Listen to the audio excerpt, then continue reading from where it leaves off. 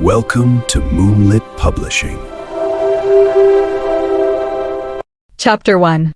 Massira Wiltoner didn't just want a fresh start. She wanted a world that finally moved as fast as she did. But as the car tires screamed against the asphalt, nearly colliding with a stranger's fury, she realized this move wasn't just about a new school. Dark Falls was hiding something in its shadows, and it was already reaching out to meet them. Inside the glass bubble of the car, the air felt thick with a familiar, chaotic energy. Massira's sister, Lydian, clung to the logic of academic rankings and better schools, her violet eyes sharp with resentment. Massira simply smiled, jammed her headphones in, and let the music drown out the petty bickering of a life she was ready to leave behind. While her father traded calm, cutting insults with enraged drivers, and her mother filed her nails in bored silence, Massira drifted. She woke to a world swallowed by ink. No streetlights. No safety. Only a star-speckled sky and the moon casting skeletal shadows through an endless stretch of forest. This was Dark Falls. It didn't look like a town. It looked like an ambush. As they crossed the threshold, the atmosphere shifted from cold air to something alive. The trees didn't just sway, they pulsed with a heavy, rhythmic anticipation. It wasn't a welcome, and it wasn't a threat, it was a warning. Most people would have felt the weight in their lungs and turned back. But as the heaviness settled over her like a second skin, Massira Wiltoner didn't flinch. She leaned in. The wild ride was finally beginning. Chapter 2. Finally, all this organization is finished. Massira celebrated. She heaved a big sigh before flopping down on her bed. It had been 2 days since she arrived at Dark Falls, and she had yet to explore the town. These last 2 days were busy with organizing the house since the moving truck came to unload all of their furniture. It was tiring, carrying boxes up and down the stairs to her room and then waiting hours for the cable to be connected. Thankfully, the service around here was fast, so they were able to make themselves at home quicker than usual. Then again, they had moved so many times that they had gotten used to it. It wasn't as time-consuming anymore, but the drag of doing it all stayed the same. Massira slid out her purple notebook, her favorite color, and crossed out "move more than 10 times" off her bucket list. The list was something she had thought of just a year ago, but already she was determined to do as many things on it as possible. "Hey, Mass, Mom says we're going to the supermarket. Wanna come?" Lydian chirped, stepping into Massira's room. "I see you're doing your list again. Over 10 months of writing, and you have yet to reach 20. If I were you, I would have already come up with over 1,000. Lydian smiled smugly. "Not very hard to believe, seeing as you're a workaholic in the making. And the only reason I haven't come up with more is that, unlike you, I have a life." Massira stuck out her tongue and put her notebook away. "Tell Mom I'll go, just give me a minute." Massira shrugged on her sweater and was downstairs within seconds. She was glad to be able to leave the house and explore Dark Falls, even if it was for just a bit. The Wiltoner family hopped into their midnight blue Jeep and drove off into the busy part of town. "Dad, are you sure this is where the supermarket is?" asked Lydian. The younger sibling stared out the window, wary of her surroundings. Lydian disliked moving, especially when she had finally gotten used to an area. Massira could tell her sister yearned for a stationary home. Unlike her, Lydian didn't make friends as quickly, but when she did, she held on to them dearly. Massira was more adaptable, making friends wherever she went. She couldn't remember ever having a best friend, though. Out of all the schools she had been to, she had only kept contact with one person, and even that had not lasted long. "To tell you the truth, no," was her father's reply. After many minutes of going in circles and turning back, they eventually found the supermarket. "Well, you learn from your mistakes. At least now we know where some other stores are," he said humorously, while his wife muttered an unamused "MHM." The Dark Falls supermarket was big, and Massira found herself split away from her family. She occupied herself by wondering where the large packs of chocolate were. "Figures. I look for the candy section and find myself in the canned food area." Massira rolled her eyes and turned around, only to smash into a woman who seemed to be in her early 20s. The woman tumbled to the floor, knocking a few cans off the shelf. Massira's fast instincts rushed to grab them, catching 2 in each palm with another pair falling on top of those. She struggled a bit to balance them so they wouldn't fall on the woman's head. "Whoa, nice," the woman complimented when she stood. She dusted her knee-length skirt and stared down at Massira. She was one of the tallest girls Massira had ever seen. This said much, as Massira considered herself above average at 5 feet 8 inches. Especially for a girl, but looking at the figure ahead, Massira felt a tiny bit short. She assumed the woman to be about 6 feet tall. "Thanks. I used to be in gymnastics. I quit a year ago," Massira responded. She reorganized the cans on the shelf sloppily, not really caring about their appearance. "If you'd like, you could work at the Dark Falls Diner. I'm a worker there myself, and we could use a hand like yours. It's 2 blocks away from this market. If anything, drop by, and we'd be happy to have you there. Oh, and my name is Christina." Christina held out a hand, and Massira shook it. Massira didn't fail to notice Christina's beauty, a rather exotic one at that. She had shoulder-length black hair that fell over chocolate brown skin, big almond-shaped eyes, and light pink lips. She was tall and slender with long, beautiful legs. They would have been gorgeous had they not contained a few scratches here and there. "Name's Massira." "Thanks, I'll consider your offer. Later." Massira continued on her way, not really interested in the girl's proposition. Who needed a job when your parents earned the money for you? At the edge of the aisle, she found Lydian and almost laughed at her sister's expression. "Gymnastics? Nice lie." Lydian shook her head, disapproval written all over her face. "Who cares? It was a thing of the moment. Besides, it's not as if I'll actually become a worker at that diner. I would if I were you. Mom and Dad aren't paying for new clothes this time. They want to go on a cruise in a few weeks. And leave us home alone for days?" Massira jumped up and down. "Yes. How about no? You're under 18, meaning it's illegal to. Listen, Lydian, home alone is fun. We can stay out for parties and not even have to worry about getting home by midnight." Massira snickered. "Well, for you it was 10, but no one cares about the rules here." Lydian gave Massira a disbelieving look. As Lydian helped her sister find the candy section, which happened to be right next to the canned food area, she smirked. In reality, there was no rule stating that a person under the age of 18 couldn't be home alone. It just showed Massira's unique way of thinking. Oblivious, Massira trudged down the aisle rather fast, searching for her chocolate before her parents announced it was time to leave. She knew her father would force her to leave with his playful ways, even if she wasn't ready. Oomph. Massira was surprised to find she had bumped into yet another person, only unlike the previous one, this person did not fall. The objects he held in his arms slipped from his grip, making loud clanking noises as they tumbled to the cold tile floor. "You're like the 100th person I bumped into today. You should just call this place Falls, period." "No, Dark, because all I see are things falling today," Massira joked, giggling. The man sighed, and it was then that Massira was able to look up and take into account his intimidating form. Massira wondered how she hadn't seen him. This guy was huge. His golden eyes glared at her in annoyance, and his lips formed a tight line as he bent to retrieve the objects she had caused to fall. The stranger's bronze skin glowed beneath the store's light, and Massira would have totally given him her number had she not known he was angry with her. He was more or less Christina's height.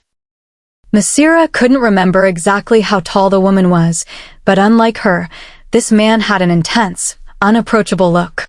How interesting. Tough guys made her excited. "Would you look at that? You're actually pretty attractive," Massira murmured, giving him a quick once-over. As much as her hormones opposed, she walked past him. She didn't want to seriously irritate him, as he looked like the type who had very little patience. From his well-structured build and defined arms, she could tell he was incredibly strong, and she didn't want any trouble. "Massira." "Lydian." "Let's go," cried their father. Lydian hurried to her mother's side, embarrassed to be associated with Massira after her recent mess. Massira, on the other hand, kept looking for her favorite chocolate. Wait, just one more second." Her eyes scanned the chocolate bags rapidly, trying to find her preferred brand. Where was it? Before she knew it, strong arms picked her up and threw her over a shoulder like a sack of potatoes. "Oh, come on, Dad, I almost found it." Her father didn't reply, but she knew he was finished waiting. "Better for me. Now I waste less money," was his reply. "You suck."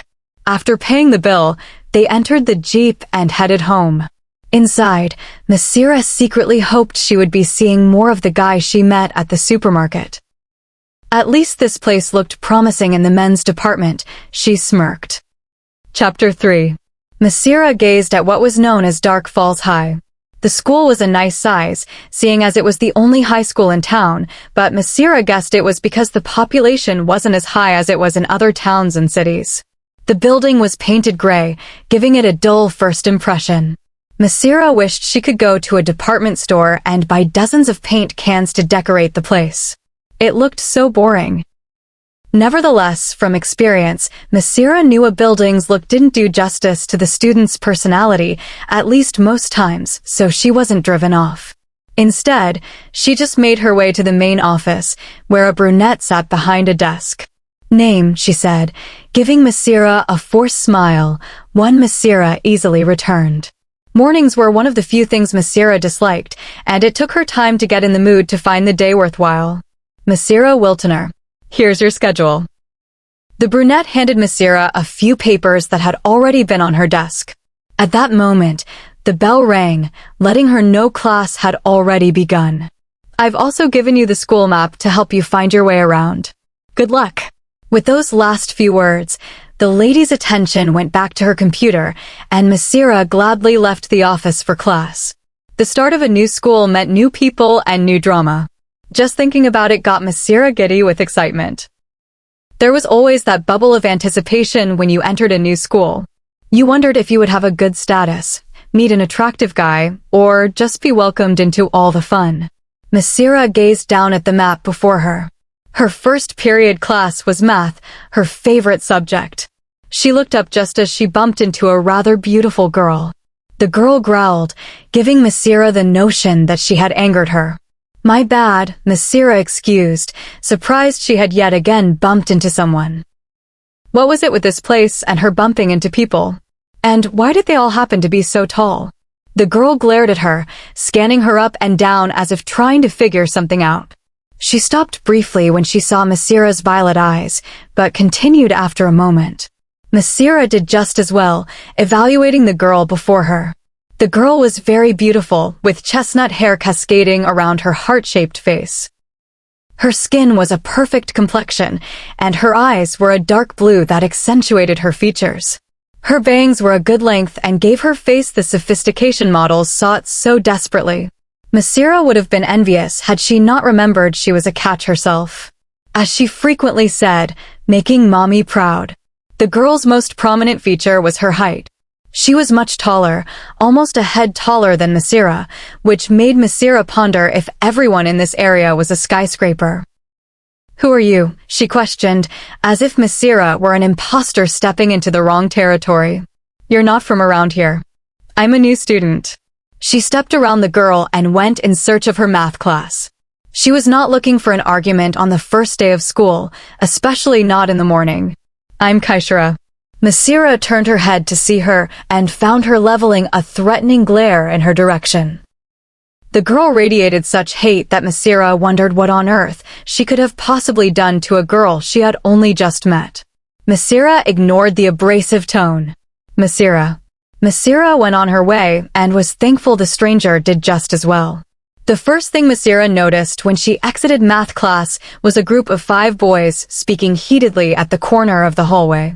They were easy to spot, especially since they were all very tall and possessed above-average features. "Those are the cult boys. All the girls in school want to be with them," whispered Emmeline, one of the few girls she'd met last period. "No kidding. How could you not?" Massira replied as she checked them out openly. "What are their names?" "You see those 2 with the green shirts? That's Jaden and Jordan Smith. They're twins. You'll be able to tell them apart after a while, but for now, just know that Jordan wears an earring." The twins had shaggy brown hair over coffee brown eyes. Another difference Massira noticed was how laid back Jaden was, the one without the earring.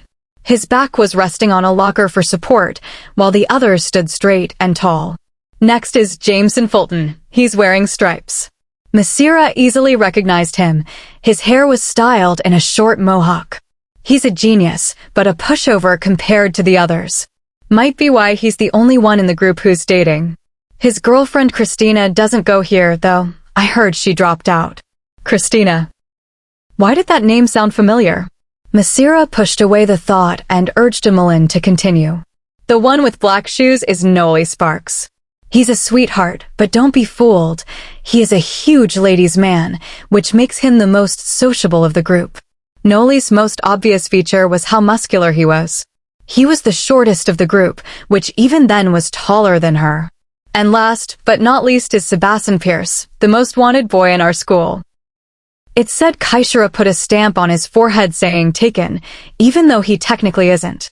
Countless girls like him, and would probably make a move if he didn't have such a bad attitude. Massira squinted at the figure before recognition dawned on her. It was him, the boy from the supermarket who had been angry with her. I know him, Massira confided. She paused. Kind of. I saw him at the supermarket the other day. Come on, let's go, Emmeline murmured, pulling on her arm. We wouldn't want them to see us staring. Massira laughed, shaking her head. Why not? I wouldn't care. As if hearing her words, Sebastian's head snapped in her direction, and the moment he did, so did the rest of the boys. Massira gave Emmeline a sideways glance. Besides, I think they know we were staring at them already. Chapter 4. Come on, let's go, Emmeline murmured, pulling on her arm.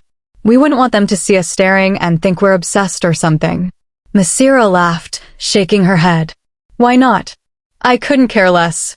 As if hearing her words, Sebastian's head snapped in her direction, and the moment he did, so did the rest of the boys. Massira gave Emmeline a sideways glance. Besides, I think they know we're staring at them already. Crap. What do we do now? Emmeline panicked, her voice rising to a higher octave. Massira shook her head at her overreactive behavior. Just wave and look pretty, Massira answered, giving them a nice smile and a cute wave.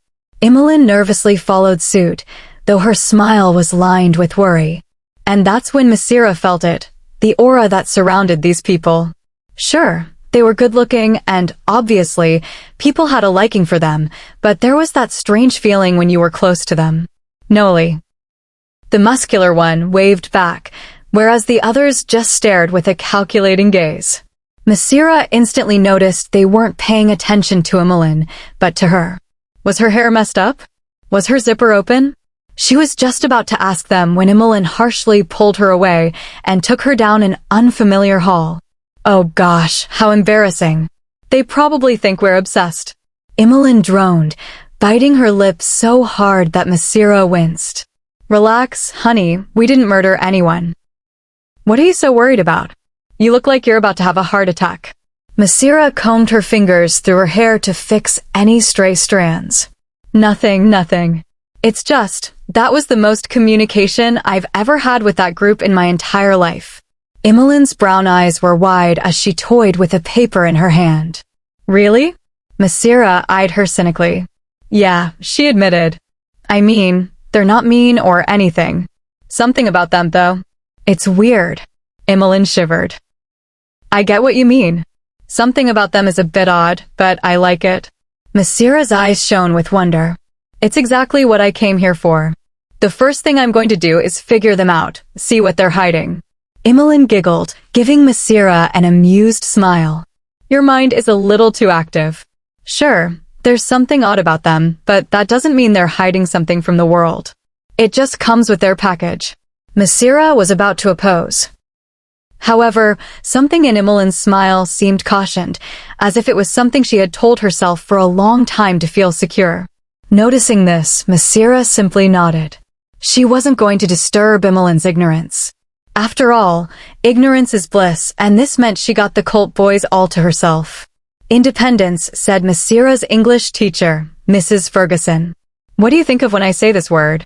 Crap, Massira murmured when her paper fell flat on her desk. She had been trying to make the paper stand on its thin edge for over 10 minutes, and so far her efforts had been a waste. "Please, not too many people at once," said Mrs. Ferguson sarcastically when she saw no hands rise. "Let's go. What do you think when I say the word independent or independence?" Massira raised her hand, abandoning the blank paper. Mrs. Ferguson was starting to look aggravated anyway. "Yes, Miss Wiltoner. Living alone in a house," she answered. "Good." The teacher nodded with approval. "Anyone else?" One person answering seemed to be all the motivation the class needed. There were paying for your own expenses and not depending on anyone else's answers.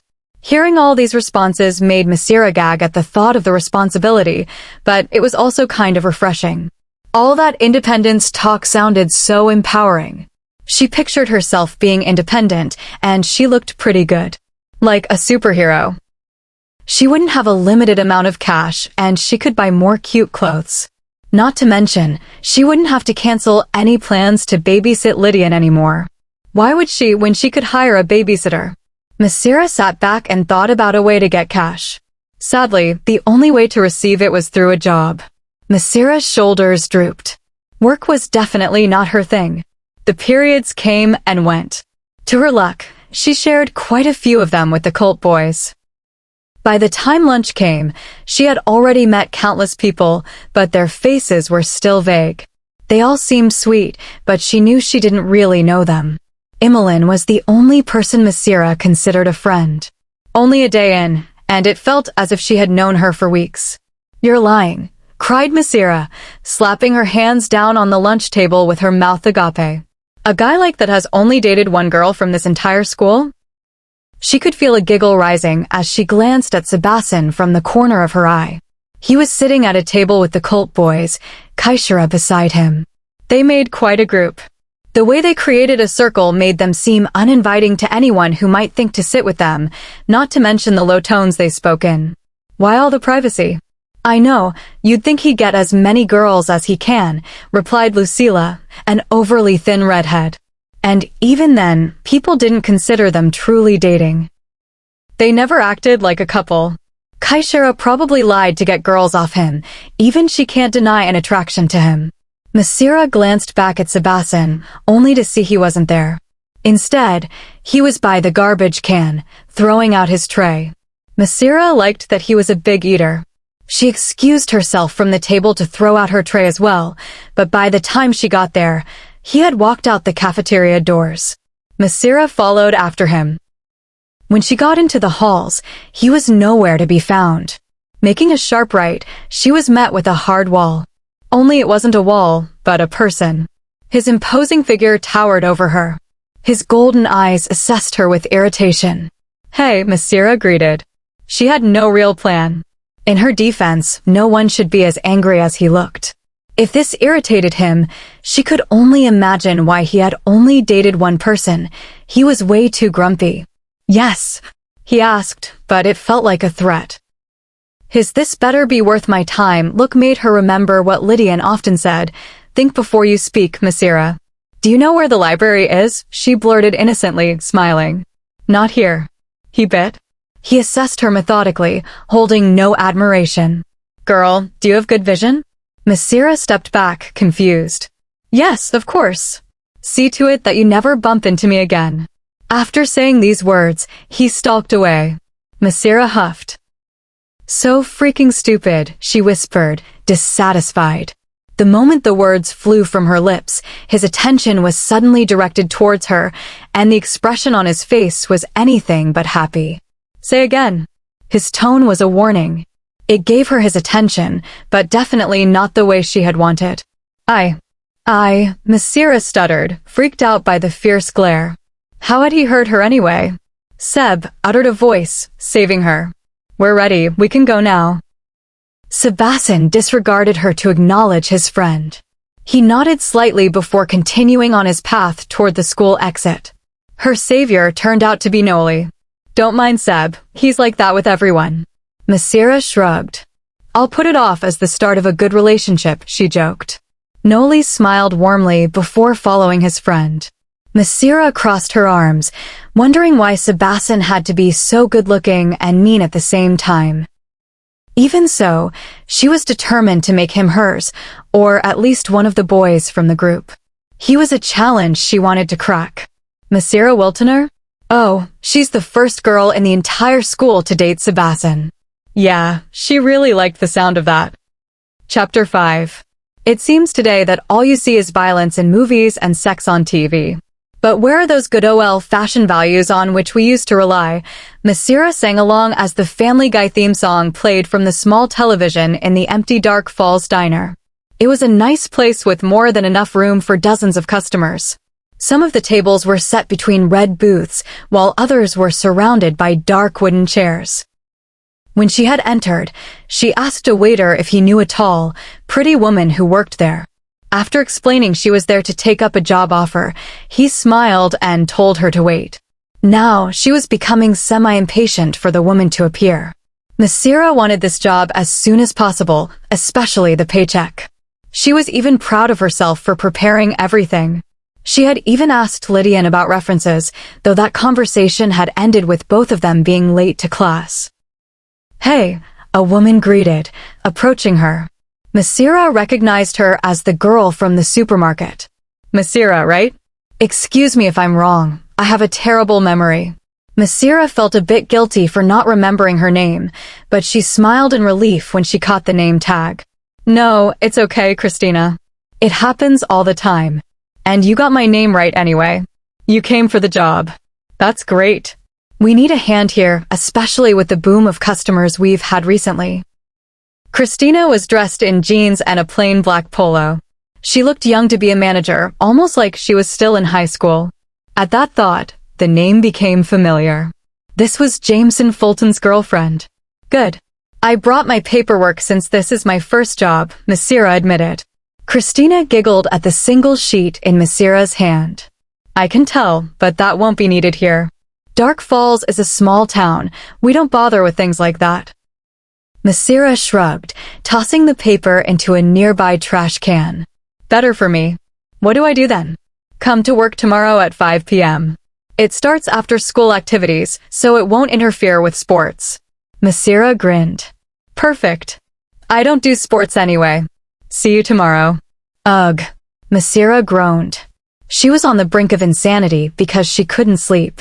Sleeping was one of her favorite hobbies, and not being able to drift off was a big problem. She didn't want bags under her eyes for school.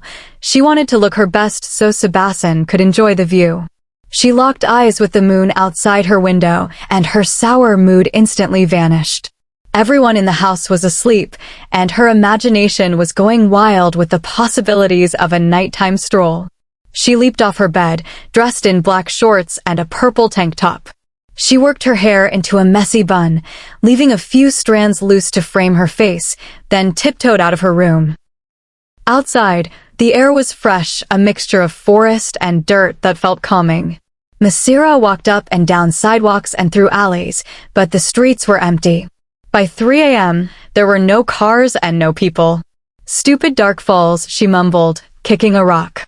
"Why do you have to be such a safe town?" She was heading home when she passed the park and heard a howl. Massira jumped, her heart racing. Her curiosity got the best of her as she looked toward the forest behind the park. There were no gates, leaving the woods and the play area unseparated. Behind some trees, she saw a figure move. It was definitely not a person. Based on its size, it was like nothing she had ever seen before. The animal growled lightly, though it didn't take a predatory stance.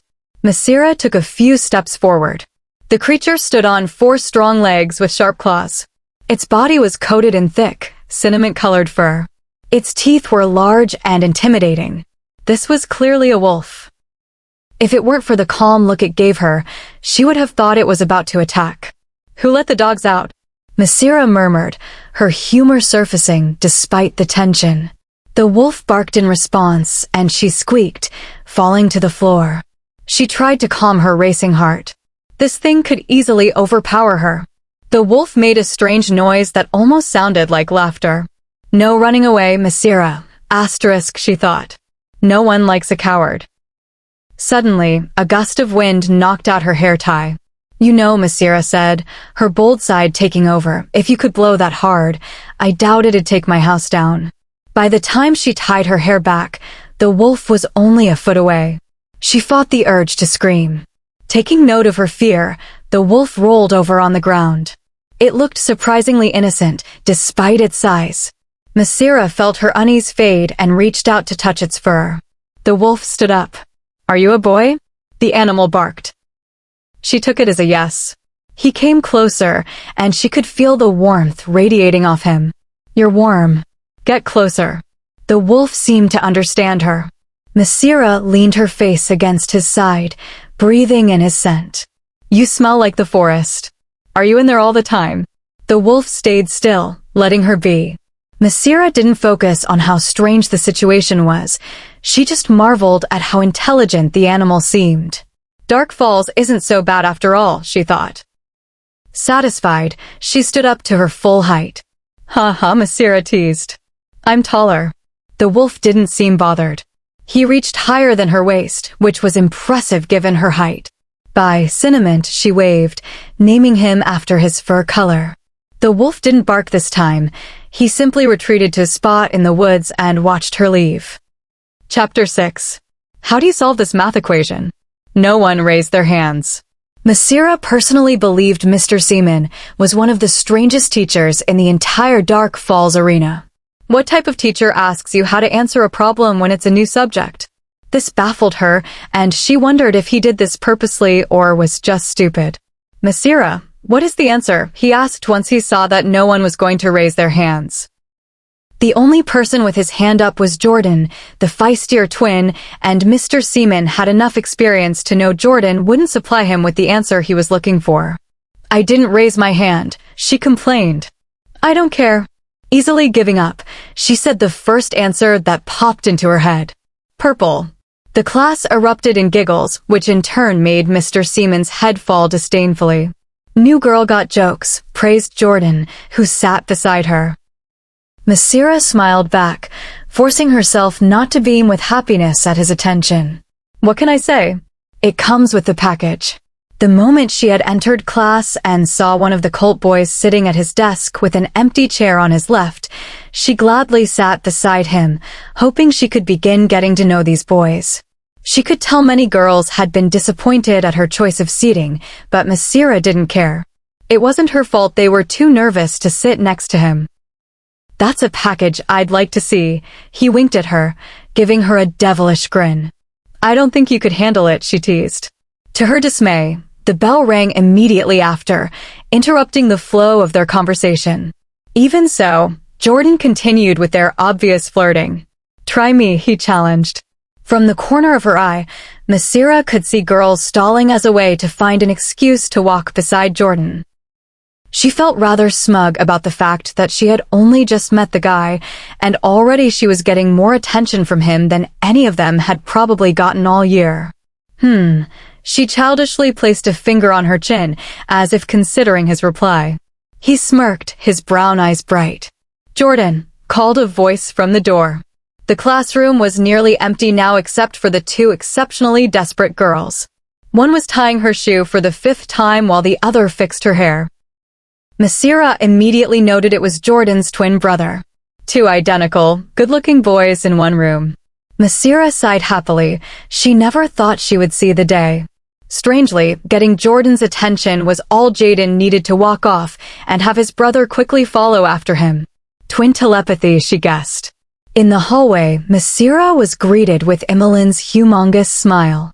It was so large it put the Cheshire Cat to shame. Guess what? What? Massira asked, wondering what was going through that crazy head of hers. I was going to my locker when I saw Noeli, you know, the muscular one. Then he looked back and gave me a head nod, she gushed. Massira hadn't seen excitement like that since, well, ever. No, you're lying, Massira exclaimed, slapping Imolin's shoulder.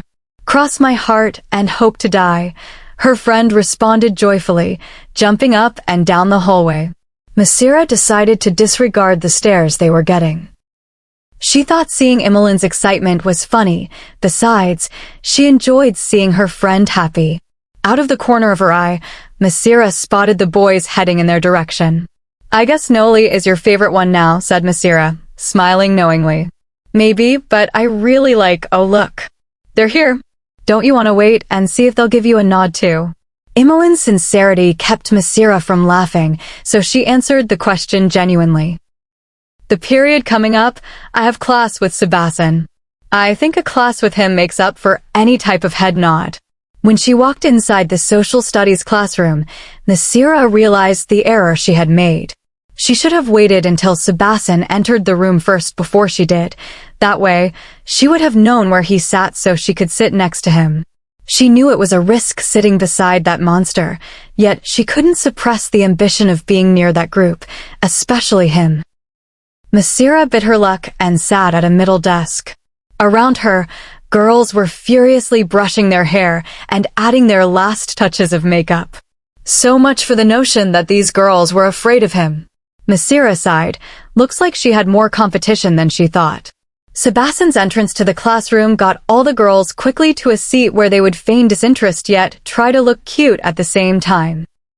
You could pretty much say all the girls in the classroom pretended not to notice Sebasten, but from their posture, she could tell they were anxious. All except the two girls who sat behind her next to each other. Oh my God, started the one directly behind her. He sat at his desk. I know, and look, he's drumming his fingers on the wood, replied the second one. Massira peeked back to see them blankly staring at his finger movements. Oh my God. He bit his lip, she added, thrilled. Massira pouted.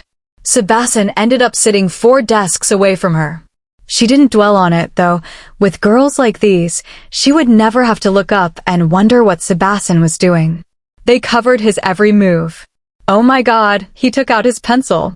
I always knew he was one to put his pencils in his front pockets. Oh my God, he put his hands under his chin. Oh my God. Massira cried sarcastically. She slammed the desk with her hand, getting the two girls' attention. He's breathing. The girls gasped and then nodded in amazement at how the purple-eyed beauty was able to point that out. Massira wasn't surprised. It had been clear to her that these girls did not understand sarcasm. From the corner of her eye, Massira could see Sebasten smile slightly with a swift look in her direction. Unlike the other girls, he had actually caught her sarcasm. The rest of the period was boring.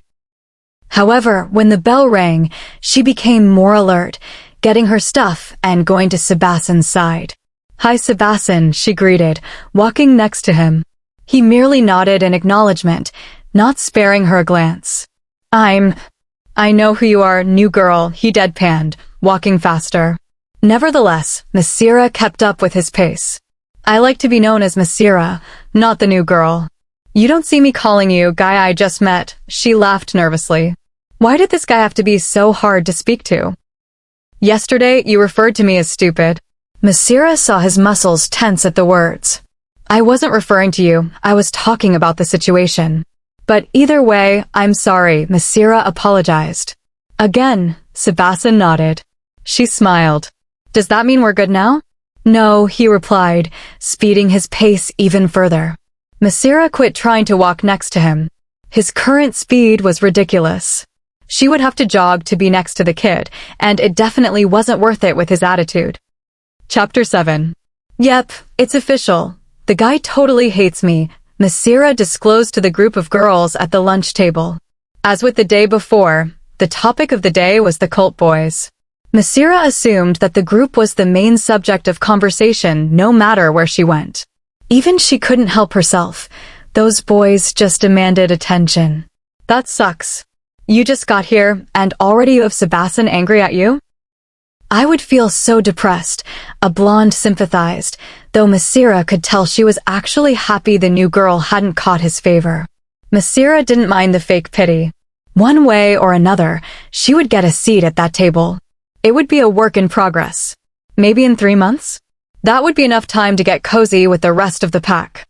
If she played her cards right, she wouldn't even have to win over Sebasten, just everyone else.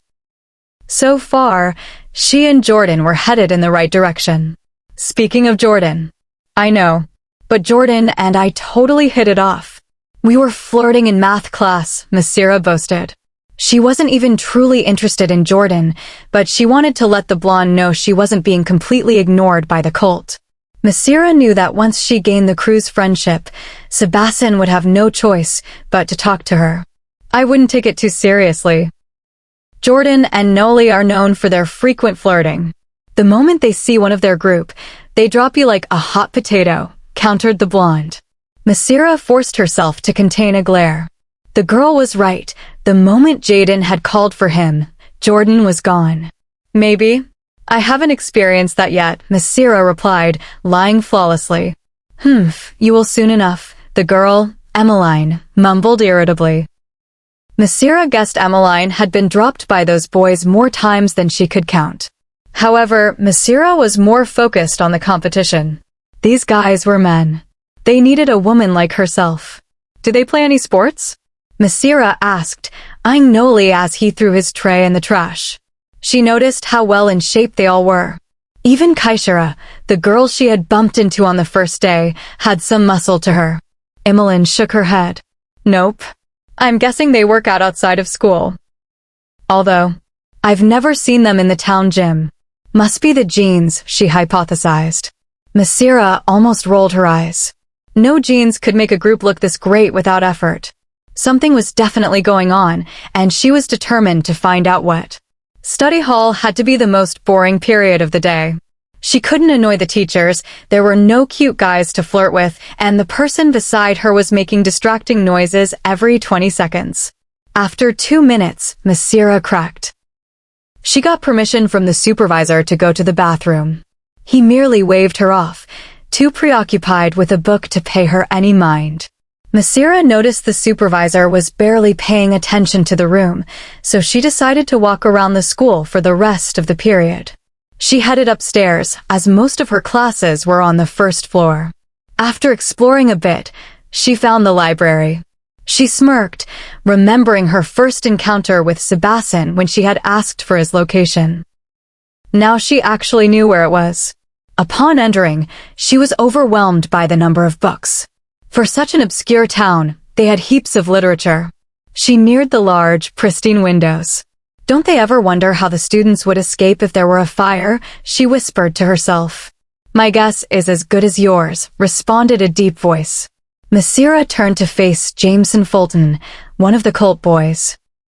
Then again, it could be because of the small population of students in this school, he continued. Massira smiled. One of my life dreams is jumping out of a window in a school fire. I guess I'll have to carry some extra rope on me, just in case. Jameson chuckled, placing his book on a table. She briefly caught the title, The Bond of Mates. Having trouble with your girlfriend? She inquired boldly. Jameson hesitated. Not necessarily. More like finding answers, his words were stressed. His lack of straightforwardness made Massira aware he was hiding something. She didn't blame him. They had only just met. She reached for the book and opened it to a random page. The first word that popped out was werewolf. It immediately brought her back to the previous night when she had seen a large wolf in the park. Why would this guy look for relationship advice in a book about werewolves? I don't think this book is going to help you. Unless you're a werewolf, she joked, skimming the pages. The book looked very old. Jameson cleared his throat. Yes, but it speaks about the relationship between mates. Aren't werewolves animals? For them, isn't it just about instinct? Werewolves are animals, but they're also human. Their spouse is their mate, basically someone they're uniquely compatible with. The feelings they have are said to be exclusive and intense. It's similar to what people call love. So I thought, why not read this? Jameson blushed. Trust me, Jameson, if you're going as far as reading books about werewolf lore to feel assured about your relationship, I think you guys are doing pretty well. Massira laughed, patting his shoulder. He laughed with her, but then looked at her strangely. How do you know my name? I've heard plenty of girls speak about you and your friends. I think I have all of your names down. Anyway, I'm just happy you picked a werewolf book instead of something else, like a praying mantis, Massira said, quickly changing the subject. She didn't want him to think she was an obsessive admirer. Thankfully, his expression brightened. You know how the female mantis treats her partner. You wouldn't have had to worry about that. I still hold my sanity, Jameson continued, rolling his eyes playfully. With all these books, you never know, Massira countered, looking at the shelves.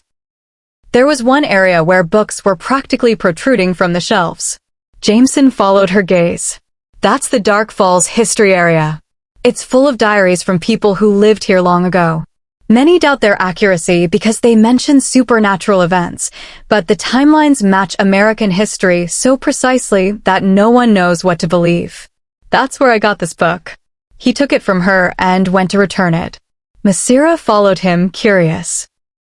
Glancing at the titles, she saw that Jameson's book wasn't the only one about werewolves. It made her wonder about the wolf she had seen in the park. As a kid, she had wished that fantasy creatures existed. It would be interesting if they actually did. A red book on one of the shelves caught her attention. It had no title, but upon opening it, she realized it was the diary of a girl named Janetta. Skimming a bit, she caught the word werewolf again.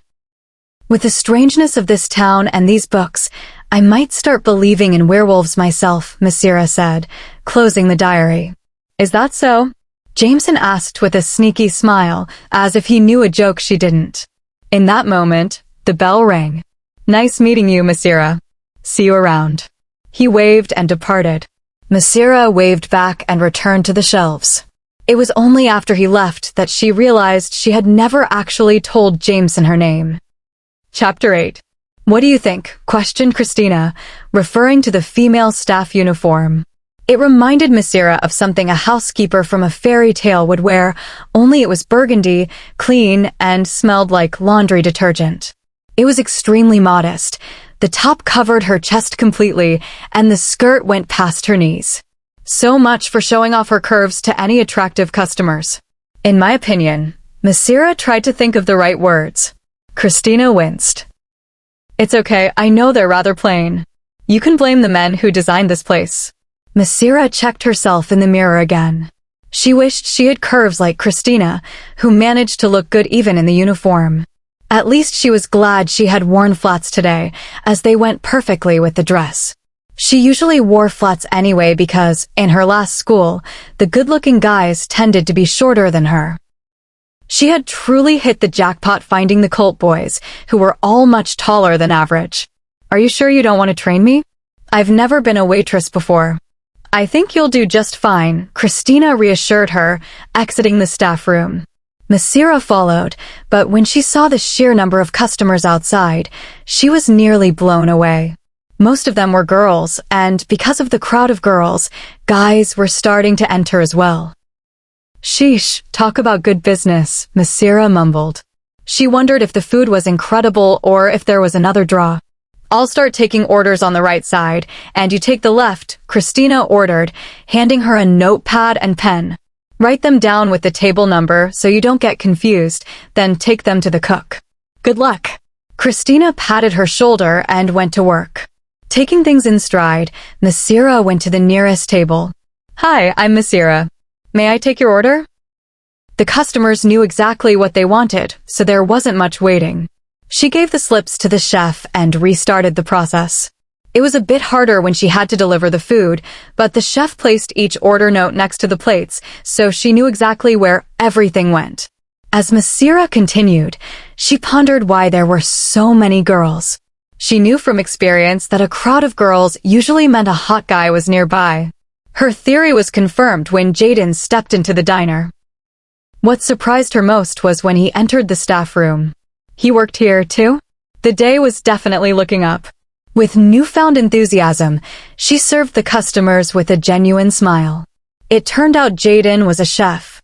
3 hours and various tables later, Massira found herself becoming exhausted.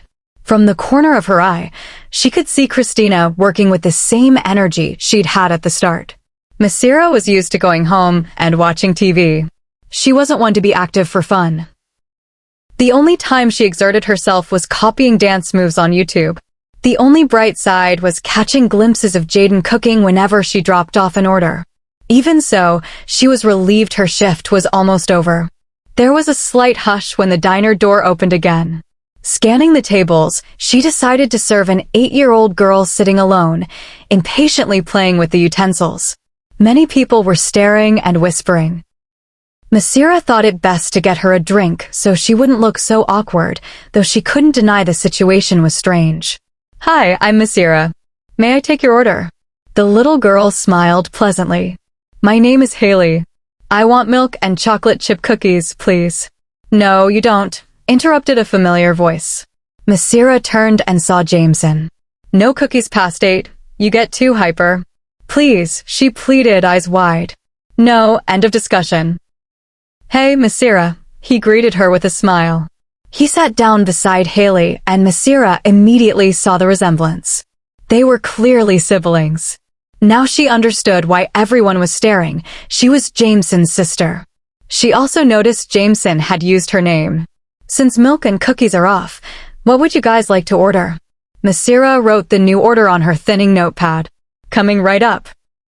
On her way back with their food, she caught Christina and Jameson casting frequent glances at each other when they thought the other wasn't looking.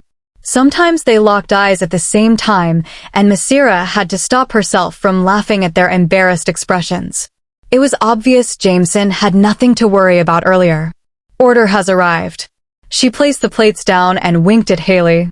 The little girl looked at the napkin Massira had provided and beamed. Despite Jameson's refusal, Massira had hidden some cookies under a few napkins on Haley's plate and written a warning note. Jameson didn't notice a thing.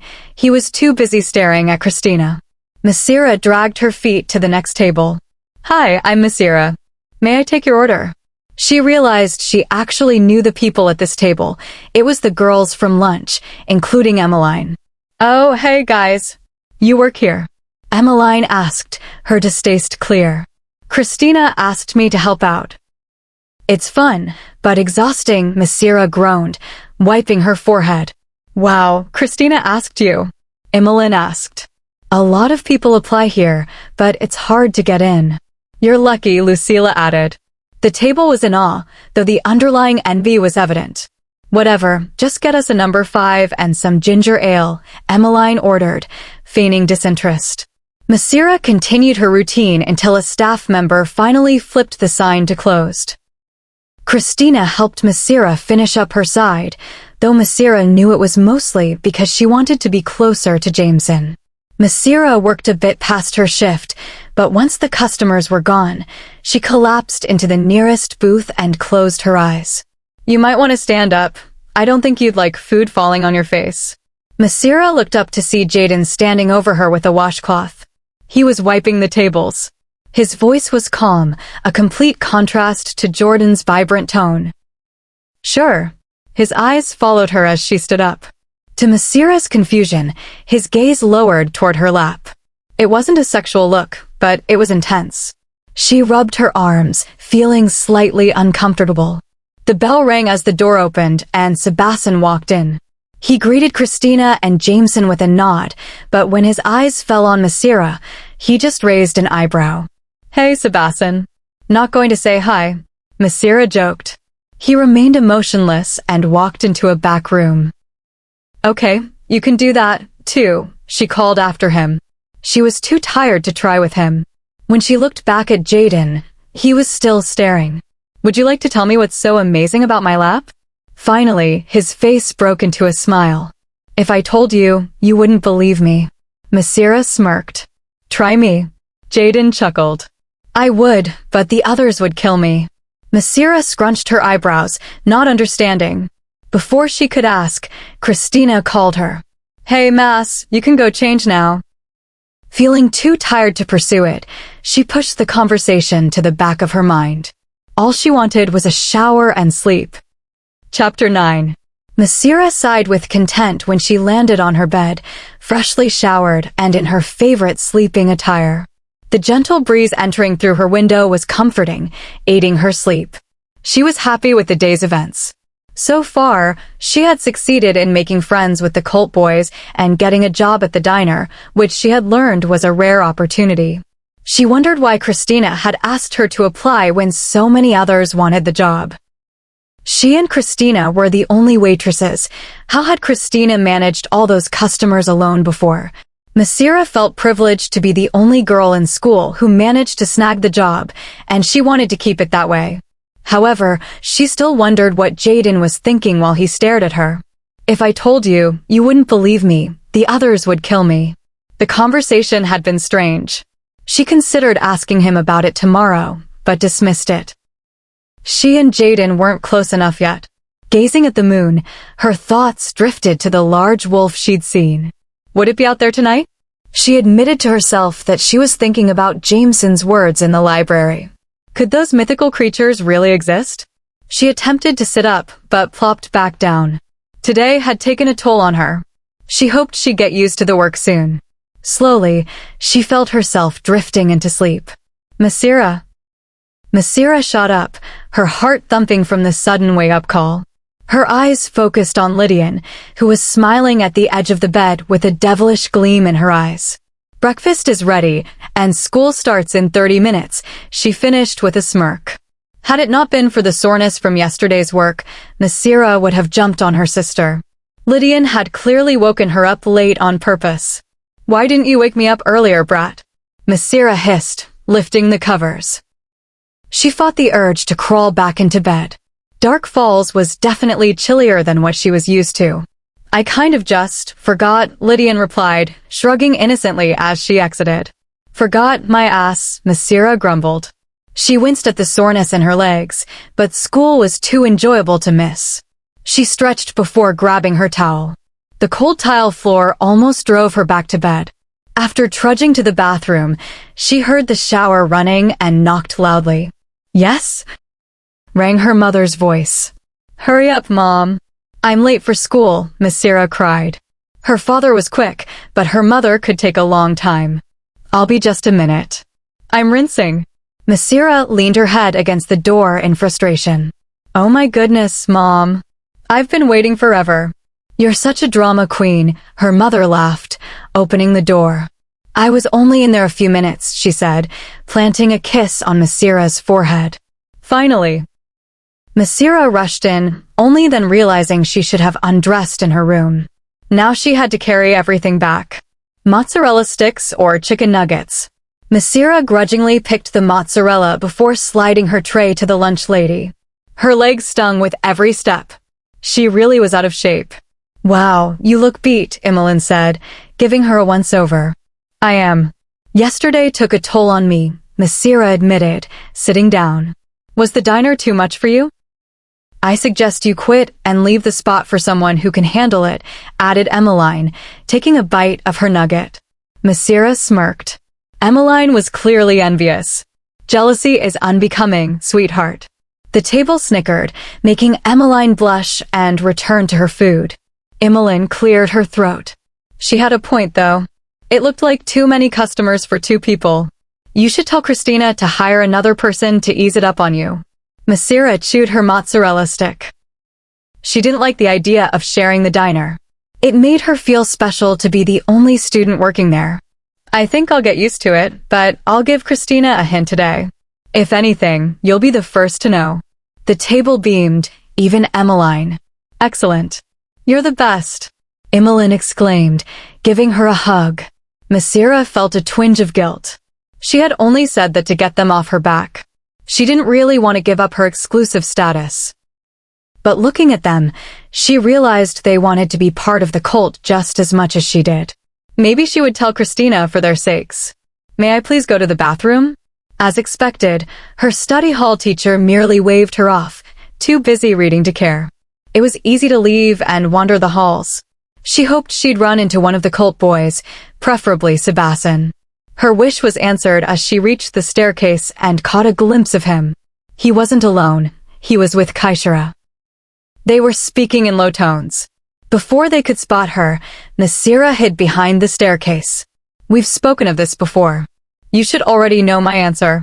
Kaishara sighed, looking at the floor. "I'm just thinking about what's best for you. And everyone else." Sebasten lifted her chin with his finger, forcing her to meet his eyes. Massira felt a flash of irritation at the romantic gesture. "Let me worry about that."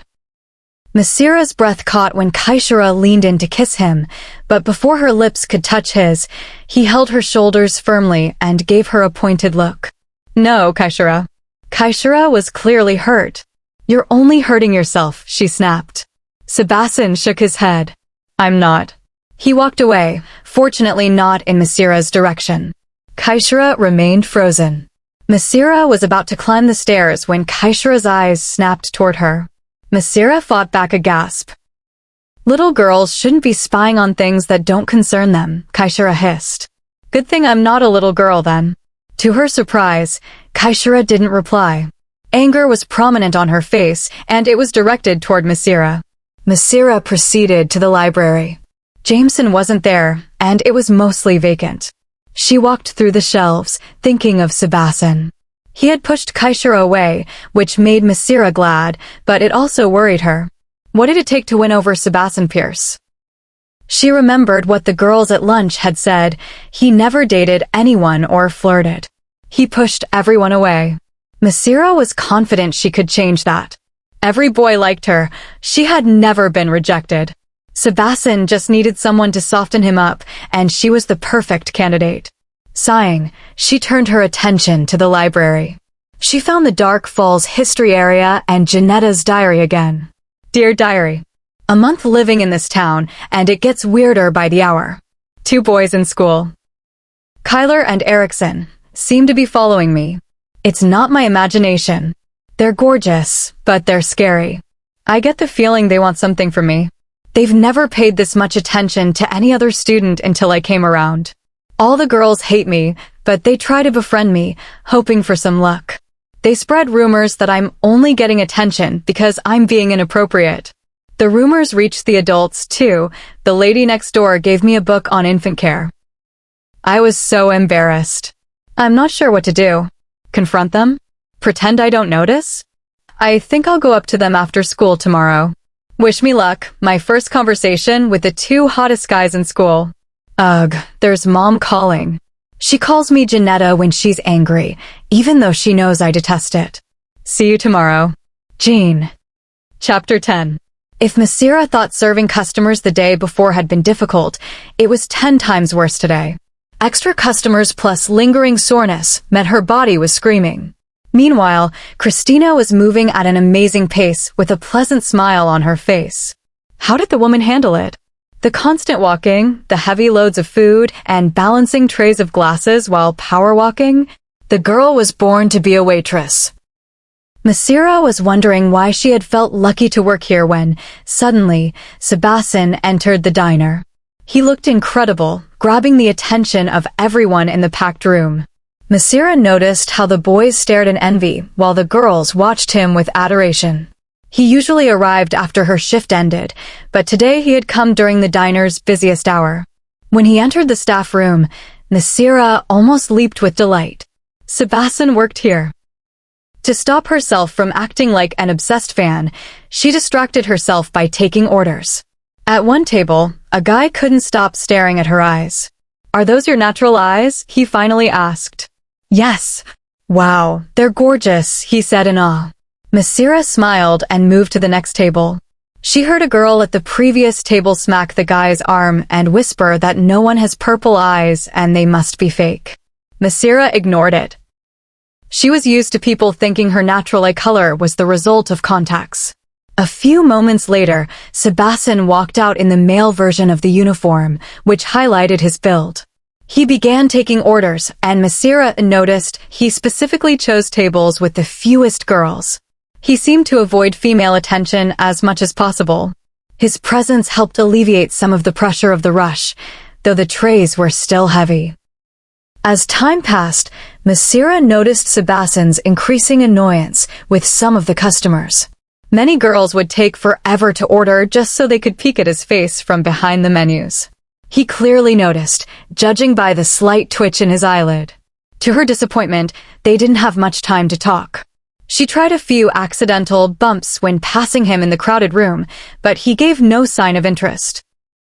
It was frustrating, but at least he wasn't paying attention to any other girls either. She was about to pick up 2 trays of food Jaden had prepared when a strong hand grasped her forearm. Sebasten had finally acknowledged her. His golden eyes met hers before he released his hold. "I was hoping we could make a compromise," he said, stepping in front of her. Up close, he was so tall she felt petite. "Sure. I thought it'd be best if you took the orders and gave them to Jaden. I'll take the responsibility of carrying the trays to the customers and bringing them back." Massira's eyes shone. "No more heavy trays. That would be perfect." She noticed his shoulders relax.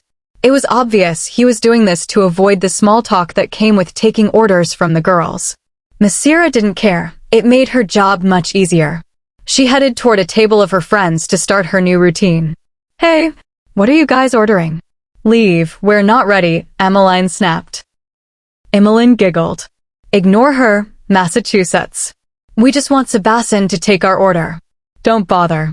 He's the runner now, I'm the only one taking orders." There was a round of disappointed groans. "On the bright side, he'll be the one bringing your food," she added. After dropping the orders off with Jaden, Massira felt a pair of small arms wrap around her waist. It was Haley, Jameson's little sister. "Hey, sweetheart," Massira greeted, returning the hug. "Can you sit with me?"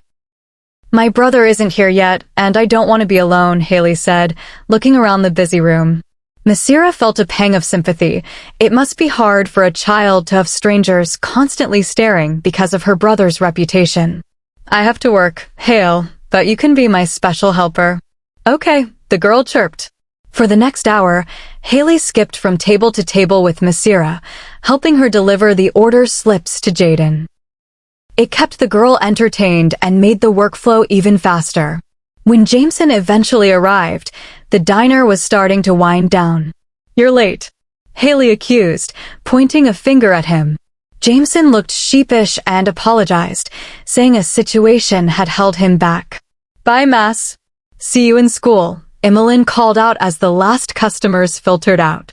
"And don't forget to ask Christina about hiring more people." Once the diner was empty, Massira gave Haley a cookie and slumped into a booth to rest. Jaden was nearby, cleaning the tables. "Is this going to be a daily thing?" he asked.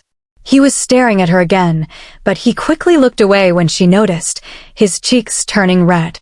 "I promise my stares are out of sincerity, not anything else," he said. "So you're saying I'm not attractive?" Massira teased. "Of course not.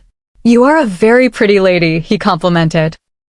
Massira went to the changing room to get out of her uniform. Christina entered a moment later. "How was your second day?"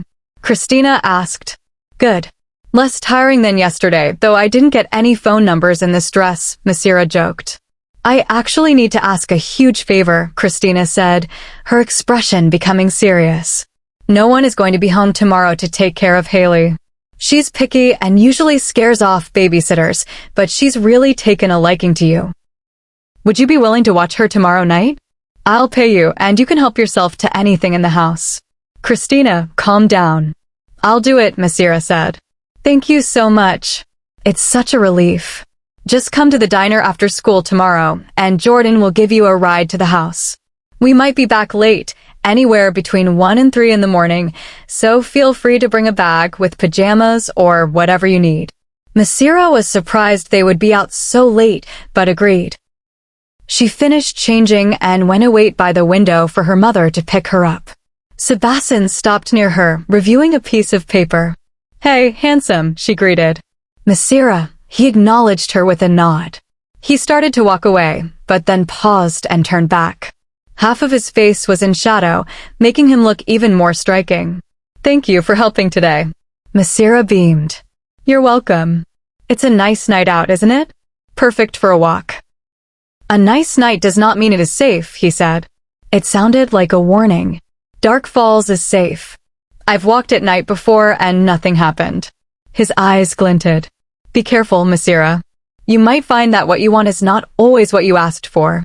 Without waiting for a response, he left. Massira was confused by his vague advice, but she was happy he had finally called her by her name. She felt like she was finally becoming part of the group. Chapter 11. After taking a shower, Massira dressed in comfortable long pajama pants and a tank top. The moment she came home, she informed her mom of the babysitting job she was taking up tomorrow. As expected, her mother shrugged and said, "Sure." Massira loved the trust her mother gave her, and really, she had no reason to. She was 18 and had stayed out of trouble. She had never taken drugs, and although she enjoyed the occasional drink, she never made a fool of herself. Most of the bad reports she received from school were merely for being overly talkative or disruptive, which Massira always convinced her mom was just a sign of active participation. After putting on some comfortable shoes, Massira silently descended the stairs and snuck out through the back door. Once outside, she smiled, giddy with excitement. She was planning on going to the park again in hopes of seeing Cinnamon. As before, the streets were eerily quiet, completely different from any previous town she had lived in. When she reached the park, she immediately saw the large wolf's figure lying at the edge of the forest. Upon seeing her, Cinnamon stood tall and powerful, his amber eyes watching her. "Miss me?" she asked, lying beside him. He stared at her. "I thought as much." When he remained standing, Massira patted his side. "Sit down, you're blocking the view of the moon." The wolf silently complied and snuggled near her, providing a comforting warmth. Massira smiled. "Guess what? I got a job at the famous Dark Falls Diner. Every girl in school is impressed and jealous because all the attractive guys in school work there, including my crush." The wolf barked, as if asking who. "Sebasten. You have to see him, Cien. He's tall, handsome, and strong, just my type." The wolf made a comical noise that sounded suspiciously like laughter. Massira cupped her hands around his snout, forcing him to face her. Her eyes narrowed. "That's not funny." Cinnamon bared his teeth playfully, releasing her hold. Massira opted to examine his canines. "These are some serious teeth," she murmured, skimming her finger past the top row. She could only imagine the damage he could do. The thought of Cinnamon being more than just an animal crossed her mind. She had been spending time with a wild creature who had countless opportunities to harm her, yet she was perfectly safe. Her eyes locked with his, and she didn't think the idea of him being special was too unrealistic. Cinnamon put his head on her chest. She caressed his fur, feeling the thick texture.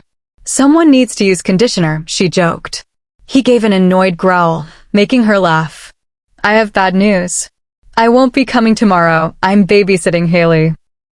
After not getting a reaction, Massira huffed. "Oh, so now you're going to pretend you don't care? I'm a naturally lovable person. You'll definitely miss me."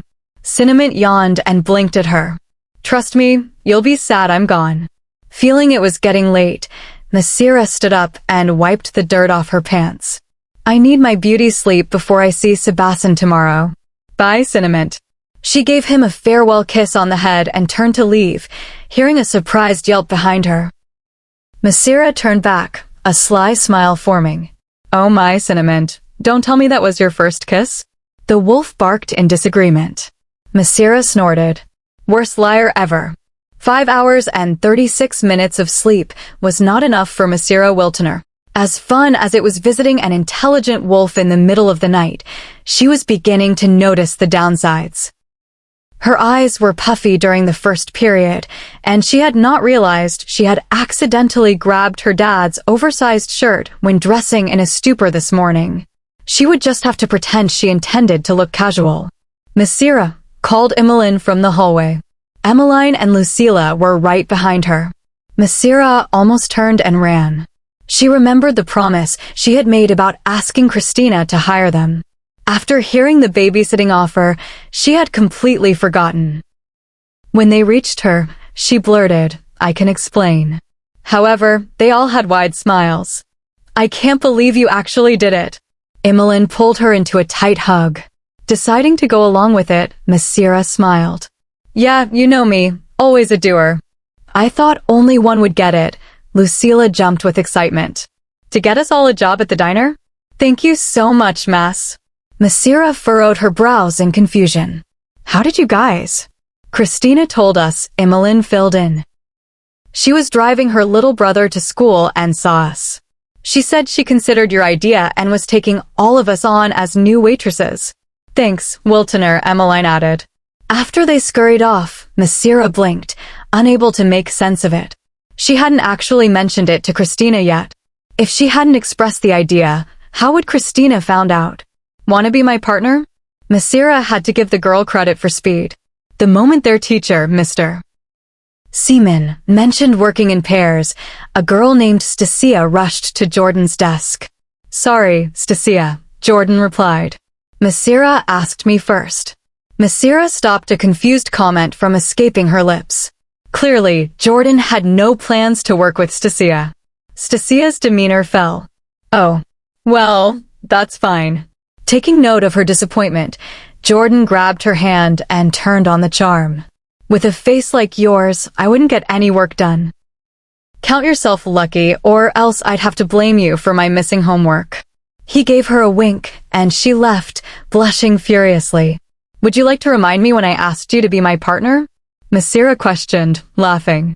Jordan chuckled. Sorry, but I've been partners with her before, and it was awkward. She just stared at me the whole time without saying a word. Since you're on a whole other physical level, girls must get too nervous to talk to you, Massira noted. Jordan smirked. Who are you looking to conquer? You'll find out soon enough. I think I have a pretty good idea, Jordan replied. They spent the rest of the period joking around until Mr. Seaman had to tell them to quiet down. You have got to be kidding me. The start of her monthly cycle had arrived 3 days early. Massira added the necessary supplies to her bag, thankful she had caught it before it ruined her jeans. She decided to dress comfortably for babysitting, choosing sweats and a cozy shirt. She tied her hair into a high-side ponytail and put on her pink earrings. She looked effortlessly good. When she arrived at the diner, she saw Emmeline, Emmeline, and Lucilla already working. She felt a brief moment of territorial annoyance until she remembered she was the one headed to the estate to watch Haley. Massira, you're here, Christina exclaimed. Jordan couldn't make it, but I called for a ride. Honey, I'm home, said Noelle, entering the diner. Massira remembered him as the sociable, muscular one from the group. Christina gave him a hug. You at the diner? What a miracle. I came to pick up the babysitter. The others are still getting ready. You know how unorganized they are. Noelle's eyes flickered to Massira. And I bet you're the one. Massira smiled. Did the bag give me away? Noelle winked. Nah, I just had a feeling. He opened the door with a charming smile. After you. Christina rolled her eyes. My cousin is the biggest flirt. Handsome and charming, Massira replied, feeling flattered after being ignored by Sebasten. She patted his shoulder on the way out. You're definitely going to impress any girl I know. Noelle chuckled. That's exactly what I wanted to hear. Chapter 12. You're kidding. Nope, I'm completely serious, Noelle affirmed, making a turn. It's just, it doesn't make sense. Haley's so adorable and sweet. How on earth did she manage to run off 10 different babysitters? They must have done something wrong. When I was with her yesterday, she was perfectly obedient. I just can't believe she's that much of a hassle. Noelle laughed. Oh, you'd be surprised what your so-called sweet and adorable Haley puts them through. They never say it, but the wild look in their eyes and their refusal to ever babysit her again make it obvious they've been through a lot. Massira tilted her head thoughtfully. From what she had gathered at the diner, Haley didn't fit any of those descriptions. Noelle smirked and gave her a challenging glance.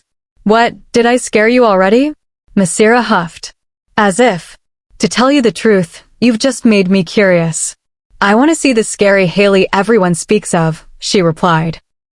Noelle grinned. Good, because I'd like you to stick around. Taking his words to heart, Massira's mood soared. She had managed to get acquainted with the cult boys at school, and now she was heading to their private property. She still wondered why they lived in a separate part of town, more specifically, why a whole group lived away from everyone else, but for now, she focused on the day ahead. A collection of houses stood together, interlocking to form a humongous estate. Massira saw why they lived in a solitary part of town. A building this massive would certainly draw curious stares. We'll go through the main entrance, Noelle directed, taking Massira's bag and leading her toward the largest door. The house seemed old but sturdy, with clear signs of modern updates. It was surrounded by thick forest, which was why Massira hadn't been able to see the home from afar. It looked majestic, with vibrant flowers blooming near the front. When she entered, she was met with loud chatter coming from a large living room. The first person she spotted was Sebasten, who was giving orders to a younger boy. As if sensing her, his eyes snapped to hers. Massira was mesmerized by his honey-colored eyes, which bore into her with an intensity she couldn't quite place. Suddenly, the chatter seemed to freeze, as if someone had hit a pause button. A moment later, they continued talking as before. If Massira hadn't been confident in her sanity, she would have thought she imagined it. As they neared the room, the voices became quieter. "This is Massira, Haley's new babysitter," Noelle introduced, pushing her forward. Massira realized she had unconsciously hidden behind him. Adults were in the room, adults of the cult, and it made her uneasy. What if they didn't like her? "You're here," Haley cried happily. She jumped from behind a couch and ran to embrace Massira. Massira felt relieved, smiling at the small girl hugging her. Others stood to greet her, introducing themselves with smiles. "I was a bit skeptical about a new sitter, but you're better than I anticipated. She loves you already. I'm Mandan, Haley and Jameson's mother." "It's so hard to find sitters nowadays," Mandan said, giving Haley a pointed look. Haley giggled and hit her face against Massira. "This is my husband, Manny." The man shook her hand. As the introductions continued, Massira felt small for the first time in her life. The house was filled with large men and women with powerful builds. Her 5 feet 8 inches height was only significant among the younger kids.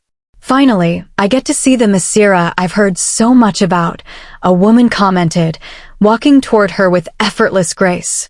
She was lean and toned, and though she didn't have many curves, her face was striking. Her eyes were liquid gold, possessing a friendly warmth. Compared to the others, she wasn't tall. She was exactly Massira's height. The woman engulfed her in a hug.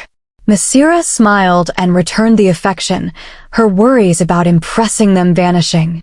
"I hope they said good things. Some of the boys in this room might end up with bruises," Massira joked, returning to her usual sociable self. The woman's eyes danced with mirth. "I'm Mia, Sebasten and Christina's mother.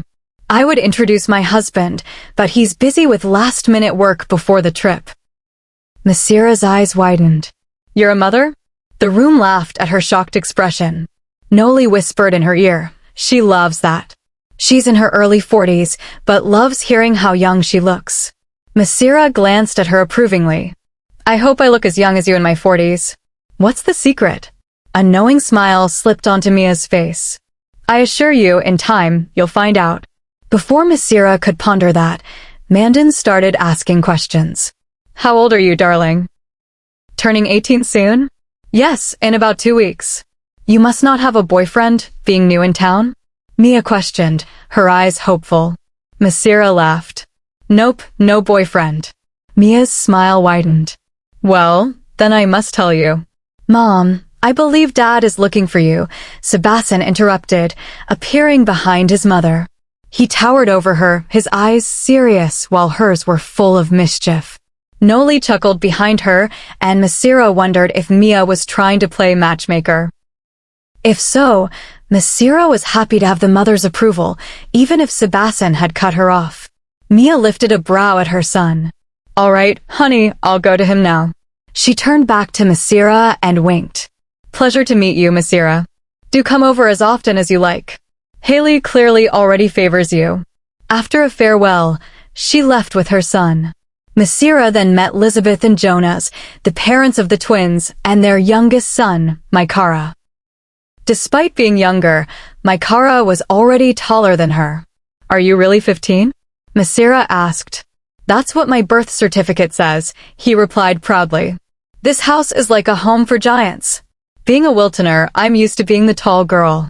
Maikara's eyes perked up. "Wiltoner? Are you related to Lydian?" Massira nodded. You must have met her. We are not alike in the least. Massira laughed. I figured that out. Actually, I think she hates me. Feeling generous, Massira leaned in and whispered, usually, that means she likes you. Massira's eyes sparkled. Really? Of course. But I didn't tell you that, she said with a wink. Chapter 13. I am so serious right now, Massira replied, staring at the sparks.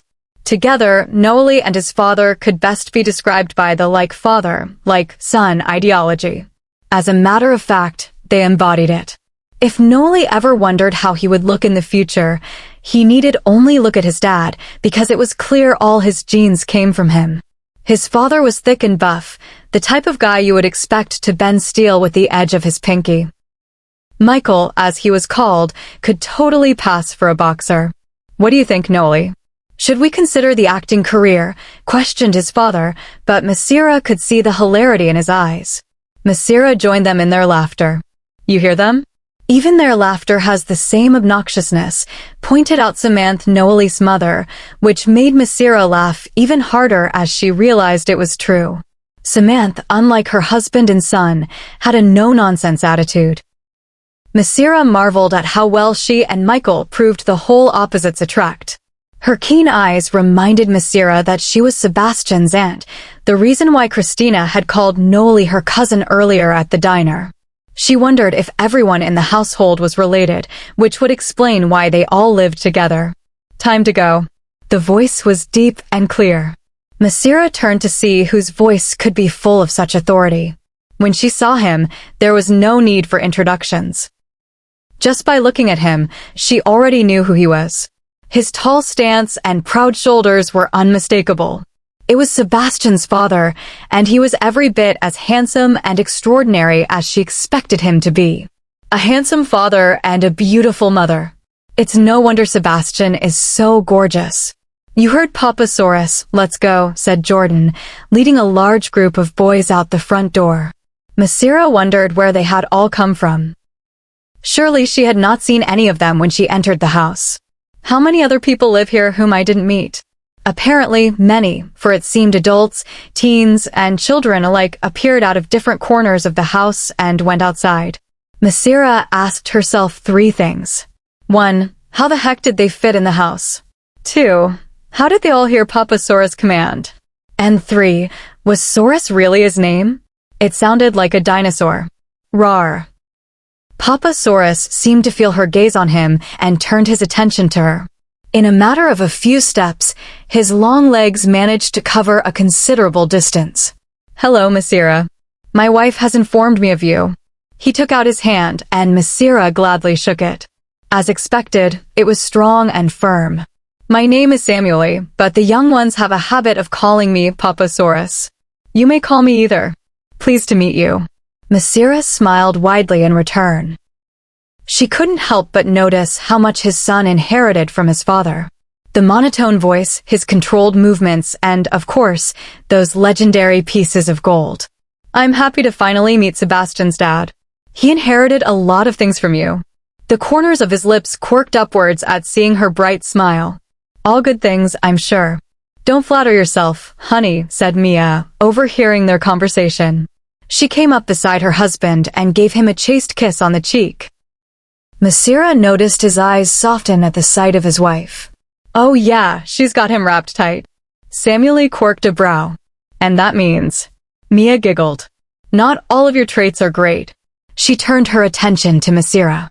You'll need more than the average hammer to break that ice, she clarified, referring to her son. His father was exactly the same when I met him. And to think he actually hated me before I even spoke a word to him. With her curiosity piqued, Massira asked, How did you two fall in love then? Oh, it's the funniest thing. I must tell you. Her husband sighed. Mia, yet Massira could see a hint of blush on his cheeks. Clearly, this was not one of his preferred topics. However, the story is much too long to tell you now. But I'll definitely make time to tell you. And who knows, maybe you'll talk some more to my Sebi. My son is very handsome. Is he not? Massira laughed. Yup, she was completely certain Mia wanted her and Sebastian together.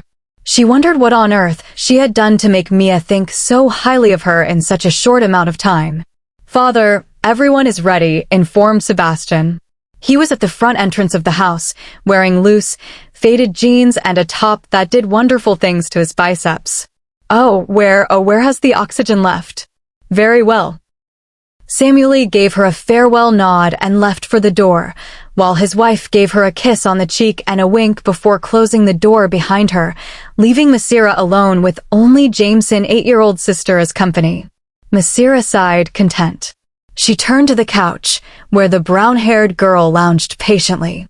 Time to see how scary the little angel could be. Haley giggled as she watched the potato skin fall on the counter as Massira peeled the vegetable. It was obvious Massira had no great experience when it came to peeling anything. As she looked at the counter, she joined Haley, noticing there was probably more potato than the skin itself. "I think we'll be needing more potatoes for our fries," commented Massira, astonished at how a potato that was larger than her hand ended up being half its original size. "Do you cook often?" Haley questioned, grabbing a couple more potatoes. Not really," Massira admitted, shaking her head. She was not one for cooking unless you consider the basics, like eggs with ham. It's the reason why, when Haley said she was hungry and suggested making French fries with fried chicken, Massira was surprised she didn't see a bag of said things pre-made that needed only a fryer to have them ready. Apparently, the family cooked everything by hand. It explained the advanced kitchen with numerous spices she had never even heard of. "I do. Jaden's been teaching me how to cook because he says I'll be helping him in the kitchen when I'm old enough to work at the diner. He says I'm really good," Haley said proudly. "In that case, here." Massira supplied her with a knife. "You can help me peel the potatoes. Be careful though, I don't want you to get cut." Haley nodded, clearly glad she was able to help. By the time Massira got to her third potato, she was happy she had gotten the hang of it. However, upon seeing Haley's work, her esteem plummeted. Not only did the girl peel perfectly, but she did it faster too. Could anyone see how sad this was? Grabbing her fourth, Massira tried to match Haley's speed. "This isn't so bad." "Ouch!" Massira hurried to the sink to run water on her cut. Thankfully, the cut was small, but as she got a closer look, she noticed it was deeper than she had given it credit for. Great. Do you have any bandages?" "I don't want to have French fries with blood on the side." Haley stuck her tongue out as if to say, yuck, but nodded yes. Putting down her half-peeled potato, she ran to some other part of the house in that unearthly speed of hers and returned with a kit full of bandages that made Massira's shoulders drop. The bandages were huge. As a matter of fact, she wasn't sure they were even considered bandages because they were the type of things you would see people at the hospital use after someone got seriously injured. Pushing the kit away, Massira said, "I'll just use a napkin and apply pressure to it. Those are way too big for the cut I have. You'll have to finish peeling the potatoes without me." "All right." Haley jumped right into the job. Massira wondered why she was always so willing to do work. It was an admirable quality, especially since she had a tendency to stay away from it unless it benefited her somehow. "Why do you guys have these big things?" Massira inquired, referring to the bandages. "It looks like it's made for some serious injury." As she inspected the kit more thoroughly, she took into account the ointments and other medical supplies not usually found in first aid kits. The boys like to fight really rough, so they often get big cuts. My mom always keeps the kit ready to tend to their wounds. Sometimes she lets me help her. Massira blinked, bewildered. "They fight? Why do they hate each other or something?" Haley shrugged, unperturbed. "Not really. They mostly do it to train, and to see who's stronger." Typical males. No matter where I've moved to, and trust me, I've moved to like 30 different places, the guys are always competing to show who's better. Of course, never to the point of injuries like these, but since your family looks stronger and bigger than the norm, I guess it makes sense. "Done," Haley chirped. Massira rose, and sure enough, the girl was done peeling all the potatoes. "I'll turn the fryer on." Massira plugged in the electrical fryer and turned the heat to a reasonable temperature. "Okay, throw 'em in." Haley looked at the fryer. "I think we should wait until the oil heats up." Feeling rather stupid, Massira agreed. Very true. Haley took the raw chicken she had placed at the corner of the counter to thaw as they focused on the fries. She expertly began to cut the chicken into pieces, separating the legs from the wings and so forth. Massira had to hand it to the girl. She looked like a total pro. Jaden definitely was not lying when he told her she was good. Massira paid attention to how the girl cut the chicken, deciding she would memorize that and try to do it at home. Truth was, she felt a bit embarrassed that an 8-year-old girl could do things that she at 17 could not do. Growing up in a house of cooking women, Sebastian probably wanted a girl who could cook too. She'd definitely have to improve on that. Once Haley got to the seasoning, however, Massira was completely lost. What the heck was all of that? The only thing she could recognize was garlic and salt. The rest were an assortment of spices that left Massira deciding she would probably look up something online when she attempted this at home. I'll fry the chicken first. If we do the fries first, they'll be cold by the time the chicken is ready. Massira gave her the go-ahead wave. After dousing them with flour and neatly placing the chicken in the fryer, Haley grabbed Massira's hand and inspected the cut. What Massira didn't expect, though, was her face of astonishment. What? Is it infected or something? Ugh, I knew I should have put some alcohol, Massira grumbled, grabbing the bottle from the kit and a cotton swab. Haley shook her head. No, it's not that. Why isn't it healed yet? Massira neared the alcohol-soaked swab to her cut, only to pull back and move it away. What do you mean? It stopped bleeding. Swallowing her fear, she took a deep breath and quickly rubbed the inflicted area, but not without releasing a squeak. When I get hurt, usually the cut is gone in a few minutes. That's because you're young. As people get older, things get harder to heal, so I've heard. Haley replied, pensive. You'd better go check on that fried chicken. I expect only the best from the great chef Haley Fulton, Massira prompted, giving her a wink. Haley stood straighter and gave her a big smile. Right on. The food ended up tasting better than any fast food place she had ever ordered from. The girl had talent. It was no wonder Jaden was taking her under his wing. After eating, the girls entertained themselves by watching movies. They first watched a romantic movie, Haley said the adults saw, but she hadn't had the opportunity to see because it was her bedtime. However, when the movie got to suggestive parts where Massira knew it was going to lead to something an 8-year-old should definitely not see, she played the bored role and suggested a PG-rated movie. Poor Haley, if only she knew they purposely played it after her bedtime. After, they each took turns taking showers. Haley dressed in her wolf-themed footed pajamas, and Massira changed into the conservative two-piece she usually saved for the cold winter. That, and she was at a stranger's house. She couldn't walk around in short shorts and belly-showing tank tops that would probably give the adults the idea she was some wild girl. Yeah, not a good impression. Even if they weren't here, one couldn't be too careless. Follow me. I have my own room.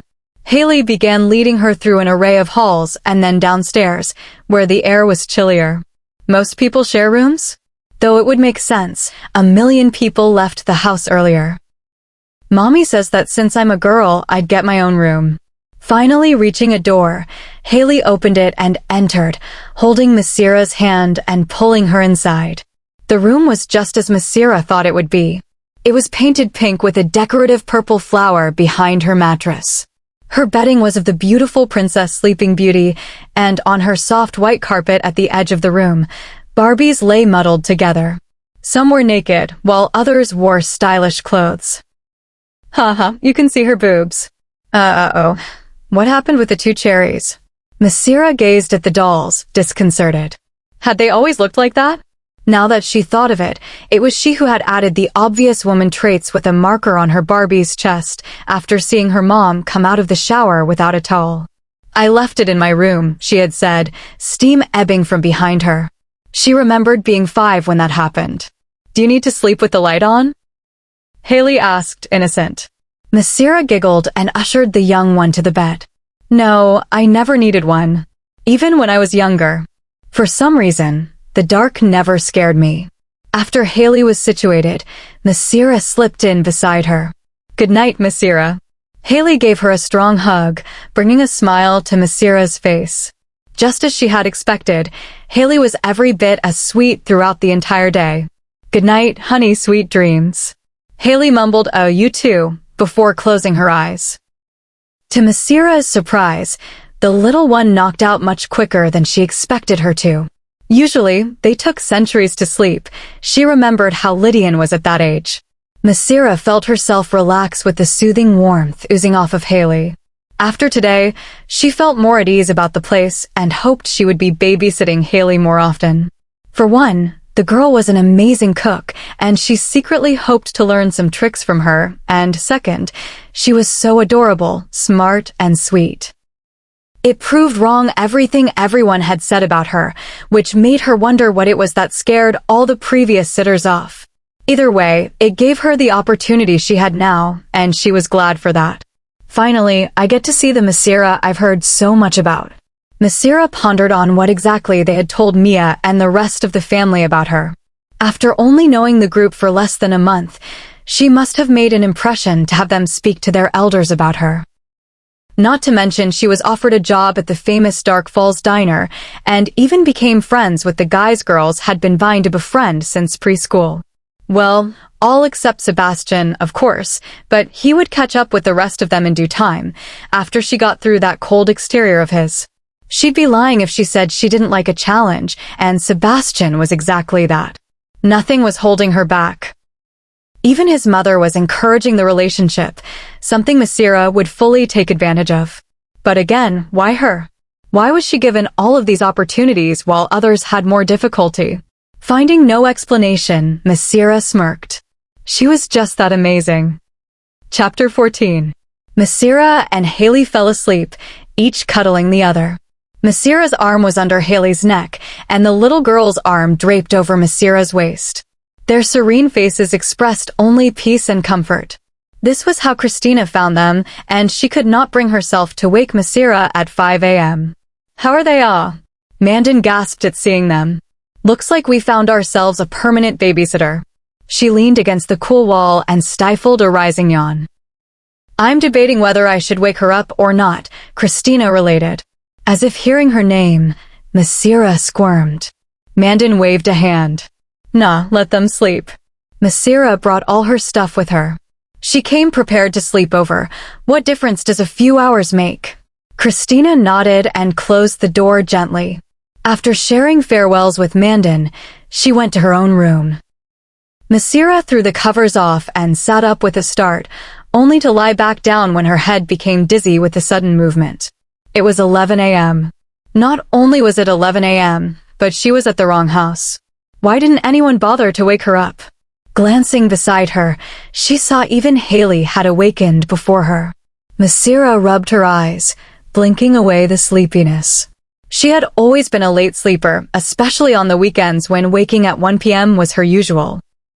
Of course, ever since she had started waking up early for community service at her previous school, she saw the perks. The day lasted longer, and she didn't awake with as much hunger. Grabbing her bag, she went into Haley's bathroom for her morning rituals. She wore the same clothes she had sported yesterday, seeing as she had expected to be home by now and hadn't brought an extra set. Stepping out of the room, the smell of pancakes and eggs assaulted her senses. She followed the enticing scent to the kitchen, where Haley had made dinner the night before. She found a group of boys seated around a table stacked with pancakes, scrambled eggs, and ham. "Morning, Massira," chirped Haley, who was frying eggs. Beside her, Jaden was busy making another batch of pancakes. "Good morning. I see the amazing chef is up to her magic again." Massira gave her a quick kiss on the forehead. "And I see Sleeping Beauty has awakened from her deep sleep," said Jordan, his mouth full of pancakes. "Finish chewing before you open your mouth," suggested Jaden calmly as he began another pancake. Massira joined them in their laughter. Surrounding the table were Jameson, Jordan, Noelle, and Maikara. Feeling at ease, she took the empty seat between Jordan and Noelle. "As much as I love being compared to my favorite princess, the movie was named Sleeping Beauty, not Dreaming Beauty," Massira corrected. She grabbed a plate and served herself. Why is she your favorite? Asked Jameson, genuinely curious. His short mohawk wasn't in its usual gelled perfection. She's the prettiest. And she has the handsomest prince. I watched all the Disney princess movies, and the princes all looked the same, Maikara added. I think that's really cute, Massira commented, patting his hand. Speaking of sleeping, why didn't anyone bother to wake me up? Jordan smirked. Why would anyone bother themselves? Massira gave him a glare and bumped his shoulder, making him drop his fork. She smirked as he was forced to get a new one. You think you woke up late? Go check on Aunt Mia, Noli said, finishing the rest of her eggs with one swoop of his fork. Hey, she protested, smacking his head. He smiled sheepishly. Sorry, I thought you weren't going to eat them. The food tastes delicious, by the way, she commented to Haley and Jaden. Jaden was unaffected by her praise, while Haley beamed. Massira watched Jaden expertly flip a pancake. He was probably used to the compliments, but Massira wished she could cook half as well. The boys rose and placed their plates in the sink. Massira did the same. Looking at the table, she wondered if more people were coming, given the insane amount of food left. Are you going home? Asked Jaden. He looked so laid back it was worthy of envy. Kicking me out already? Massira leaned against the counter.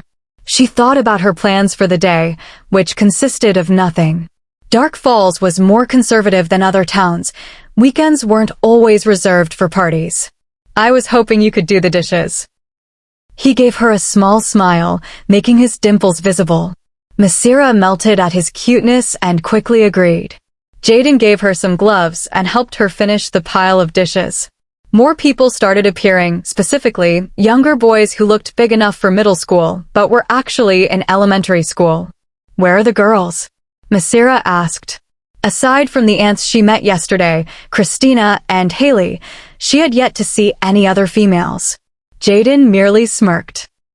Christina entered the kitchen and rolled her eyes at Jaden. Too lazy to even answer a question? She shook her head. The other girls and I already ate. We're outside practicing. Sadly, this is a male-dominated house. You're free to take as many of these bums as you want. Your love is so endearing, Jaden deadpanned, turning off the stove.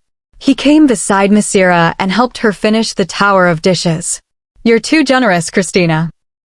If I seriously took you up on that, I'd take most of them. Sounds like a good deal to me, Christina responded. By the way, sorry for not waking you up. You and Haley were sleeping so peacefully. Don't worry about it. Sleeping is one of my best hobbies. Massira gave her a wink.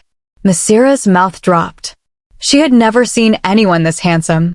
Sebasten was outside doing chores, his shirt off, displaying his muscles in their full glory as he pushed a lawnmower. Tiny beads of sweat formed on his forehead and his defined abs. Most girls went for pretty boys, but those never fazed her.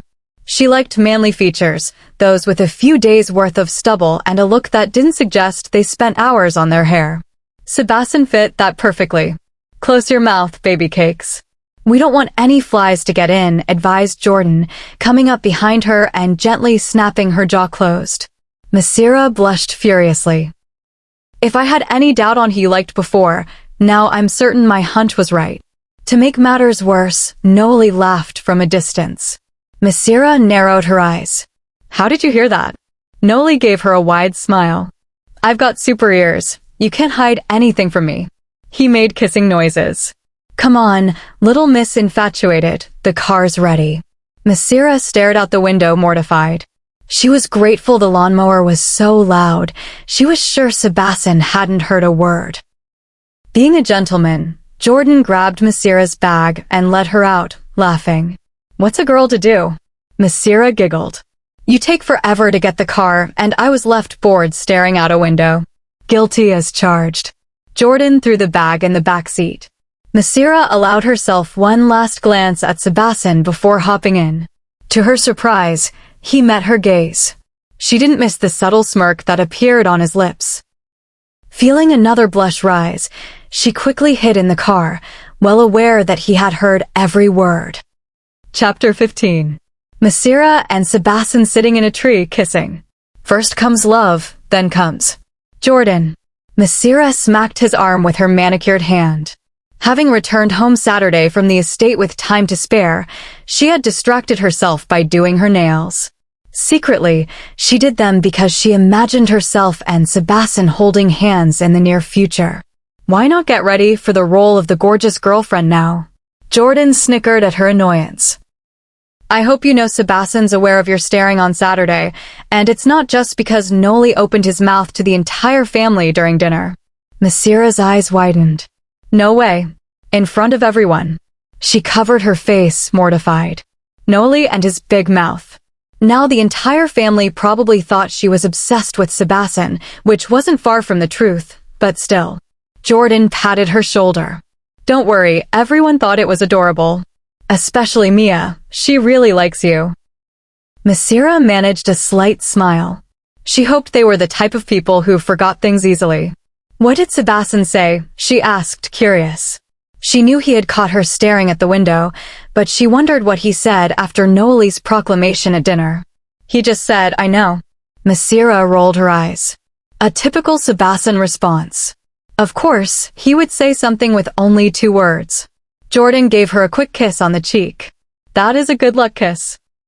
You'll need it if you're going after him, he joked, shaking his head. Next time you give me a kiss, do it in front of my friends. I want them to be jealous, Massira said, her eyes gleaming as she pictured Emmeline's face. Gladly. I almost thought you were going to say you wanted to kiss me to make Sebasten jealous. Massira shook her head. That would be too obvious.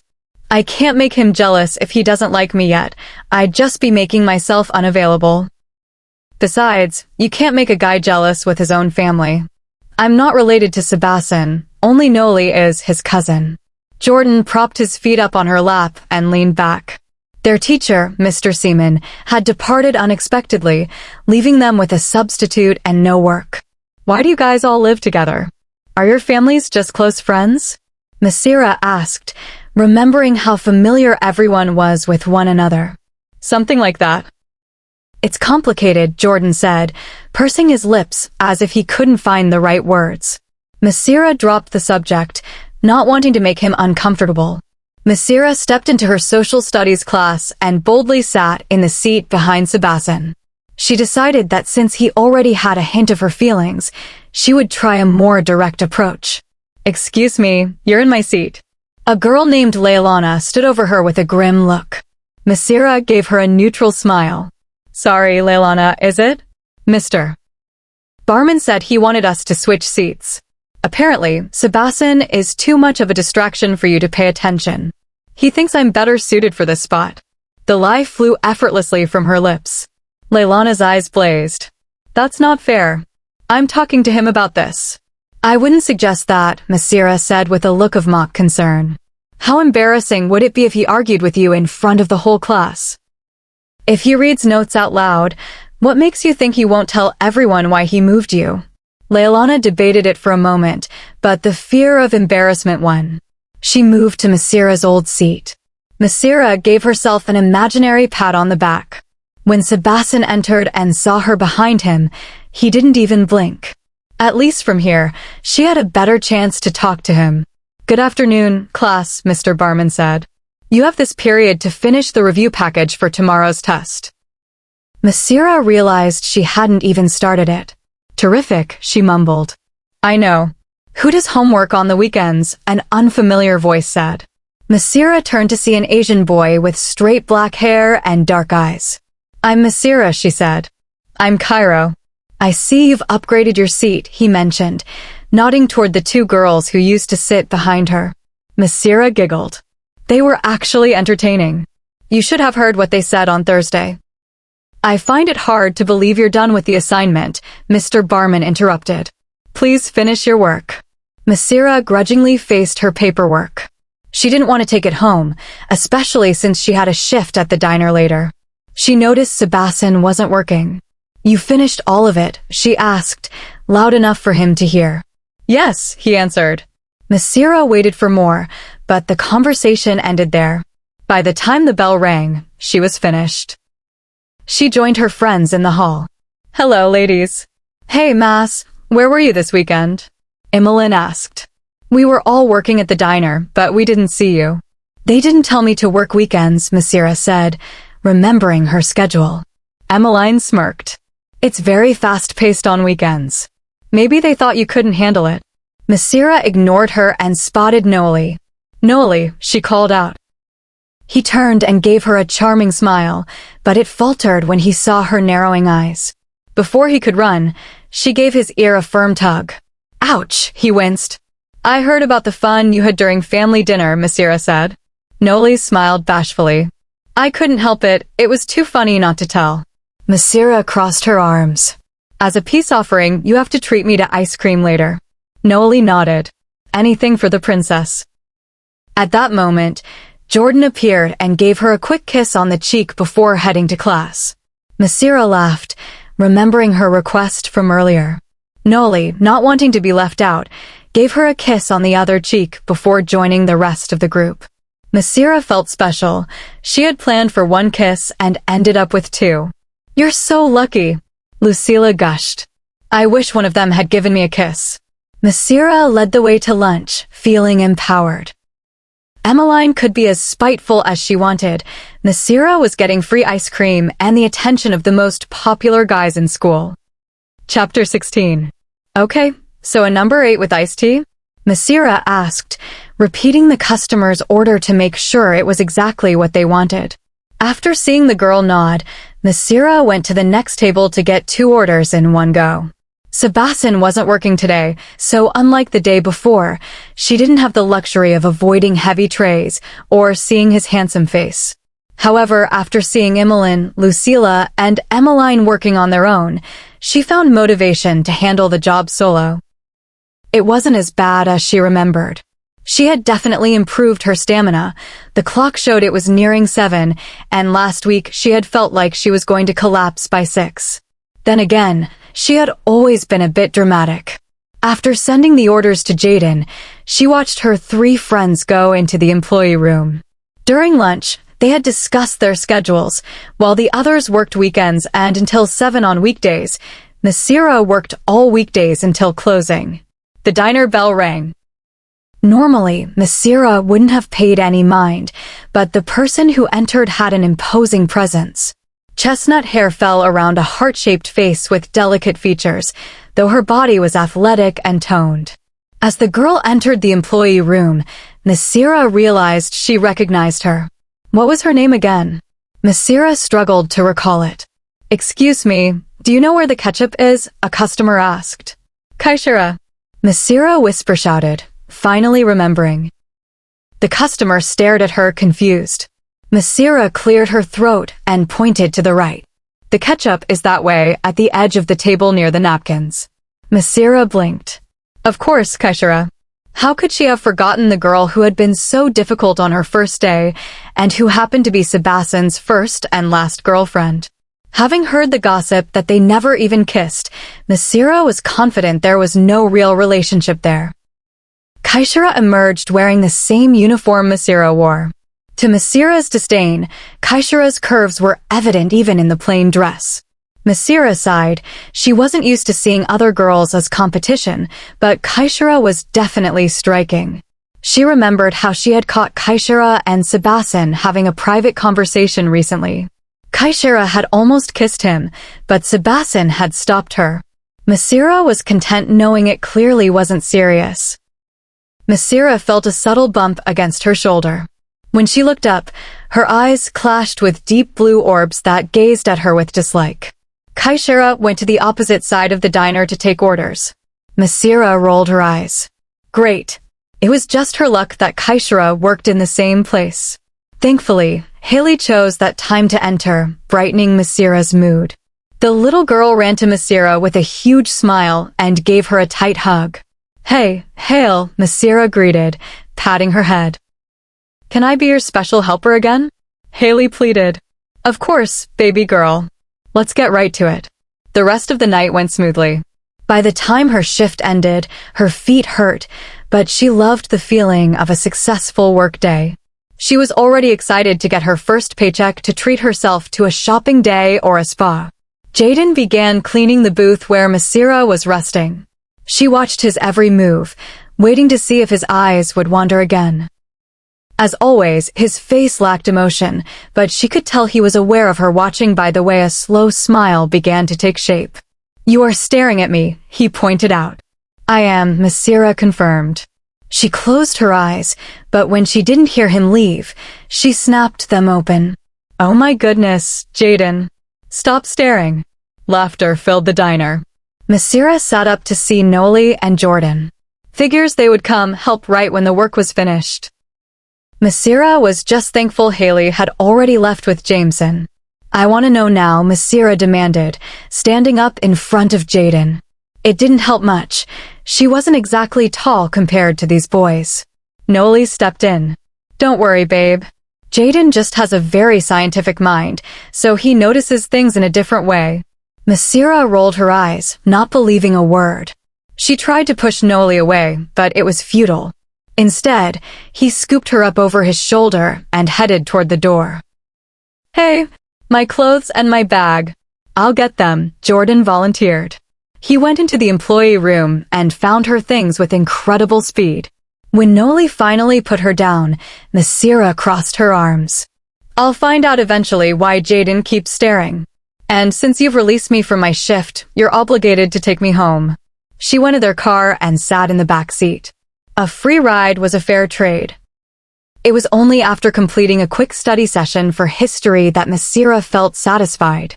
She had come home, showered, and finished her homework. She disliked studying, but she hated the idea of people thinking she wasn't smart even more. Massira grabbed her school bag and noticed a red book at the bottom, the Diary of Janetta.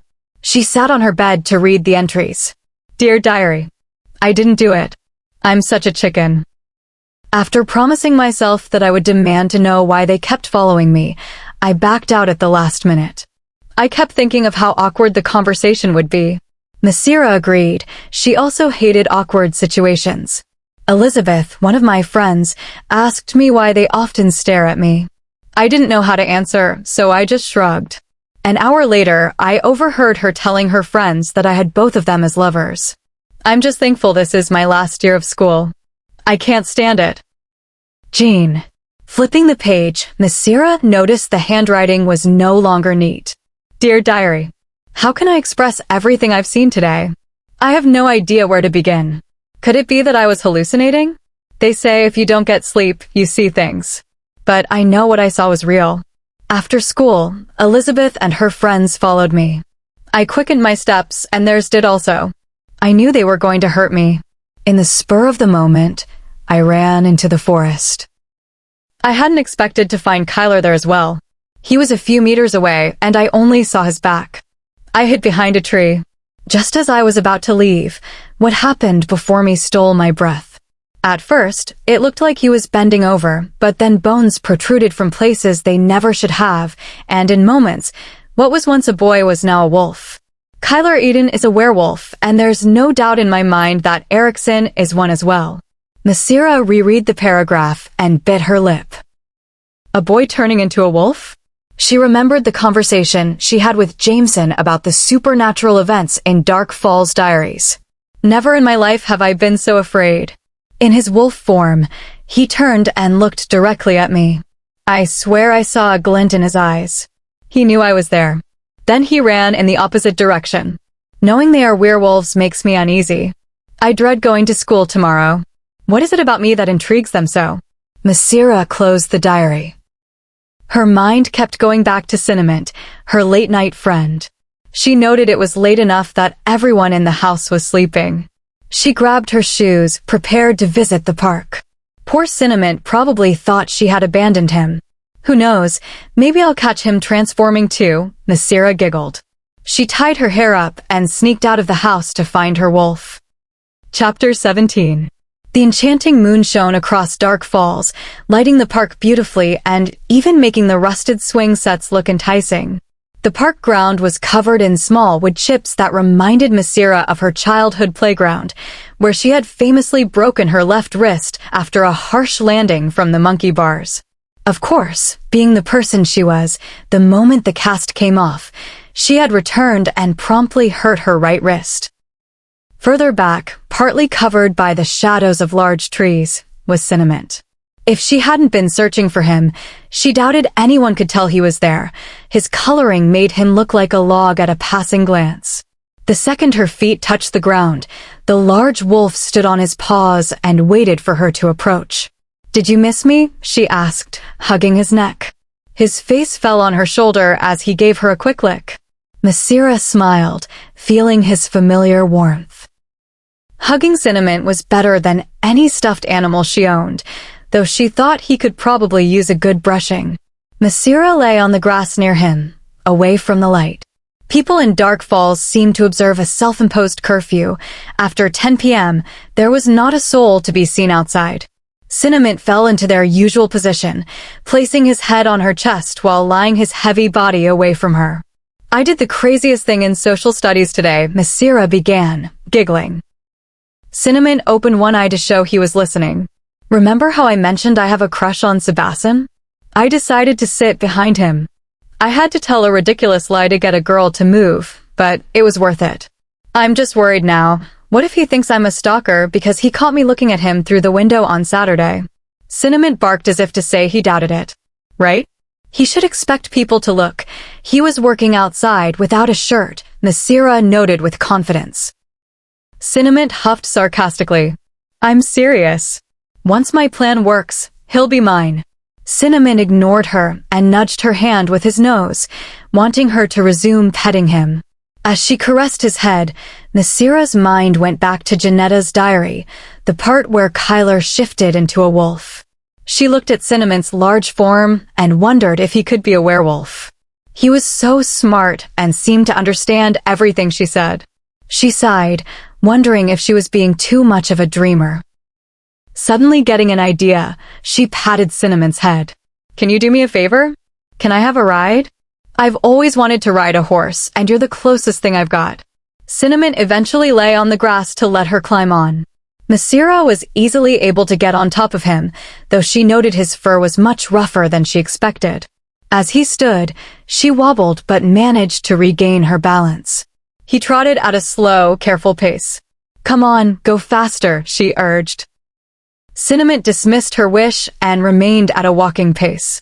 He took her into the woods, clearly wanting to avoid being seen in the open park. Looking up at the moon through the trees, Massira decided that Dark Falls was the best place she had ever lived. "Listen, honey, you need to let him miss you," Massira advised the next day at lunch. She was sitting with a worried Lucilla, a concerned Emmeline, and a spiteful Emmeline. Lucilla had recently started dating a boy named Jameson Diderich. They had been texting for weeks, but now that they were official, Lucilla was panicking because he hadn't texted her back immediately. "Let him miss me? But I haven't seen him all day," Lucilla reasoned, checking her phone for the 100th time. Massira began painting her nails a nude shade, thinking it would look nice if she happened to hold hands with Sebasten later. "You've been talking for weeks. This is a big step for a guy. Maybe he just needs a breather. If you're too anxious, you might scare him off. What if he wants to break up?" Lucilla asked, heartbroken. "I think you should break up with him first," Emmeline contributed. Massira rolled her eyes. "Don't do that," Emmeline disagreed. "He's a nice guy." "Wait until tomorrow night," Massira suggested. "If he hasn't called by Thursday, I will personally find him and tell him to act like a man. We are seniors. It's not the time for games." Lucilla gave her a small smile. "Thanks, Mass. You're amazing." Massira sat in the study hall, frustrated by the person sitting next to her who wouldn't stop sniffing. When the supervisor finally returned from a break, she immediately asked for a pass to the library. Grabbing her bag, she headed for the quiet. As she turned a corner in the hallway, she bumped into a solid chest. She looked up and saw it was Sebasten. She smiled, making no move to step away, but Sebasten cleared his throat and took a step back. "Hi, Sebasten," Massira greeted. "Massira," he said with a nod. He didn't offer a hello or how are you, and simply started to walk past her. She decided to walk beside him. "So, where are you going?" "Gym." "Is that the class you have this period?" No, Sebasten kept his eyes fixed ahead. Massira tried to keep up, but Sebasten accelerated his pace. She unceremoniously lost her balance, but with an unusual reflex, Sebasten caught her by the waist. His hands were warm and strong, steadying her perfectly. He sighed before looking down at her. "Massira, you need to be careful." His stare left her breathless. Once she was steady, he continued on his way toward the gym without looking back. Massira headed to the library with a smile on her face. For some reason, having him catch her like that made her feel jittery in the best way. She sat down in a comfortable chair and pulled out Janetta's diary, wondering if the next entries would finally convince her that werewolves were real. Chapter 18. Dear Diary, I'm sorry I haven't written in a week. Ever since witnessing Kyler's transformation, things have happened so quickly that I've hardly had any time to think, much less write. All of this is so overwhelming, but it's best to start from the beginning. After seeing what I saw in the forest, he came up to me at school the next day and asked if I could keep the secret. Figures he would ask after I already knew. I agreed, but in all honesty, even if I did want to talk, who would I tell? All the girls in school hate me. He followed up by inviting me to his house after school. I said no, of course. Just because I know his secret doesn't mean we're automatically best friends. By the time school ended, however, it seemed I was forced into going after all. The girls were following me again, only this time they were much larger in number. Erickson came to my rescue by walking beside me and leading me into the woods. When the other girls saw us enter the trees together, their suspicions were confirmed, and all their gossip now had proof. I just wish I understood why they had to go to such extremes over boys. The house was a long walk from where we stood. Without warning, Erickson transformed into a wolf and barked for me to ride on his back. I wish I could say I disliked it, but it was so fun. I felt like a warrior princess out to save the world. Someone must have been waiting, because before we even reached the door, a pretty woman opened it. When she turned around, I had to stop myself from staring. A long dark scar started from her right cheek and ended at the base of her neck. It made me less confident about the decision I made to go there. Inside, I was introduced to various people. I don't remember all their names, except for Cheryl, the woman who opened the door. There were so many of them, I couldn't believe I hadn't seen their faces around town. To my relief, they were kind and approachable. For some reason, they were happy to see me. Massira paused her reading and put a hand to her chest, remembering her first meeting with the Colt family. Unlike Jean, she remembered their names, but she couldn't help but notice the similarities. The Colt family had been just as accepting of her. I felt most comfortable around Cheryl. Maybe because she looked the most normal? They were all so tall and strong, it was overwhelming. Many of them went outside to train, while others roamed the house. Cheryl invited me to the living room to watch television. I ended up sitting on the side that showed her scar, and my eyes kept wandering to it. "Would you like to know how I got it?" she asked. I felt so embarrassed, but she was calm. I said yes. She muted the television and told me her story. To my surprise, the scar wasn't caused by this family. Corcorus wolves. This is what they called them. They had the abilities of werewolves, only these were wolves without control. They had no sense of righteousness or love. Their only desire was to kill because they relished the sight of blood. Their only distinction is a mark on the base of their necks, indicating their savageness. Cheryl had an encounter with them months ago, and if it weren't for this family, she wouldn't have been saved. The bell rang, bringing Massira out of her thoughts. She placed the book in her bag and left the library. Never could she have pictured herself using a study hall to read, but she was genuinely enjoying it. "Massira," called a voice. Massira stopped to wait for Lydian. She thought it was weird that Lydian wanted to talk to her at school, as her sister was usually embarrassed to be associated with her. "Careful, people might think we're friends," Massira warned, laughing. But Lydian's expression was sour. "Okay, what did I do now?"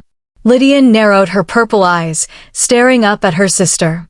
Lydian was 5 feet 3 inches, which Massira considered petite. She almost laughed, imagining Lydian standing next to the Colt family. "What in the world have you told my Kara?" Lydian asked, her eyes ablaze. Massira smirked. She remembered telling Massira that if Lydian was mean to him, it meant she liked him. Well, you should be thankful. Now you have a guy chasing you. No.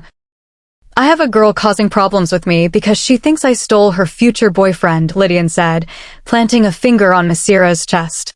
Massira asked me out in front of her. This is all your fault. Massira sighed. It reminded her of Janetta when the boys kept staring at her. Lydian was the studious one and hated drama, which was why she usually kept to herself. Do you like Massira? Massira questioned. Lydian looked taken aback. What? No, of course not. She stuttered, her cheeks turning red. Massira rolled her eyes. Her sister never stuttered and rarely blushed. You're lying. Just go out with the boy already, Massira nudged her sister. Besides, if that girl wants to fight, we both know you know martial arts. Lydian crossed her arms. I'm the new girl. That's the only reason he's paying attention. Give it a few days, and he'll be infatuated with another one. Massira looked up. Don't I wish, she grumbled, thinking of Sebasten. If new meat was the secret, it clearly wasn't working on him. Are you listening to me? Lydian hissed. Massira blinked. Of course I am. Really? What did I just say? Lydian challenged. Why do I even have to repeat it? You know what you said, Massira replied quickly. See, you never pay attention. I actually try to talk to you, but you can't spare a minute. You don't even do the dishes anymore. Every time Mom finishes dinner, I'm the one who cleans it. What are you talking about? In case you don't remember, I actually have a job now. Excuse me if you have to do a few dishes while I work for hours. Who was the one who last cleaned the bathroom? I did. Lydian argued. I know. I meant before that. I did that too. Massira cursed. When was the last time she cleaned the bathroom? You know what, forget it. I have a class to attend to. The sisters turned and stomped away in opposite directions, too angry to notice that the bell had already rung. Massira walked through a store looking for a gift for her sister. After the argument, she had felt bad. Lydian only freaked out because she wasn't used to dealing with drama. Plus, Lydian was likely more upset because the argument had made her late for class. After her shift at the diner, Massira had her paycheck and decided to buy Lydian something to cool her down. She didn't regret telling Massira how to win her sister over. She knew they were a good match. The store was called Dark Falls Gift Shop. Massira was browsing when she saw a familiar figure. Oh, hi. What are you doing here? She greeted, surprised to see Sebasten. Hello, he replied in his usual monotone voice. He had likely seen her before she noticed him. Massira returned to looking for a gift. She picked up a silver ring, but put it back. Lydian already had plenty of rings. I'm buying Christina a present. It's her birthday tomorrow, Sebasten finally said. Massira stopped herself from grinning, a full sentence. That's really nice. I didn't know it was her birthday. Massira waited for him to ask the question back. Sebasten sighed and asked, Why are you here? My sister and I got into an argument, so I'm buying her a gift, Massira confided, picking up a silver charm bracelet. What do you think of this? She held it up for him to see. He looked uncertain. Yes. He looked like a typical guy who didn't know much about gifts. What are you getting, Christina? Massira asked. Sebasten looked at the flowers. She likes gardening and flowers. Massira pointed to some roses. You should get her these. They have purple. Purple is perfect. Sebasten shook his head. Too few. He picked up a large basket full of flowers and gardening tools. Massira looked at the price and was impressed. The basket was huge, but Sebasten made it look small. With a gift like this, I'm sure she'll love you forever, Massira assured him. Sebasten gave her a small smile. He was breathtaking when he was actually pleasant. Thank you, he said. He took the basket to the cashier. Massira decided to look around a bit longer so she wouldn't have to wait in line behind him and ruin the moment with her talking. Goodbye, Massira, Sebasten said as he passed her and left. Bye, she said, happy that he had used her name. She bought the bracelet and headed out. Massira gagged as she flicked a slimy worm off her foot. It was her own fault. No one in their right mind should wear flip-flops for a walk in the forest. She didn't know what she expected to find, but she was looking for something to confirm her curiosity about werewolves. Cinnamon wasn't there. It was only 11:30 p.m., and she usually saw him at 2 a.m. She navigated deeper into the forest. Part of her was terrified, but her pride kept her moving. Everything seemed louder in the dark. The snapping of branches and the hooting of owls made her regret coming alone at night. She took deep breaths to calm herself. The forest was beautiful in a haunting way. "You sure are." Massira screamed and jumped behind a tree. A man harshly covered her mouth. His eyes were like ice, piercing through the darkness. He moved his face into the moonlight, revealing a large, dominant nose and thin lips. When he bared his teeth, they were massive. He pulled her closer, and he smelled like death. His fingernails dug into her arm. Massira kicked him with all her might. He growled, his eyes becoming savage. She kicked him again and ran. Adrenaline propelled her forward faster than she ever thought possible. She tripped over a branch but kept her balance. Then, her flip-flop got caught in a hole. She looked back and saw his dark figure advancing with terrifying speed. "Get away from me," she cried, but her foot was stuck. A hand grabbed her and tore her to the side. A sickening snap filled the air as an overwhelming pain shot through her ankle. She screamed. The man stared at her, enjoying her pain. "That thing. It's not human," she thought. She tried to get up but collapsed. The man dug 5 sharp claws into her arm. He retracted them and gave her a sickening smile at the sight of her blood. Then Massira noticed a mark on the base of his neck. Their only distinction is a mark on the base of their necks. "Corcorus," she whispered, her heart hammering. He laughed and began to transform. His skin filled with fur, and his teeth elongated into fangs. In moments, he was a wolf. Massira grabbed a stick to defend herself, but she was becoming dizzy from the pain. The wolf stepped closer, ready to attack. Massira closed her eyes. Suddenly, a breeze passed over her. When she opened her eyes, the wolf was gone. She heard growling and saw Cinnamon fighting the other wolf. Cinnamon easily overpowered the monster. In moments, the gray wolf lay still. It was dead.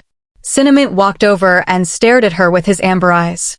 She wanted to thank him, but she was losing consciousness.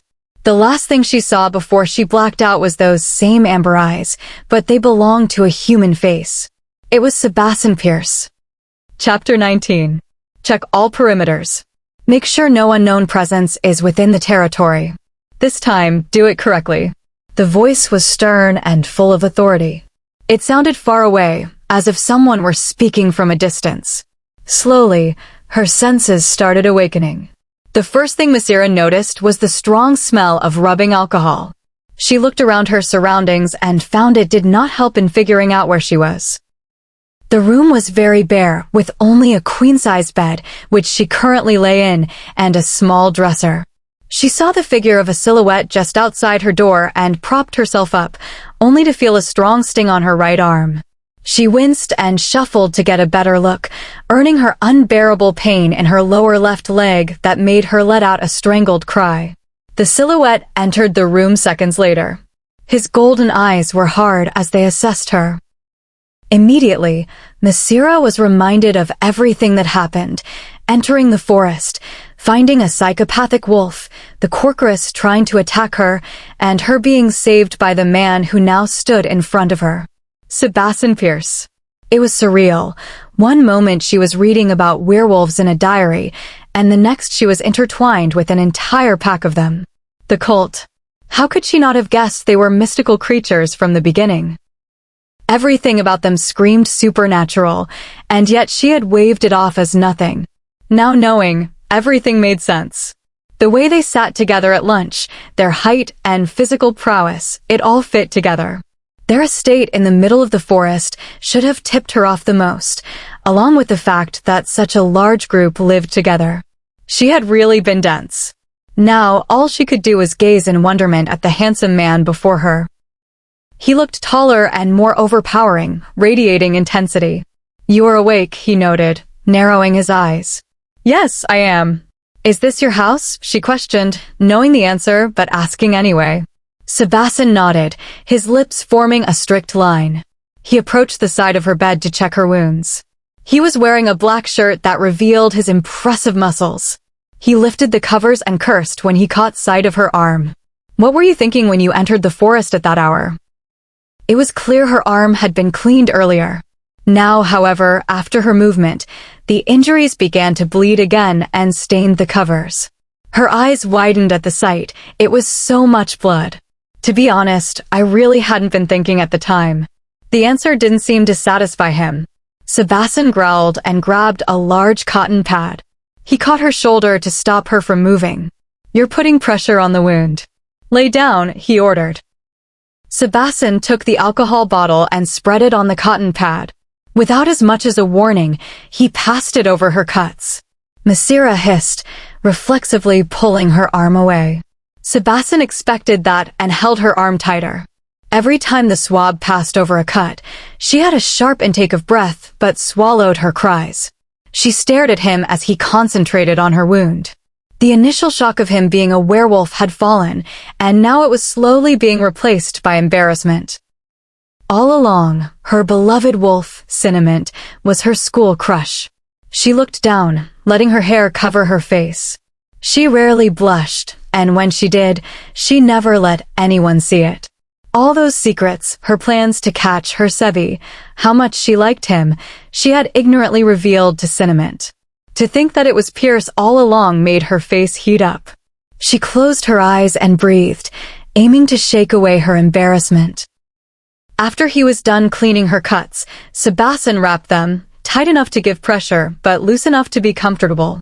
Finally, having her face back to normal, Massira looked up and smiled. Thanks. His eyes did not soften. Why were you in the forest? Massira sighed. Well, there went the romantic dream. I was curious, she answered honestly. Besides, I've been near the forest during much later hours. Her violet eyes stared at his familiar amber ones. He knew exactly what she was talking about. Yes, but you never ventured into the highly wooded areas. He pulled down the covers to examine her leg.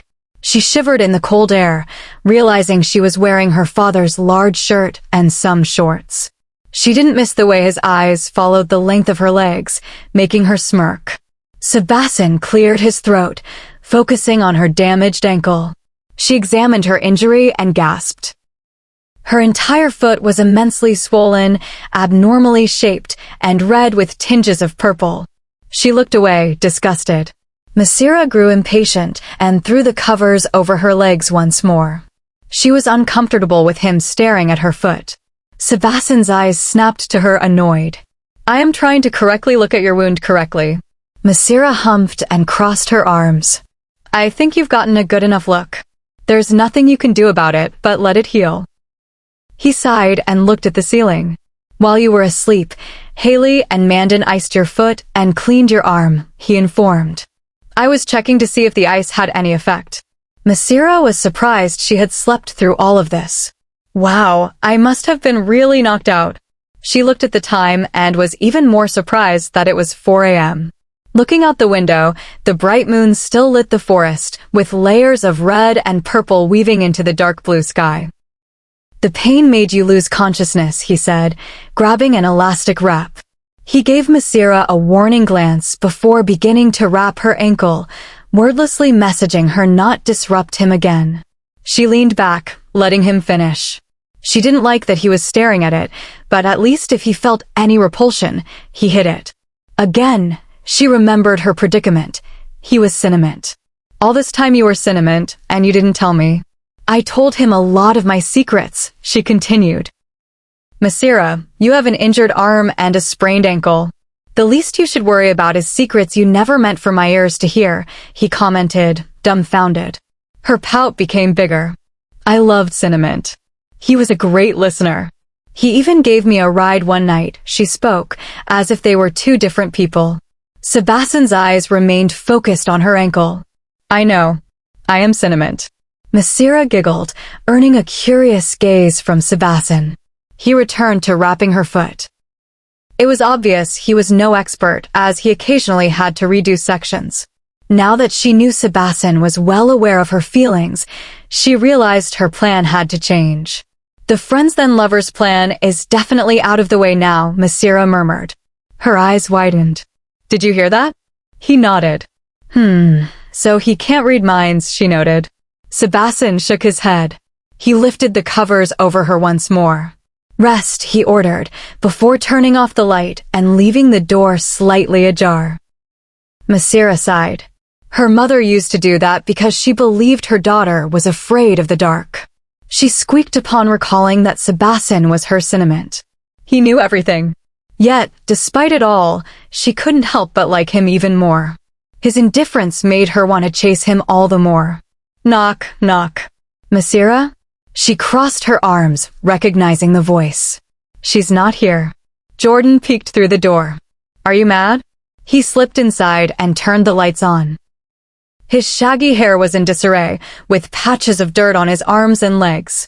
You look like you just came from a nice run, Massira emphasized. His eyes softened as he sat beside her and grabbed her hand. I'm sorry I didn't tell you. She humphed. You're so dumb. It's not surprising that Sebasten kept this secret from me. But I at least thought you would let me in on it. I'm sorry, he repeated. It's okay. I overestimated our friendship. No. You didn't overestimate our friendship, he interrupted, pulling her into a warm hug. I was going to tell you eventually, I promise. Sebasten ordered us to keep it from you until he thought it was appropriate. Massira smiled. She knew she hadn't overestimated their friendship. Keep it from me? Why? Jordan shrugged. To get you more used to us, I guess. We didn't want you to run away scared. Massira scoffed. Me? Scared? Please, this is as easy as a chocolate bar. Jordan scrunched his brows. Chocolate bars? They're easy? Massira nodded. Yes. You know, like easy to eat. I can digest this truth.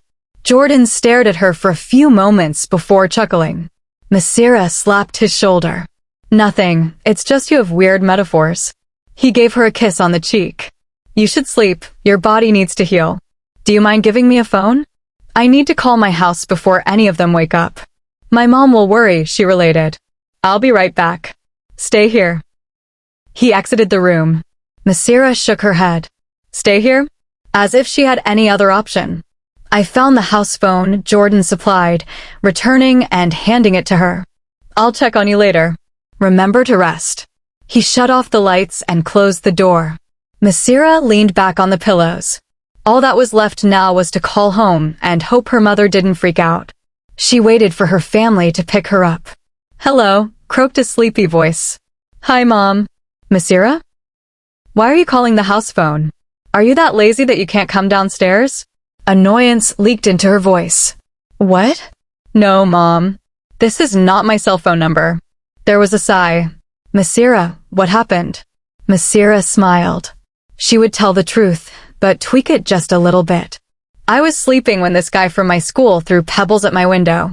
He's really cute, Mom. We were talking, and I suggested we walk to the park. Then in the park I climbed a tree, but my hand slipped, and I hurt my ankle. Some branches scratched my arm.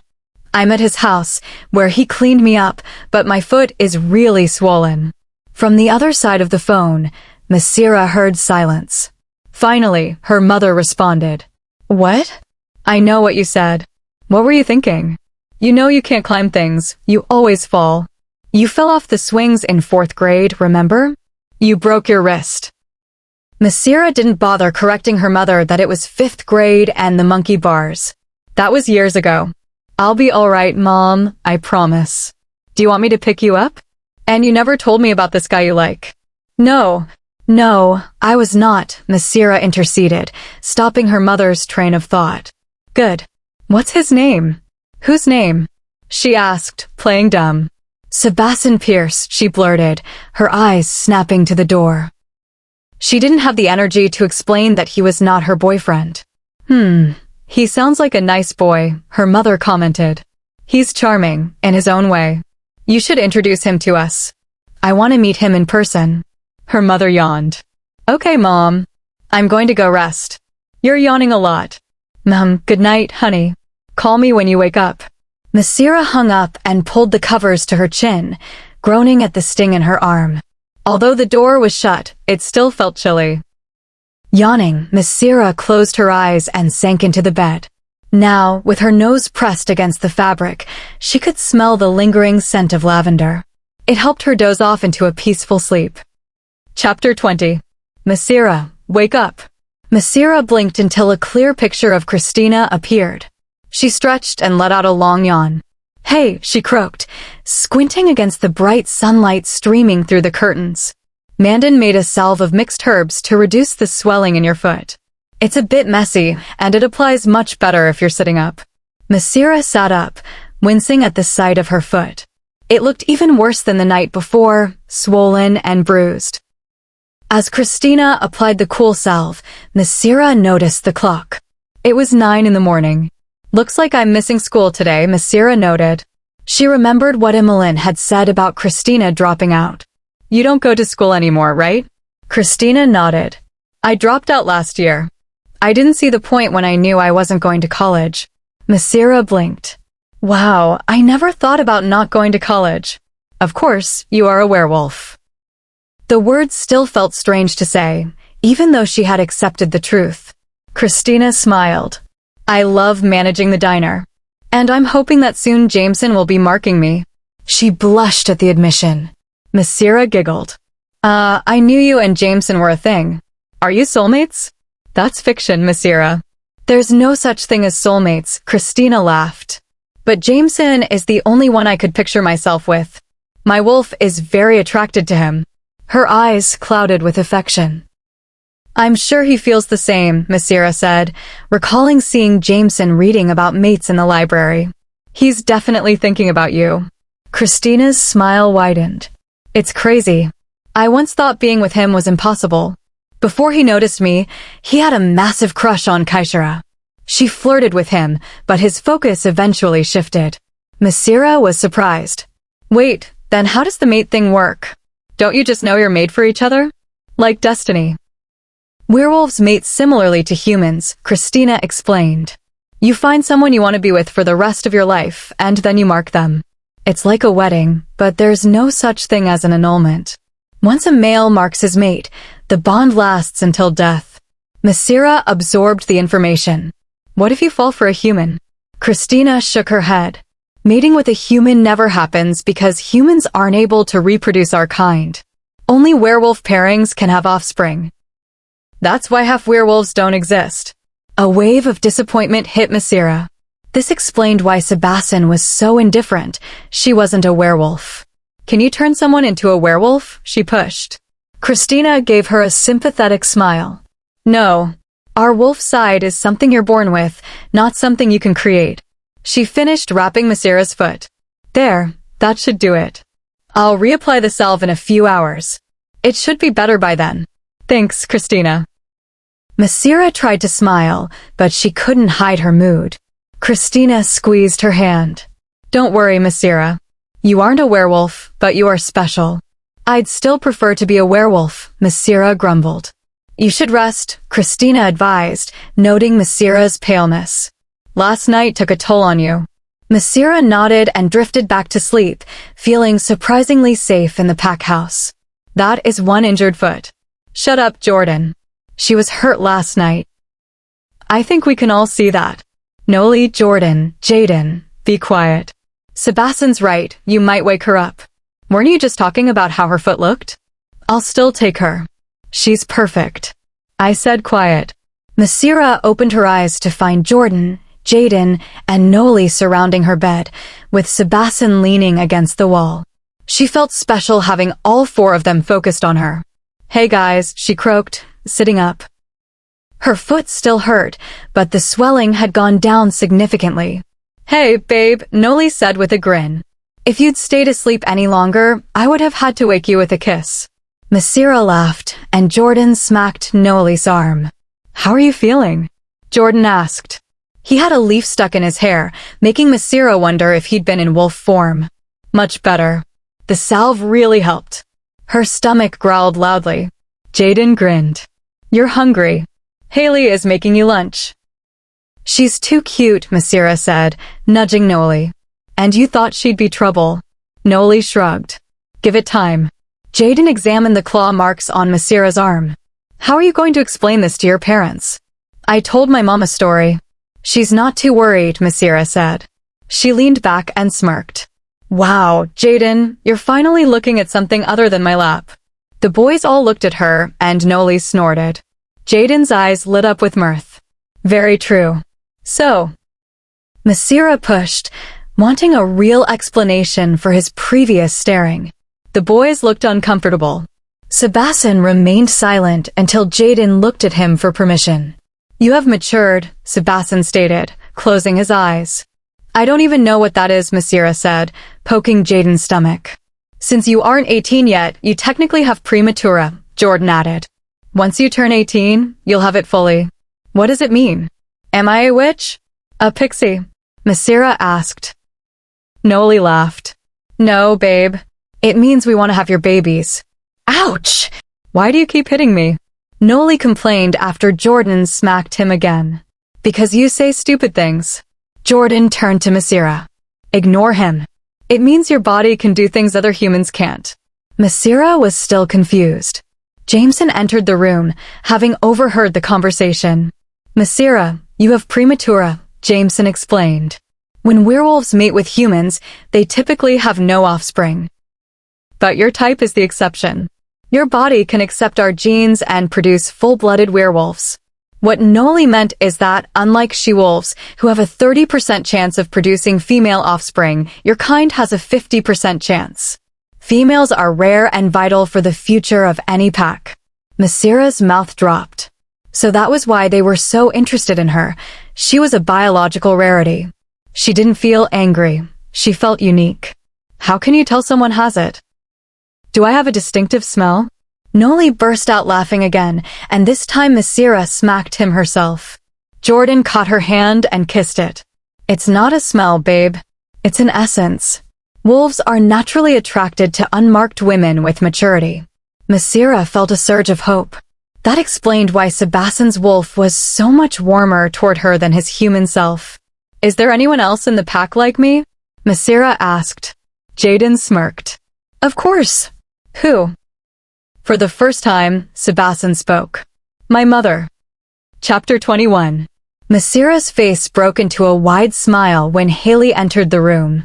She carried a large tray stacked with food and walked purposefully in her direction. Jaden had notified her earlier of Haley's decision to make her a meal, and seeing her now, Massira found the image adorable. I made you something to eat, Haley declared. The lasagna looked delicious, and as the tray was carefully placed over her lap, the aroma confirmed it. Massira took a bite. It's delicious, Hale, she complimented, sitting up straighter.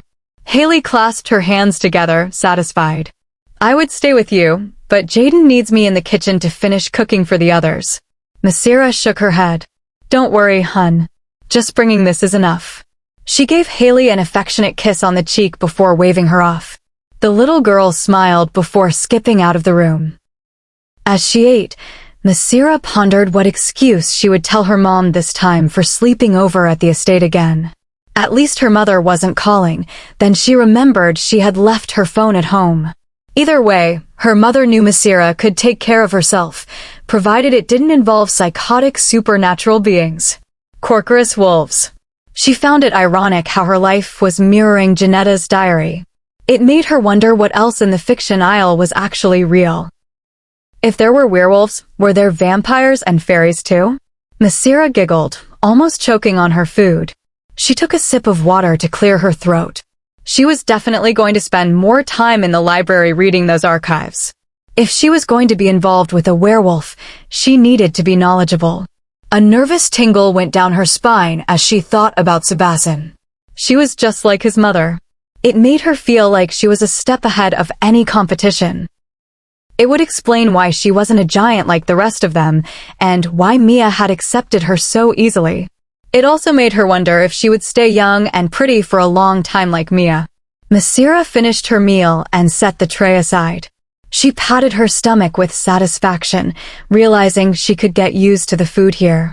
She looked up when the door opened and smiled at the visitor, but the smile quickly faded when she saw the expression on her sister's face: irritation, worry, and panic. "I feel fine," Massira said quickly.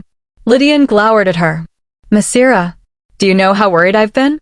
You weren't in your room this morning, you weren't at school, and then I find out from Maikara," she pointed to Maikara, who poked his head through the doorway with a sheepish smile, "that you are in his home, hurt." "Why? How? Were you thinking?" "No, you weren't. And then I find out you were hurt by a dog." Lydian twirled the ring on her finger anxiously, trying to control her breathing. Sensing her distress, Maikara placed his hand over hers. Lydian relaxed for a moment before her guard went back up. "Maikara, my sister, and I need to speak privately." Maikara nodded and exited. Lydian waited for the door to click shut before sitting beside her sister. Massira noticed Lydian was wearing the silver bracelet she had bought her. It made Massira feel better. It meant her sister was more worried than truly angry. "Last time I checked, I was the one who got injured, not you," Massira joked. Lydian shook her head. "I don't think you realize how badly you were hurt. Look at your foot, Mass. How could you be so reckless as to go out in the middle of the night? It was an accident. I was sneaking out to meet." Lydian rolled her eyes. "I know what happened, Massira." "So you know that I fell off a tree?" Lydian grabbed a pillow and threw it at her. "Massira, I know what happened." Massira paused. "No? Of course I do. Did you really think I would believe the story you told Mom? I managed to get everything out of Maikara." Massira leaned back, thoughtful. In a way, it was a relief. "Well, that makes things easier. I guess it goes without saying we won't tell Mom and Dad. They wouldn't believe us, and if they did, they'd move us back to a boring town immediately." Lydian's eyes widened, and she lowered her voice. "We are in a house full of werewolves, Massira. Does that not mean anything to you?" Massira realized Lydian's distress went deeper than the injury. She was the logical sister, and the existence of the supernatural disconcerted her. "They weren't the ones who hurt me. If it weren't for them, I would probably be dead. You should feel more at ease around them." Lydian's eyes brimmed with tears. "I'm not like you. I can't just find out this stuff and be okay. Why do they even talk to us? How do you know they would have saved you if you didn't have a different reproductive system?" Massira blanched, stunned by the perspective. It sounded selfish when put that way. But Sebasten had saved her, and he hadn't made any romantic moves. He did it because he didn't want to see her hurt. "Lydian, don't say that," Massira whispered. "I have it too," Lydian said, tears falling. "That's why Maikara pays attention to me. For a while, I thought he liked me, but it's just biology." Massira patted the space beside her, and Lydian lay down. "Maikara really does like you.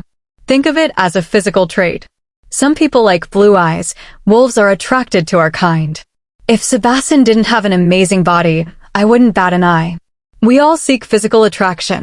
Ours is just different." Lydian sighed. "I don't know. Trust me, if biology were all I needed to get Sebasten, I would have him by now. But we aren't a couple." Lydian laughed slightly. "Is that what you call it?" "You're Venus." Massira smiled. "It sounds better than the alternative. Don't you know? I'm always right." They both giggled, enjoying each other's company. Massira shifted in her bed. After Lydian left to share a room with Haley, Christina had applied more poultice to her foot. The swelling had gone down another inch, and she could move it without too much pain. However, her conversation with Lydian had left her uneasy. Did the cult only talk to her because of her biology? She pushed the sensitive thoughts away, pulling the covers tight. She heard her door open, but closed her eyes, pretending to sleep. She figured it was Jordan or Noli coming to check on her. Massira yelped when she felt a wet tongue lick her cheek. When she opened her eyes, her heart stopped racing as she realized it was Cinnamon. Chapter 22. Massira couldn't help but smile at the creature beside her. It felt strange seeing him indoors after becoming so accustomed to meeting him at the edge of the playground. In the enclosed room, Cinnamon seemed much larger, but no more intimidating. She kissed his nose and caressed his head. A voice at the back of her mind reminded her that he was no longer just a random wolf, but Sebasten Pierce. Seeing him like this, however, it was easy to forget. I am feeling much better, and my foot is not as ugly as the first time you saw it, she updated him, lifting the covers. Because the lights were off, only the moonlight gave a clouded picture of her injury. Massira winced. While the swelling had gone down, the colors were still grotesque. Actually, never mind. Cinnamon yawned dismissively, as if the appearance of her foot was of no importance. Massira narrowed her eyes. You do realize I have to go to school tomorrow? If people see my foot like this, my style points will plummet. The wolf tilted his head, confused. Massira sighed. On a physical scale of 1 to 10, I am obviously a 10, but this foot bumps me down to an 8. Unless I make up a cool story about it to give off a brave girl vibe. Cinnamon gave her an unimpressed look. Massira shrugged and returned the look with a duh. She sat up and stretched, giving a satisfied sigh. She was not used to being bedridden. While returning to school with an injury sounded annoying, she was looking forward to moving again. She reached to untangle her hair, but realized it was a lost cause without a brush. Massira placed her feet at the edge of the bed, wincing as her heel landed on the floor. The pain was significantly lower, though it would remain non-weight-bearing for a few more days. Mandan's poultices were truly miracle workers. As she stood, a wave of dizziness hit her. Thankfully, Cinnamon was watchful, and she grabbed onto him to remain steady. He barked in disapproval. Massira groaned. Why are you mad at me? I just wanted my brush from the bathroom, she defended. He growled and nudged her back into the bed. He then trotted to the bathroom and returned quickly with her purple brush. Massira smiled. Well, aren't you just a doll? She kissed his forehead and combed out her hair. When she finished, she gazed at Cinnamon, who was resting on the floor. He seemed so far away. Cinnamon, she called. He lifted his head. Come here. She patted the bed. He gave a short bark that clearly meant no. Massira pouted. Pretty please, my sweet cinnamon bun. I'll brush your fur and pet you. Won over, Cinnamon climbed onto the empty side of the bed, careful of her foot. Massira giggled with glee. She loved getting her way. She proceeded to brush out his fur, feeling safe and happy to be near the one who had saved her. I told you to use conditioner, Cinnamon. He ignored her, but his expression was blissful. It was satisfying to see him so at peace. Eventually, they both fell asleep. Massira awoke to the first rays of sunlight. Cinnamon was gone, which didn't surprise her, although she had daydreamed about waking up to Sebasten in human form. Beside her bed were 2 pairs of crutches that hadn't been there before. She used them to get to the bathroom, situating herself on a bath chair Christina had provided. After finishing her morning routine, she sat on the bed wearing a set of Christina's clothes. She had a yellow bag filled with her own clothes that Haley had washed for her. She towel-dried her hair just as she heard a light knock. Come in, she called. The door opened to reveal Sebasten. Remembering the night before, she gave him a playful smile. He ignored it, assessing her from top to bottom before his golden eyes settled on her bandaged foot. I see you made good use of the crutches I left, he noted. I didn't expect you to wake up so early. We still have 2 hours before school starts. Massira shrugged. I was tired of being in bed. Actually, I was hoping you could drop me off at home so I could change into my own clothes. She pulled at the baggy brown t-shirt she was wearing. Sebasten lifted a brow. What's wrong with those? Massira stood on her strong foot. Immediately, the oversized jeans began to slide down. For starters, these don't fit. My butt looks tiny in these. This just won't do. Sebasten rolled his eyes. Fine. Get some breakfast, and I'll drop you off. Massira clapped her hands. Perfect. She followed him to the kitchen, admiring his physique as he walked. He moved with such authority and strength. As if sensing her gaze, he turned around. Is anything wrong? No. Why would there be? She replied hastily. You stopped walking. Massira looked at the distance between them. She sighed inwardly. It wasn't her fault he was such a fine specimen. Keep up, he stated. Aye, Captain, she joked. In the kitchen, Jaden was eating alone at a table loaded with fruit, hash browns, eggs, and bacon. Serve yourself, he offered. Isn't anyone else coming? Massira asked. Jaden shook his head. You're early. Be thankful or there wouldn't be any food left. A sleepy, shirtless Noli wandered in and gave Massira a large grin. Hey, princess, he said, kissing her cheek. Massira giggled. Good morning, Noli. She poked at his abs, impressed by how hard they felt. Taking advantage of her distraction, Noli grabbed her fork and ate half of her eggs. Noli, serve your own food, Sebasten ordered, looking peeved. Massira looked at Sebasten. You aren't eating? I already ate. Hurry up and finish. She finished the rest of her meal and stood to take her plate to the sink. Sebasten silently took it from her and did it himself. I'll be back, he announced, grabbing car keys. Where are you guys going? Noli asked, wiggling his eyebrows. Sebasten glared. I'm dropping her off. That's it. I could do it myself, Noli offered casually. Sebasten ignored him and led Massira toward the door. See you later, princess, Noli called out. Massira reached for her bag, but Sebasten beat her to it. Outside, he opened the car door for her and helped her with her crutches. As they drove, Massira looked at the forest, still finding it hard to believe she had been attacked there. Aren't you going to turn on the radio? She asked. I don't listen to music in the car, he stated plainly. Massira scrunched her brows and turned the radio on anyway. She flipped through pop, rock, and country, all of which earned a grimace from Sebasten. Finally, she landed on a classical station. This is not unpleasant, he admitted. The rest of the drive was quiet. Massira admired his profile, thinking how mature he looked for a senior. She reached out to touch his hair, wondering if he would let her, but he caught her wrist before she could reach him. Don't, he said sternly. She bit her lip, mentally berating herself. He was clearly not as accepting of her touch in human form.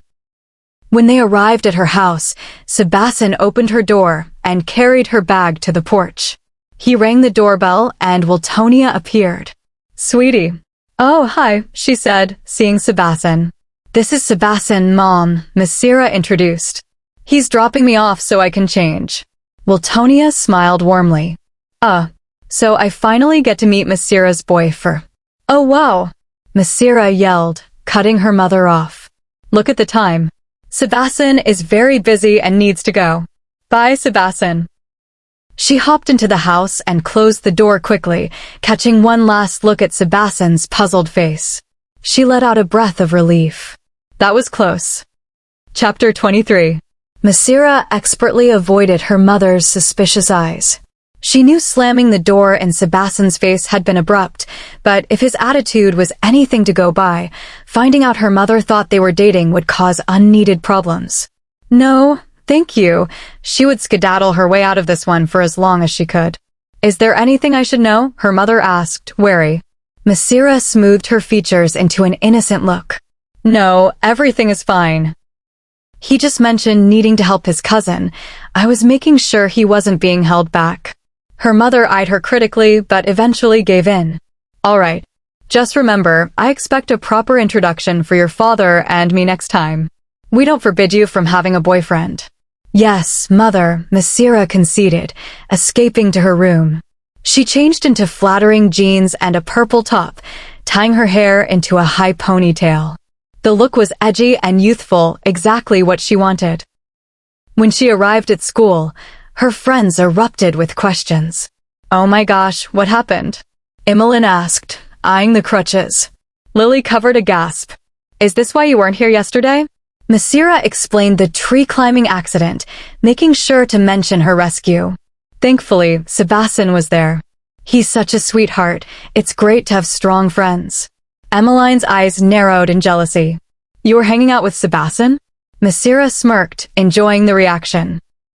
Destiny is pulling us together, she said confidently. Knowing he was Cinnamon made her feel more drawn to him than ever. Throughout the day, Emmeline helped carry her books, but when they reached math, Massira told her she would ask Jordan for help next. Outside the classroom, she saw Jordan and Sebasten speaking in low tones. When they looked at her, she blew them a kiss. Jordan returned the gesture, but Sebasten merely shook his head. What were you guys talking about? Massira asked Jordan once class started. Jordan smiled, a sharp canine peeking through. Wouldn't you like to know? He eventually admitted it had to do with her upcoming 18th birthday, and that Sebasten would talk to her about it privately. Massira swooned. I hope he asks me to have his babies, she whispered wistfully. Jordan roared with laughter until the teacher glared at him. Later, in social studies, Sebasten remained silent until the bell rang. Massira tapped his shoulder. Are you going to be a gentleman and carry my books to lunch? One of your friends promised to do that, he remarked, not looking up from his phone. Massira's jaw dropped. How did you hear that? You really do hate me, don't you? Sebasten sighed, running fingers through his hair. I do not hate you, he stated, his amber eyes full of sincerity. You do, otherwise you'd be nice to me, she accused, pouting. A small smile graced his features. Have you always been this dramatic? He picked up her books. As they walked, he was mindful of her pace, a change from his usual habit of trying to lose her. At lunch, he placed her books at her usual seat, stunning her friends. He waited for her to sit before leaving for his own table. I managed to convince him to help, Massira told her friends, feeling a bit guilty about the attention but unable to hide her triumph. After school, Jameson drove her back to the estate. Kristen applied a final layer of salve. Your foot is looking great, she encouraged. Massira was relieved. She was already tired of the crutches. While Jameson and Kristen shared a private moment, Massira limped out to the backyard. She found the males of the pack working out in what looked like an outdoor gym. Noli was doing one-arm push-ups on the grass. Hi, honey bear, Massira greeted. Princess. I'm not sure you should be out here, but I enjoy the view, Noli grinned. I came to admire the view too. This is male heaven, she cheered, eyeing the shirtless bodies. She challenged Noli to do push-ups with her on his back, and he easily complied. Suddenly, the sun was blocked by Sebasten's imposing figure. His hair was slightly over his face, and his expression was steely. Noli, quit playing. Massira, get off his back, he ordered. Nope, I'm getting a face tan, Massira defied. Now, he hissed, his eyes darkening. Why don't you pick me up yourself, big boy, she winked. Sebasten rolled his eyes, but eventually scooped her up bridal style. Massira smiled, wrapping her arms around his neck. You have really nice shoulders, she whispered, her fingers exploring his skin. Cease your mindless touching, woman, he glared, but she only giggled. She even reached up to touch the stubble on his cheek. Fed up, Sebasten lightly bit her index finger. Massira yelped. What was that for? I have low tolerance for disobedience, he said darkly. He carried her to the door and set her down delicately. Before letting go of her waist, he looked into her eyes. Don't forget what I am. Jameson called out that he was ready to leave. Sebasten released her and disappeared back outside. Massira watched him go undeterred. If he thought being a werewolf would scare her off, he was wrong. Sebasten was hers. It was only a matter of time. Chapter 24. Massira closed her eyes as she added a final layer of hairspray to her tresses, freezing them into their spiral shape. Since early morning, her hands had been hard at work for this glamorous look, craftily manipulating her hair with a curling wand. By now, an hour later, her arms felt heavy and strained, but the result was undeniably fantastic. Her shiny locks rippled behind her in luscious waves. This was only the beginning. A thin layer of makeup was smoothed over her face. Her natural glow was subtly amplified by the latest highlighter. Her outfit consisted of a stylish two-piece with long bottoms that accentuated her curves and a top that showed a small sliver of her belly. The purple and white striped outfit was paired with cute white wedges. Her foot had finished healing 3 days ago, allowing her to finally ditch the crutches for a much-needed pedicure and stylish footwear. Stepping out of her room, she encountered Lydian, who actually stopped to take in her attire. Wow, you really don't play games when it comes to your birthday, Lydian said, slightly taken aback. Massira shrugged. Today is a very special day, little sis. Not only am I 18, but I also have a Massira. Maybe this year I'll be getting a werewolf husband. Lydian rolled her eyes. Go ahead and get your werman, baby maker. Unlike you, I desire a future that doesn't tie me down to this place. Massira waved her hand dismissively. I'll be a great baby maker. A young, beautiful, happily married baby maker. You're in for a rude awakening, Lydian warned, her voice rising in agitation. Liking this Sebasten guy has brought you trouble. Don't forget that accident. Besides, I've seen him with some brown-haired chick. I can guarantee he'd prefer one of his own over a girl with maturity. Massira knew Lydian was referring to Kaishara. What's the worst that could happen, him rejecting me? I'll get over it, Lyd. You're an idiot. You're placing your heart on a platter. Lydian's eyes flashed with fury, and she began to twirl a ring on her finger, a nervous habit. This sounds like misplaced anger, Massira noted. Who's the guy? I was hoping you'd be into my Kara. At the mention of his name, Lydian recoiled. He's got some werewolf girl after him, just like Sebasten. I stupidly allowed myself to grow feelings for him, but I shouldn't have gotten my hopes up. Massira pulled her sister into a hug. Regardless of what happened with my Kara, you're a Wiltoner. You're awesome. Don't close your heart off. Oh. My. Gosh. You look so hot. Happy birthday. Imogen congratulated her at school, handing her a gift bag. Lily added 3 helium-inflated balloons. Massira basked in the attention, even though Emmeline was nowhere to be seen. Throughout the day, Massira received compliments from everyone, but her heart was focused on her peripheral view, hoping to catch a glimpse of the cult. Much to her disappointment, they were all absent. Jordan was gone from math, and Sebasten was missing from social studies. Even the usual cult table at lunch was abnormally empty. Out of all the days to be absent, Massira grumbled. It's kind of weird, Lily noted. Either they're all present or they're all absent. The remainder of the day was a blur. Massira planned to go shopping for new headphones after school since she had been given a week off work to recover. She was closing her locker when a deep voice called her name. Massira. She turned to see Sebasten.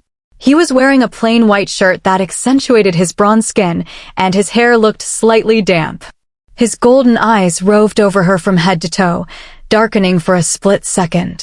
I'd like to speak to you, he said simply. Sebasten started heading towards the exit, and Massira eagerly followed, looping her arm through his. So, where were you guys today? I noticed all of you were absent. We had some pack duties out of town, he informed her. I didn't know you had duties outside Dark Falls. We have business with other packs. When I turn 18, I will receive harder assignments, he said. Massira's brain short-circuited. Oh my gosh, you're younger than me. I'm a pervert, she cried. She had assumed he was older. I'm going to jail. I'm partaking in forbidden love. Sebasten raised a brow, unperturbed. My birthday is in 3 weeks, not too far from yours. I see your dramatics are over, Sebasten noted as they reached the school doors. Massira stopped in her tracks. It was pouring rain. There's no way I'm stepping into that. I put too much effort into my hair, she stated. Stay here, Massira, Sebasten said. He jogged to his car and returned a few minutes later with a black jacket. He handed it to her and took her purse and balloons. Together, they sped to his car. Massira used the jacket as a shield, and once inside, she checked the mirror. Her curls were still perfect. Then, she looked at Sebasten. He was drenched. A drop of water slid down his face, down his neck, and seeped into his white shirt, which had become near transparent. The wet fabric clung to the hard contours of his chest and abdomen. Your hair remained dry, are you pleased? Sebasten asked. His amber eyes were glowing. Massira felt a surge of boldness. Yes, I am. Thank you. She leaned over and planted a quick kiss on his cheek. Sebasten's grip on the steering wheel tightened. Massira, don't do that again. Why not? She pouted. Because I said so, he deadpanned. Massira groaned, feeling a sting of rejection. Anywho, what did you want to speak to me about? It's about your newly acquired state of maturity, he stated seriously. There are things I want to warn you about, especially when it comes to us werewolf men. Massira smirked mischievously. Go ahead, werman. I'm all ears. Chapter 25. Massira hummed with interest and smirked mischievously at the man beside her. Go ahead, Werman. I'm all ears. Building on what Jameson told you, having Massira means you have a higher chance of producing female children, something difficult for typical werewolf partners, Sebasten started, slowing as they reached a stop sign. Massira admired his smooth driving. He was attractively responsible. Yes, I remember. You need more babamamas, Massira joked. Sebasten rolled his eyes. If you want to word it that way. We also tend to be highly drawn to women with maturity, which is rather odd. Why is that odd? Massira interrupted. To her, it made sense. Because you are weak compared to a she-wolf, Sebasten said matter-of-factly. Our wolves are usually drawn to someone compatible in strength who can also calm us. Massira smiled. The big bad wolf just wants to be tamed. Sebasten's features contorted. No, not tamed. But regardless of strength, a wolf will be drawn to you. With your overly friendly disposition, you need to be careful not to send the wrong signal. You don't want a wolf to think you're open to mating. Massira lifted a brow. Sebasten, I believe I made it clear when I want a man. He brushed her off. Stay away from males in heat. Our pack has high self-control, but you should still be cautious. A male in heat? Massira placed a finger on her chin. I thought it was the girls who got in heat. No more interrupting, he snapped. Massira crossed her arms. Excuse me for being an active learner. I need to be a well-informed wife. The car screeched to a stop. Wife? Who are you pursuing? Massira smacked her forehead. Just answer the question. Males go into heat, he explained, giving her the side-eye. Sexual impulses escalate. It's short, usually once or twice a year for 2 or 3 days. We keep to ourselves then. Did yours happen this year? She asked innocently. After a pause, he said, no, not yet. And for your age group, Kaishira is the strongest female. Why haven't you mated her then? Massira asked bluntly. She's strong, beautiful, and likes you. That's none of your business, he answered darkly. Then he clenched his jaw. My wolf is attracted to her, but not enough to mate. He's been conflicted lately. Besides, werewolves can't successfully mate until 18. They pulled up to his estate. In a nutshell, stay away from wolves in heat. I'll warn you if it's happening. And mind your clothes, showing your stomach is a sign of submission to a wolf. Massira looked at the tiny sliver of skin her outfit showed. The stomach. Just be careful, he said. Inside, the colt was waiting. Jordan picked her up and swirled her around. There's the birthday girl. Noli gave a loud whistle. Stunning. This selfish wolf wanted you all to himself. Massira raced to the kitchen for food. Haley and Jaden had prepared Parmesan herb-crusted pork chops and mashed potatoes. Move it, Noli, I'm sitting next to Massira, Haley commanded. When Noli joked that she'd have to be stronger, Haley's nails transformed into sharp claws. I will rip you to pieces. Massira almost choked. This was the dark side that Haley Noli had warned her about. Sebasten stepped in. Noli up. Haley smiled triumphantly and sat by Massira. Mid-meal, Jameson and Kristen joined them. Did you know you're also compatible with vampires? Jameson asked. They highly value your kind for reproduction, though they can't sense maturity naturally. They only find out if they bite you. Massira touched her neck. I much prefer you guys. There's a winter wonderland dance soon, Massira mentioned. Are you going? Kristen confirmed they were all going. Jordan chimed in. Jaden is going solo. Sebasten is going with Kaishira. Noli with some random chick. And I'm going with you. Massira laughed, though hearing about Kaishira stung. Sebasten cleared his throat. I'll drop you off after dinner. The ride home was quiet until Sebasten turned on the jazz station. Massira smirked. The man who never listens to music is playing jazz. I see, he replied. After a moment, he added, earlier, Jordan mentioned Kaishira. She's only my date because of a promise I made last year. We aren't romantically attached. Massira's heart lightened. Why tell me that? I'm not sure.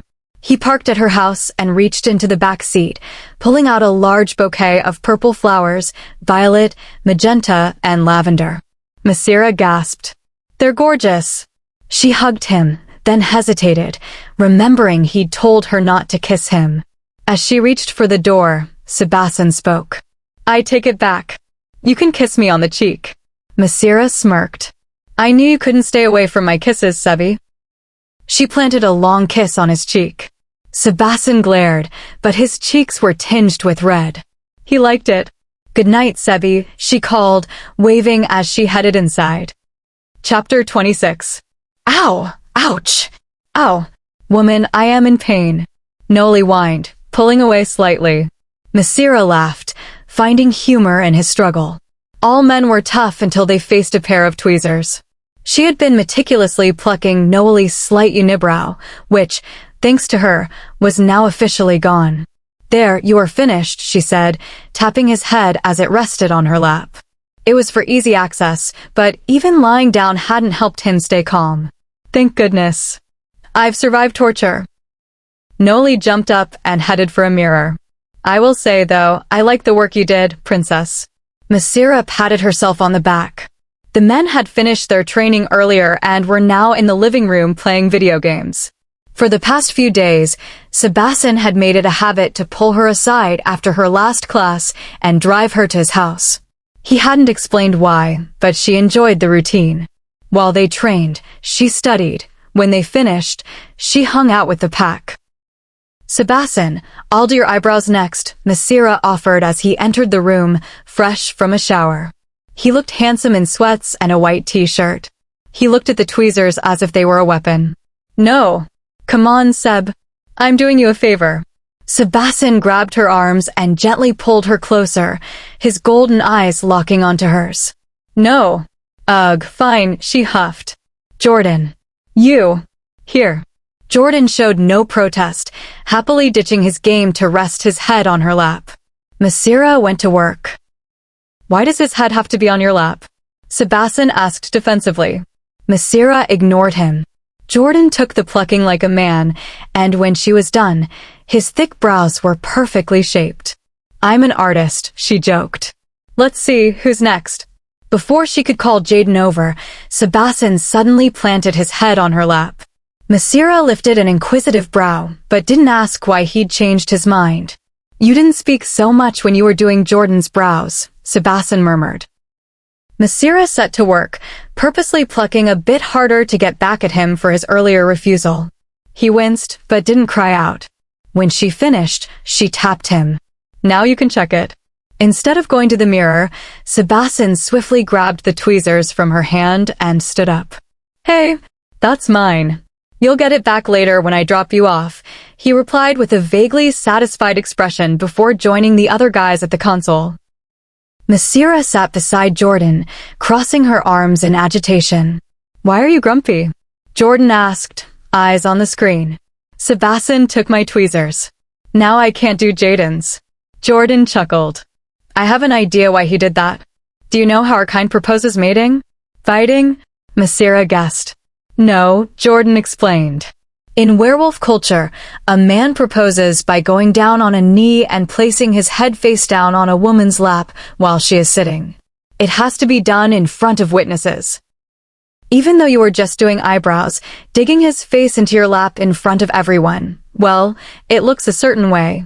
Massira blinked in awe. "Wow." She looked over at Sebasten. Could her golden-eyed beast finally be developing feelings? Her thoughts were interrupted when Kaishara entered and sat between Sebasten and Noli. She looked beautiful in a blue blouse that matched her eyes. She and Sebasten began a low conversation. Massira noticed how Sebasten leaned in when Kaishara whispered in his ear, a slight quirk of his lips showing his amusement. Stung by jealousy, Massira abruptly got up and went to the kitchen for a snack. She knew she shouldn't be bothered Sebasten wasn't hers, but it sucked that her competition was a gorgeous, strong she-wolf who had known him forever. She was crunching on a green apple when a sarcastic voice broke the silence. "You're here again. How fortunate." Massira faced Kaishara with distaste. "I'm glad someone enjoys my presence." "Quite the opposite," Kaishara spat. "You're like a bug I'd like to squash. Don't you know you've overstayed your welcome? If you have a problem, take it up with Sebasten," Massira smiled saucily. "He's the one who drives me here every day." Kaishira's eyes flashed like a hurricane. She took a threatening step forward. Listen, human freak. Sebasten is mine. The only reason he brings you here is to keep you close so you don't spill our secrets. You're just a girl with too much information. That's all you'll ever be. Massira glared back. If I'm so irrelevant, why are you so triggered? Kaishira growled, a sound of pure malevolence. Don't test me. Or what? Massira challenged. I can and will destroy you. Massira watched in horror as Kaishira's teeth morphed into sharp canines and her hands shifted into claws. She took a predatory step toward Massira. What do you think you're doing? Haley's voice rang out as the little girl stepped in front of Massira, glaring at Kaishira. Kaishira quickly morphed back. Mind your own business, pup, she hissed. I saw what you were doing. Haley charged. Jordan sauntered into the kitchen. Whoa, what is going on? Haley pointed at Kaishira, but Kaishira snapped, none of your business. Massira felt exhausted by the drama. Jordan, take me home. Haley looked up, confused that Massira wasn't adding Kaishira. I'll go tell Sebasten to, Jordan started. No, Massira interrupted. You take me home. Please. Jordan pursed his lips but nodded. Massira squeezed Haley's hand and followed him out, ignoring Kaishira's alarmed expression. In the car, Jordan was clearly burning with questions. Why is Sebasten always bringing me here? Why are you guys my friends? Massira asked, watching the trees go by. I'm not sure why Sebasten does it, Jordan admitted. But we're friends because you know our secret and you aren't weirded out. You should be afraid of us, Massira. Was that what you were arguing about? You could say that, she answered vaguely. Massira, he pushed. She groaned, but eventually told him the truth about Kaishira's threats and the secret-keeping accusation. Jordan's mouth dropped in horror. Gosh, Massira, I'm so sorry. I have to tell. No, you promised. He parked in front of her house, looking frustrated. Not telling is stupid. She's a full-on werewolf. She needs to be disciplined. He reached out and took her hand, pleading. Please let me tell Samuel. He's the alpha. He can handle it quietly. Massira looked down. She didn't want them to see her as a weak human who needed protection, especially after what Sebasten had said about her being frail compared to a she-wolf. Jordan's phone rang. It was Sebasten. Jordan answered nervously, explaining that he had driven Massira home because she forced him to. Then his eyes widened in a mixture of shock and relief. Oh, did she now? I'll let Massira know, Jordan said before hanging up. He looked at Massira with a victorious smile. It seems little Haley came out with the truth. Sebasten knows Kaishira tried to assault you. He says he wants to speak with you. He'll be calling you tonight. Massira hid her face in her hands. I think he kind of likes you, Jordan added with a shrug. He was pissed that you wouldn't tell him what happened, and even more pissed that I was the one who drove you home. Massira bit her lip. I guess I'll find out tonight. Chapter 27. Clad in sweatpants and a comfortable shirt, Massira tried to enjoy a rare moment of relaxation. Her homework was done, her TV was glowing with the drama of elite housewives, and her tablet was playing DIY videos. Yet, despite the distractions, her attention kept drifting to her phone. It lay face down on the bed with the volume turned up high. She couldn't bear the thought of missing a call from Sebasten. She had already missed one while showering and had called him back to no avail. It was now 10 o'clock, an hour since Jordan had dropped her off. She wondered how he saw her now, after having saved her from such a dangerous situation. She was human, weak by their standards, and even if they mated, she wouldn't change. She'd just age more slowly. Did that matter to him? The phone finally rang. Why, hello there, Sebi, Massira answered, a content smile on her face. A grunt came from the other end. I hate your voicemail. Massira giggled. And why is that? Because it sounds like you're answering, but you're really not, he responded darkly. Don't be such a sour patch, she teased. Unless you're planning on being sweet to me later. Sebasten ignored the analogy. I'm calling because of what occurred in the kitchen today. I didn't like your reluctance to say anything. Had Haley not told me, I would have known nothing. His tone was a mix of irritation and unmistakable worry. Massira sat up straighter. I was handling it, Sebasten. No, you were not, he reprimanded. You could have been seriously injured. What led to Kaishira's extreme behavior? Massira hesitated. She didn't want to admit that Kaishira was threatened by her presence in his life. You're right, I'm sorry. If anything happens again, I'll tell you. I asked you what led to it, he insisted. I don't feel like talking about it over the phone, she stalled. Maybe next time I see you in person. 5 minutes. 5 minutes. Yes, 5 minutes.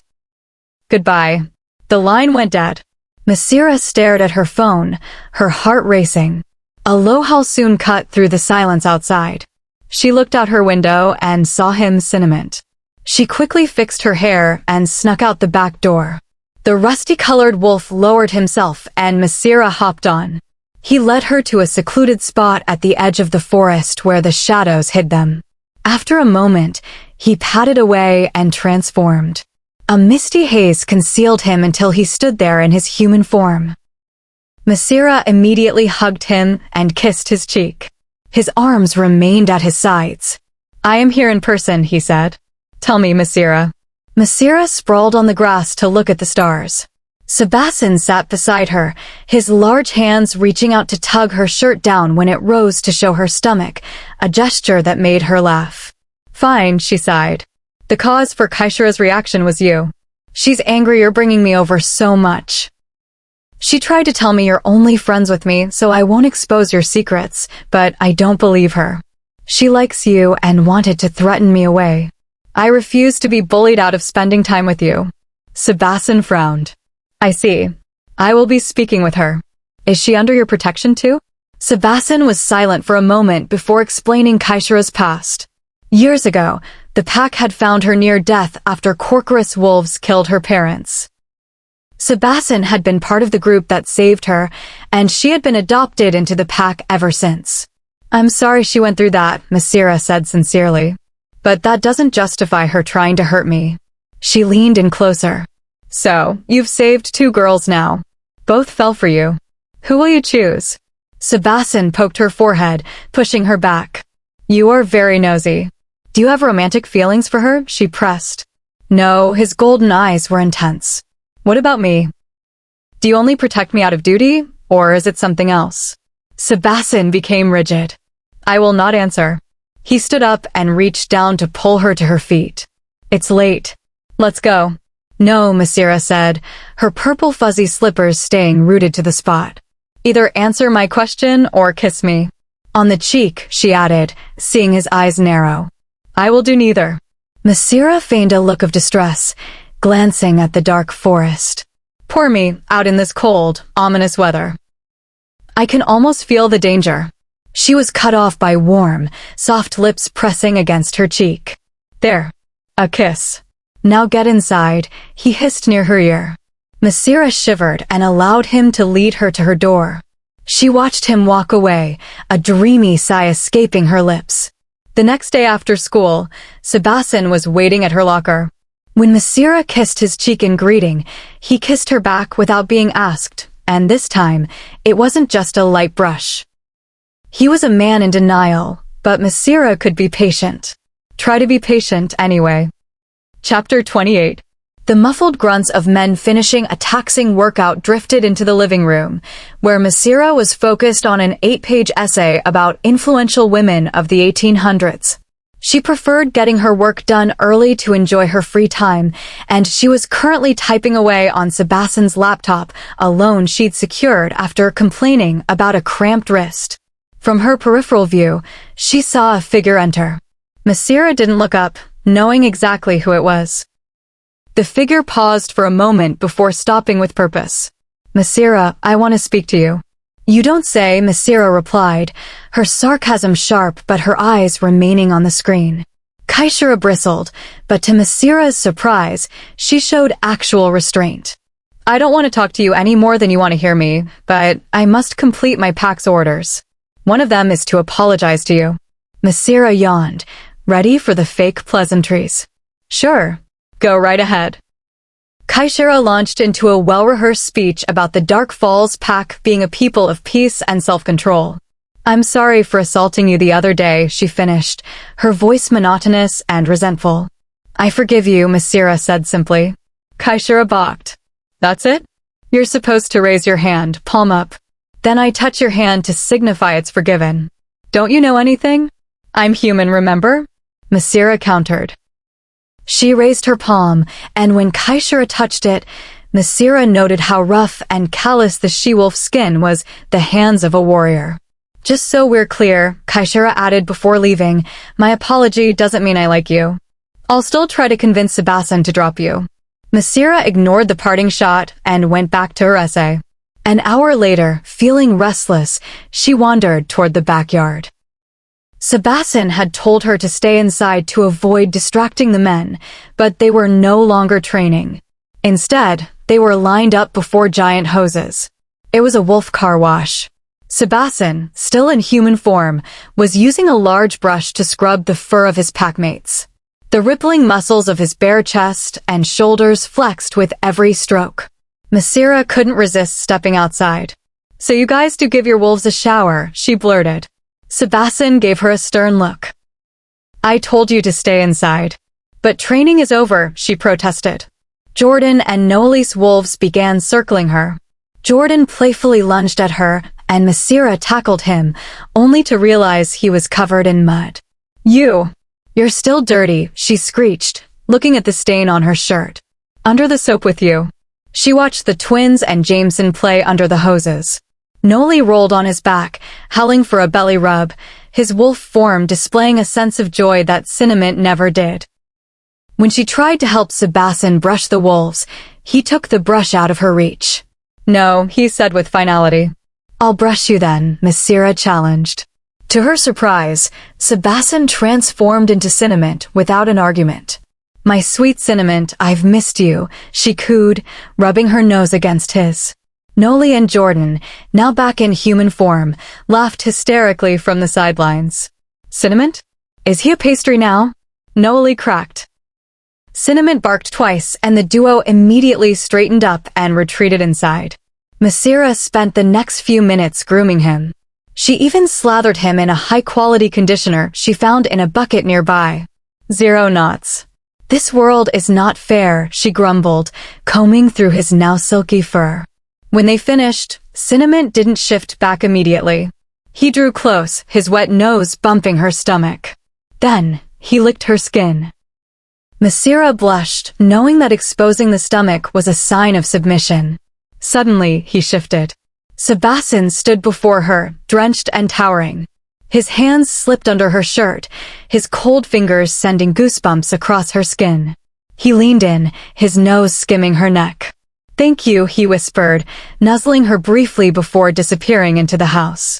Later, Massira stood before a mirror, dwarfed by the massive t-shirt Sebasten had given her to replace her wet one. Massira, just the person I wanted to see, Mia greeted her in the hall. I have a favor to ask. I heard you do eyebrows and mine need help. Massira smiled. Of course. Let me get my tweezers. She found Sebasten in the living room, responsibly doing the very homework she had been working on. She realized he still had the tweezers he'd confiscated the week before. I need my tweezers, she demanded. Sebasten didn't look up. I'm busy. It's urgent. The world might explode. Sebasten grunted and pulled her toward him, nearly toppling her into his lap. If I see you doing any male's eyebrows, I will take these back forever, he warned, handing them over. Massira headed to the garden to meet Mia. As she worked, Mia smiled knowingly. I see you've taken an interest in my son. He reminds me of his father. Samuel was a ball of fire, but Sebasten has more patience. I think he likes me, but he hasn't said it, Massira admitted. Mia squeezed her hand. You are welcome here, Massira. In a few weeks, the men have an assignment to visit the Everglades pack. I want you to go with them. Massira's eyes widened. I would love to. No. Absolutely not, Sebasten refused moments later. Massira is going, Mia insisted, kissing his cheek. The Everglades wolves lack self-control, Sebasten argued, his jaw clenching. There is no way I'm bringing her. Be a good boy and take care of my Massira, Mia chirped, walking away. Sebasten turned a furious glare on Massira, pinning her against the wall. What have you done? I didn't do anything. Massira countered, enjoying his closeness. She wrapped her arms around his shoulders. Are you flirting with me, Sebi? If you wanted a hug, just ask. Sebasten's teeth sharpened. Don't test me. This behavior is why I don't want you to come. You're overreacting, she teased, running her hand through his hair. Sebasten growled and lightly bit her shoulder. Is that a scare tactic? Massira smirked. Don't try me, or I'll give you your birthday present early, and it'll be a kiss on the lips. Sebasten backed away, his eyes dark. If you come, just know I will do things my way. Massira watched him leave, a sense of excitement bubbling within her. She wondered what his way actually meant. Chapter 29. Massira made herself comfortable on the plush couch, sitting to face Jordan. The man crossed his arms behind his head and leaned back, the gem on his ear gleaming from the ceiling light. He was the perfect picture of a cool, casual wolf. To answer your question, we usually bite pups when they're misbehaving. Massira rolled her eyes. So you mean to tell me he thinks I'm behaving childish, unreasonable, foolish? Yes, all of the above, Jordan finished, laughing at her predicament. Massira glared. Childish? Her. How could Sebasten think she was being childish if she was only accepting his mother's wishes? He was totally overreacting. He's the one being unreasonable. Which begs the question of what you did. Massira lifted her hands, feeling as though she were wrongfully framed for a crime. I didn't do anything. All I did was accept Mia's invitation to join you guys in an assignment. It's to some place called the Everglades, and Sebasten didn't like it. He wants me to back out. Comprehension dawned on his features. She had a vague sense she wouldn't like Jordan's response either. That makes sense. I agree with Sebasten that the pack is not the best one to take you. Massira smacked his arm. No, Jordan. You're supposed to be on my side. Don't agree with that angry wolf, she thundered. What was the big deal about her going to this specific pack? She heard Sebasten mention they lacked self-control, but he was probably exaggerating. Aside from the cult, no one ever approached her or made any kind of move. The only person who lost their rocker was Kaishira, and funnily enough, she was a girl, not the males Sebasten was so concerned about. Jordan tugged her hair to placate her rising temper. Listen, if you end up going, I won't be opposed to it. I'm just saying I see his perspective. I'm familiar with the Everglades pack, and those men don't follow the usual conventions of proposing to a girl. They usually just claim it their fancy. It's very traditional and intense, which is one of the reasons they have more members in their pack than most. Massira blinked, astonished. She assumed every pack behaved the same way they did. Maybe Sebasten's concern wasn't so unfounded after all. Seriously? Wouldn't the girls leave if they don't want them? The shaggy-haired wolf shrugged, appearing to be just as perplexed as her. I would have thought so, but I guess they have their ways of convincing them to stay. They're a wealthy pack, and they certainly don't hide it. I imagine the bond plays a part in it, too. Massira supposed she should be more concerned for her well-being, but she honestly did not care. Even if the Everglades pack did have a rough reputation, she still wanted to go with them and get the experience. Mia was right. She should get a glimpse of what her life would be like if she pursued things further with Sebasten. Well, how do you propose I convince him? If you tell him you'll stick by us all the time and not venture alone, he'll eventually come to terms with it. You're very friendly, Massira, and I can easily picture you making friends, but these men don't know the difference between a nice girl and a flirting girl. You're better off not talking to any of them. Yeah, whatever. Massira waved him off. I'll tell him that a couple of times, and it should be fine. Do you have any idea where he went? The last she saw of him was him stomping off in a puff of anger. Probably to his room. Jordan paused, becoming hesitant. I don't suggest you go there. You should wait until he comes to take you home. Massira glanced at the clock. It's almost time to take me home anyway. Just show me where his room is. Jordan shook his head. Don't say I didn't warn you. When Jordan led her to Sebasten's door, it was in a hallway she had never ventured to. Before leaving, Jordan gave her a mock salute and told her good luck. He disappeared so quickly that she knew he did not want the angry man behind those doors to know who guided her here. The tall wooden door of Sebastian's room looked ominous. Her hand tentatively clasped the doorknob. Was he still annoyed with her? Sebastian lounged on his bed, an open laptop facing him. The moment he noticed her, he closed his laptop and sat upright. His posture was strict and erect. He looked very much like a dark, brooding prince. His eyes gleamed dangerously. "What are you doing here?" Massira flinched at the menace in his words. She felt as though she trespassed on private property. She closed the door behind her and approached him. "I came to talk to you. I want to convince you to let me go on this trip. Not happening, and get out of my room." "It's inappropriate for you to be in here with me alone," he scolded. Massira groaned, exasperated. "Relax, Sebastian. I'm not going to bother you. Jordan explained to me that the pack we're going to is very impulsive, so I promise to stay near you at all times," she assured cheekily, giving him her best smile. He rolled his eyes at her antics. "Their favorite hobby is focusing on women like you. I have no doubt one of them will fix their eyes on you, and knowing your disposition, I wouldn't put it past you to give the wrong impression." Massira scoffed. She may be friendly, but she made it obvious when she liked a guy. "It will all be fine. We're not talking more about this today. Get out of my room." Massira pouted. "Sebastian, don't be mean. You already hurt my shoulder earlier, don't hurt my feelings too," she whined. His bite had only elicited a temporary mild pain that was by now far gone, but she wanted to make things go in her favor. It worked just as she thought. His flaming temper immediately shifted to concern. "Come here." Sebastian patted his bed to let her know where he wanted her. She climbed onto his bed and sat in the center. To her surprise, large hands gripped her waist and pulled her closer, placing her directly in front of him with his legs on either side. Her back was to him, and his arms stayed around her. His fingers lifted the cuff of her shirt and pulled it over her shoulder to expose the lightly reddened area. "This hurts?" he questioned. She could feel the skepticism, making a nervous tingle climb up her spine. "Listen," she started, crossing her arms for extra measure. "This is my body, and only I know what pain feels like." Sebastian merely grunted, but questioned her no more. After a moment, he leaned in to inspect the area closely. "That should make it feel better." Massira leaned back into him. His body around her was a comfortable cocoon. "It feels much better." Sebastian did not push her away immediately. Instead, he leaned closer. It is not good for a man to be alone in his room with a woman who is not his. His voice was low, steady, and warning. Daring, Massira turned her neck, making her nose come in contact with his cheek. "Maybe you should change that.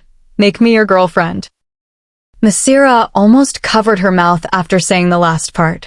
It was too forward for her taste. Sebastian noticeably stiffened, and before she knew it, he was off the bed and out of her reach. He regarded her harshly. "I would never do something as foolish as to make you my girlfriend," he fired, and Massira felt her heart burn. She tried to appear unaffected, but her frown could not be hidden. She scuttled from his bed, purposely avoiding his face. "I'm ready to go home," she told him, surprised at how steady her voice came out. "You're upset." "I am." "Why?" "Because you just said you would never make me your girlfriend. Of course I'm upset." Her sadness gave way to anger. He sighed. "Woman, understand. This worldly way of relationship is nonsense to me and useless. It sounds like both parties get the privileges of a mate without the responsibility that comes with it. I will not partake in this. Thus, I will never make you, or anyone else, my girlfriend." His serious tone caught her attention. So he wasn't shutting her down. Massira's frown turned into a hopeful smile. "Wait, does that mean you would only consider me as mate material?" Sebastian gave her a look. "You wanted to go home, let's go." Massira followed him out of his room unenthusiastically. She hated the pushback she received the closer she got to him. It felt as though she reeled him in, but then he detached himself when she got too comfortable. But at the end of the day, the heart wants what it wants. Massira had to stop herself from jumping up and down in her seat with excitement. She bounced instead. Even though Sebasten was driving in the front with Noelle, she managed to convince him to switch the radio station to popular hits. Beside her, Jaden tugged her hair. "Why are you moving so much?" he murmured lightly. "I'm excited," she exclaimed, bouncing higher for extra emphasis. On the other side of her, Jordan remained asleep. It was Saturday morning, and they were on their way to an out-of-town shopping center to shop for the outfit they would wear to the Winter Wonderland dance. Dark Falls had poor fancy clothing options, so everyone went out of town. When they finally neared the parking lot, Massira began to shake Jordan awake. "Wake up. We're here." Jordan blinked drowsily. 5 more minutes. "No." "Come on, prom date. We have to look fabulous for the dance." She pulled on his hair to show her displeasure. "We only do this for you girls." "All I need is a dress shirt to match your dress," Jordan said with a yawn. Massira pushed Jordan out the door when Sebasten parked. They entered the automatic sliding doors, breathing in the cold air mixed with the smell of cinnamon pretzels. They headed to the 3rd floor. Massira was immensely impressed by the mall. It was easily the biggest one she had ever seen. Sebasten was beside her, and she looked up at him appreciatively. His beard had grown in, making him look more roguishly handsome than usual. She winked flirtatiously at him, and he grunted noncommittally. Her eyes strayed to a male stranger in the far corner of the elevator with bright red hair. He was eyeing her, so focused that he was not blinking. She fixed him with a stare of her own, refusing to blink. "Massira, what are you doing?" "Stop staring," Sebasten ordered. The man looked away and Massira smiled. "See that? I won." "Won what?" He gave her an incredulous look. "The staring contest. I'm the queen at it." The elevator dinged and Sebasten ushered her out. "Or he wants to get your attention for the wrong reasons," he said, rolling his eyes. When they reached the dress shop, Massira located Jordan and grabbed his hand. "You will come with me. You can be my second opinion." Massira scanned through the dresses, pulling out the ones that caught her attention and dumping them over Jordan's arms. "What about that one?" Jordan pointed toward a purple dress. It was a deep violet, sequined bodycon dress. "Oh my gosh, Jordan, this dress is perfect." She added it to the mounting pile. After grabbing a few more, they headed to the changing room area. Kristen and Kaishara were already trying things on. Sebasten was sitting in front of the dressing rooms while Jameson sat beside him. For the first dress, Massira chose a simple floor-length dress with a slit on the side. When she stepped out, Jordan gave her a thumbs up. Kaishara stepped out in a red 2-piece number. Sebasten's expression turned to one of clear distaste. "You know better than to wear something like this," he said, disapproving of how much it revealed. Kaishara looked put off and returned to the dressing room. Massira tried on a few more that didn't quite fit right. She then tried a dress that shifted from purple to blue, which looked horrendous. When she opened the door, Jordan doubled over in laughter. Sebasten's eyes glittered with amusement. Kristen stepped out with a beautiful off-the-shoulder creamy dress. Jameson's mouth dropped, and he nodded wordlessly. "I guess I found my dress," she said. Eventually, Kaishara came out wearing a blue dress that was much too short. Sebasten placed a hand on his forehead. "That is way too short," he commented. He did not look impressed at all. Massira decided to try a white dress she had grabbed. After putting it on, her mouth dropped. It was an elegant, laced dress that hugged her beautifully, but it was far too sheer. She smiled deviously before opening the door. "What do you think of this one, Jordan?" When he caught sight of her, Jordan blushed furiously. "You are not going anywhere wearing that. That dress is see-through." Sebasten boomed, eyes wide with alarm. Massira smiled, enjoying the reaction. "See-through? This is so full coverage," she said, turning in a slow circle. "There is no coverage about this dress," he growled. "Go change." Massira casually leaned against the door. "Besides, Jordan is my date, not you.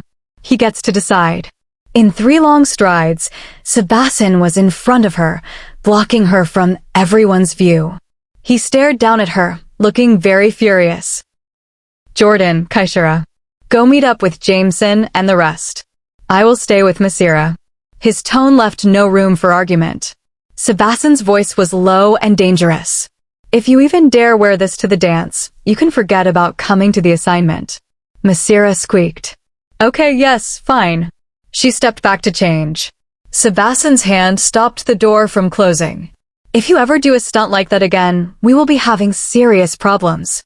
Kaishira did it too, she blurted. His eyes darkened as he took a step closer. This is not a dress. It is ridiculously thin. Jordan was getting very uncomfortable. What you did is unacceptable. I'm sorry, Sebi, she apologized. Sorry doesn't fix anything. You're being reckless. I can't do anything else but apologize, she argued. Go change. He ushered her into the dressing room. She took deep, calming breaths and tried on the purple, sequined dress Jordan had found. It was exactly what she'd been looking for. I found the right dress. We can leave now, she called. I will see it first. When she opened the door, Sebastian was right there. Well, it's acceptable. You may get this one. Massira changed into her regular clothes. She realized Sebastian had finally come to terms with her joining the assignment. Sebastian ended up paying for the dress. Sebi, were you reacting to that other dress? She asked as they left the store. He held her hand as he led her. I will not answer. Massira smirked. She knew the answer. His birthday was tomorrow, and she had a surprise in store for him. She just hoped he would handle it well. She was reckless after all. Chapter 30. Massira stared at her prom dress with a mixture of awe and appreciation.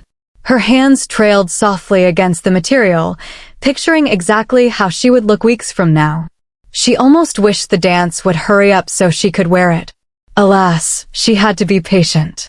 From her peripheral view, she saw her sister Lydian stroll down the hall, only to stop at her door.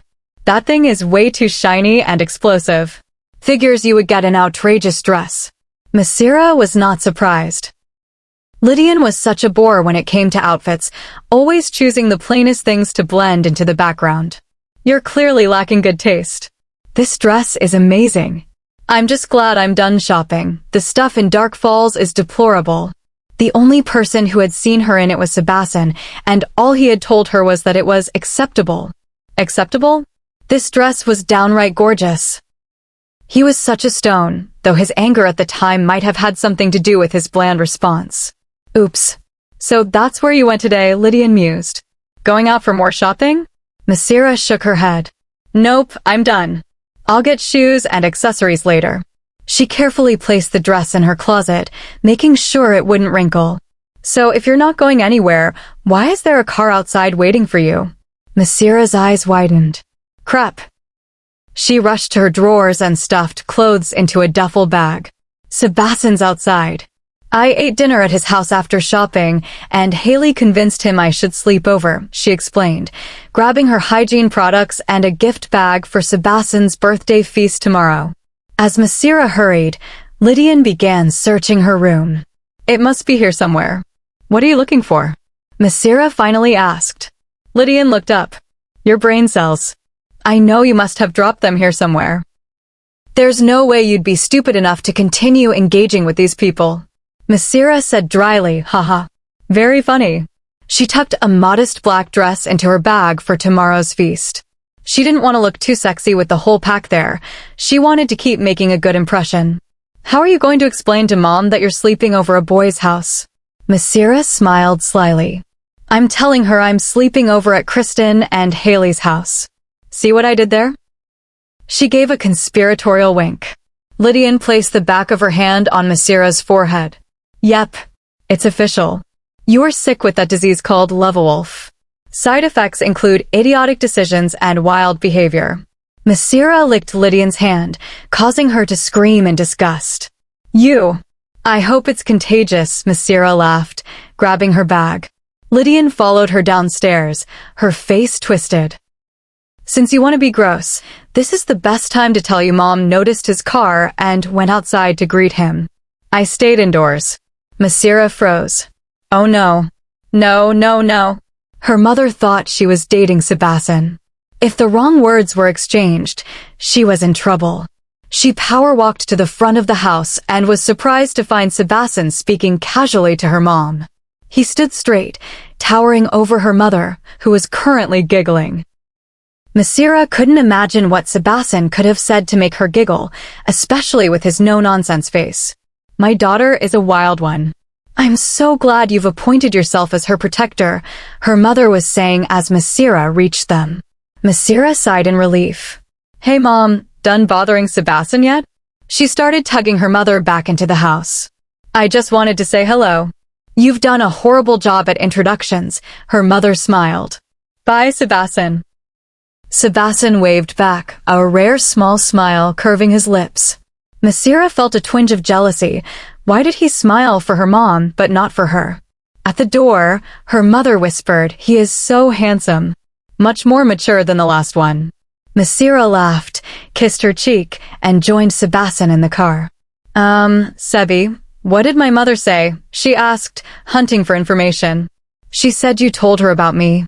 I told her you're sleeping over at my house and assured her I'm taking care of you."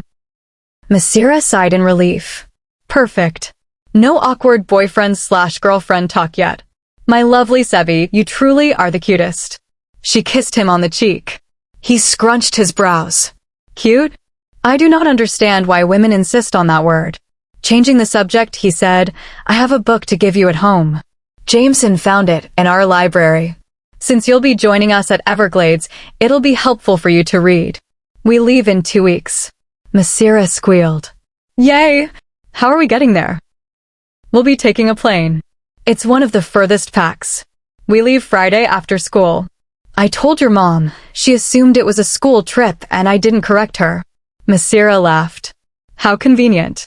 When they reached his home, Massira showered and changed into a modest 2-piece satin pajama set. She didn't want to incite Sebasten's temper before giving him his presents. In the living room, the group was watching Zootopia. Massira ended up on a couch beside Noelle, with Haley cuddling beneath her. Across the room, Jaden was semi-laying on a couch with Sebasten next to him. Kaishira was on Sebasten's other side, inching closer and closer until she was almost on his lap.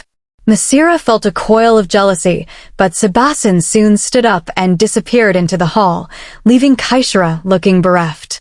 "I'm hungry again," Noelle admitted next to her. Haley jumped up to make soup, and Noelle called for some too. "I'm going to tell Sebasten happy birthday," Massira told Noelle. "I want to give him his presents." "He's in his room," Noelle winked impishly. "He'll probably let you in though. Last time he said it was inappropriate," Massira giggled. Noelle shook his head. "If I were him, I would be all over this. Seriously, the guy has it so easy. I have to put in work." "Please, girls flock to you," Massira countered. Noelle looked away. "Ironically, the one my wolf wants isn't terrified of him." Massira gasped. "Noelle, don't tell me you like who I think you like." He scratched his head, his cheeks reddening. "I can't help who my wolf is compatible with." His eyes drifted to Kaishira. "I've seen her soft side. I can sense her wolf is attracted to me too, but she's so attached to Sebasten for saving her. Plus, he has alpha blood." Massira's heart went out to him. "Honey bear, you're a great catch. Play on the fact that her wolf is receptive to you." Noelle smiled sadly. "Last year I tried to have a relationship with her. Things only got so far before she went back to Sebasten. I never told my cousin I had feelings for him. Does Sebasten still not know?" "No. He never made anything of her and kept his distance. Then you came along and he's very receptive of you. I've never seen him bring a girl here every day." Massira snorted. "Receptive? I feel like I'm crawling through mud." "Trust me, it's working," Noelle smirked. Haley popped in to announce the food was ready. Massira nudged Noelle and pointed toward Kaishira. He approached her hesitantly and offered her soup. Kaishira dispassionately agreed. Massira watched, hoping it would work out for him. A glance at the clock showed 1 minute until midnight. She retrieved her gift and entered Sebasten's room. "Sebasten, sweetie. Happy birthday, you big sexy dog." He rolled his eyes. "My birthday is celebrated tomorrow. I don't want to wait." She handed him a gift bag. He pulled out a white dress shirt. You look sexy in white, she noted. Try it on.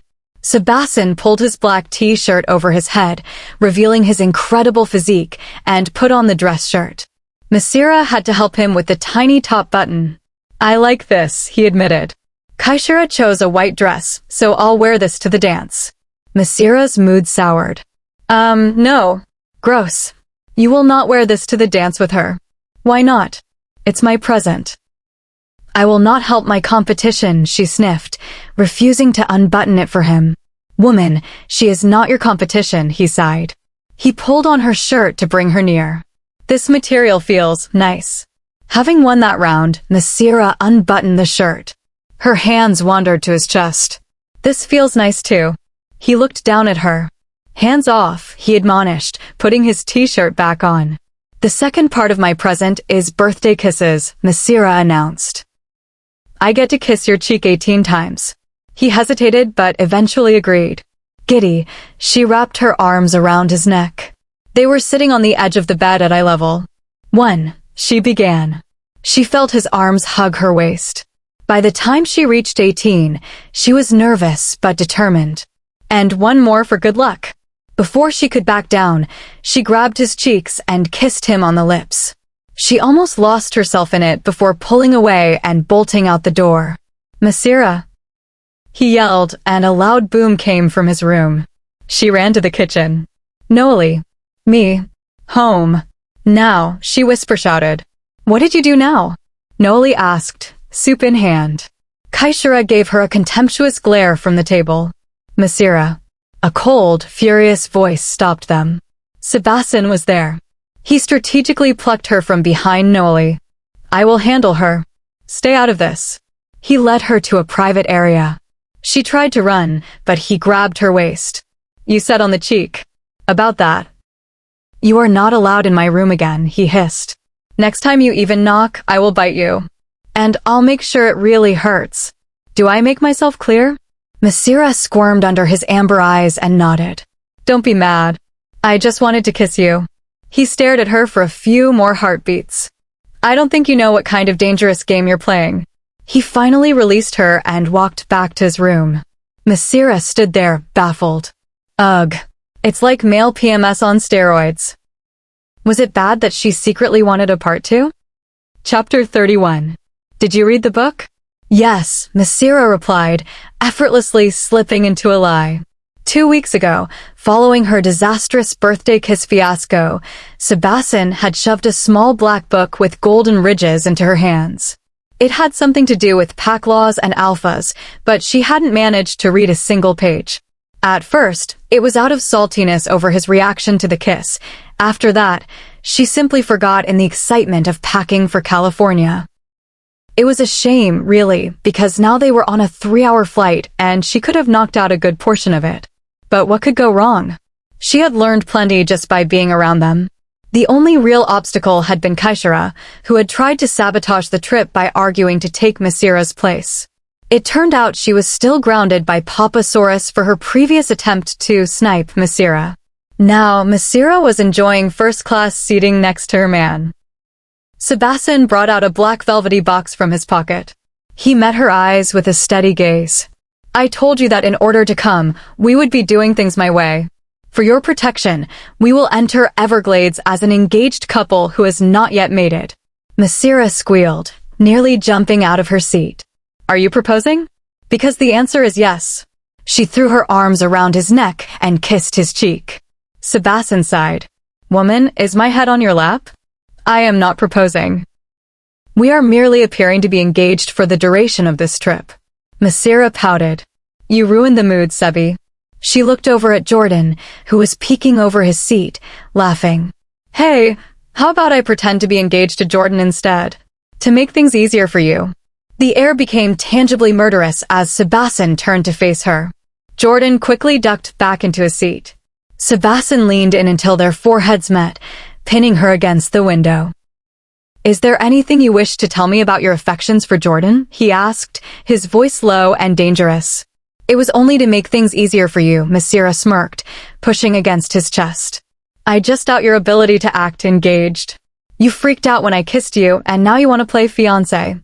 Let me worry about that. In the meantime, put this on. He handed her the box. Inside was a dazzling, elegant diamond ring with an intertwined band. It was simple and perfect. I have conditions, Massira said, closing the box. You have to put it on me yourself and kiss me. Otherwise, I'll prance around as a single maiden with Massira. Sebasten ripped the box back, grabbed her hand, and slid the ring onto her finger with precision. It fit perfectly. There's something I need to tell you, he said, his eyes drifting to her neck. I'm in heat right now. Since yesterday. My alpha blood gives me more control, but you should still be careful. Massira gave him a good girl smile, already plotting ways to make him go crazy. Of course, Sebi. But I still need that kiss. And not on the cheek. Sebasten leaned down, bumping her nose with his. He gave her a swift peck on the forehead. Not fair, she protested. He cupped her cheek, his thumb grazing her lower lip. You do not know what you ask, he said softly, before retracting his hand and closing his eyes to sleep. After landing, an elegantly dressed chauffeur led the colt to a sleek limo. They drove toward a colossal gated mansion, an estate even larger than the one in Dark Falls. The lack of trees surrounding the Everglades property was strange, but the opulence was undeniable. At the entrance, 2 butlers greeted them. One addressed Sebasten directly. Since you're engaged, would you like to share a room or have private ones? Yes. Of course, Massira began.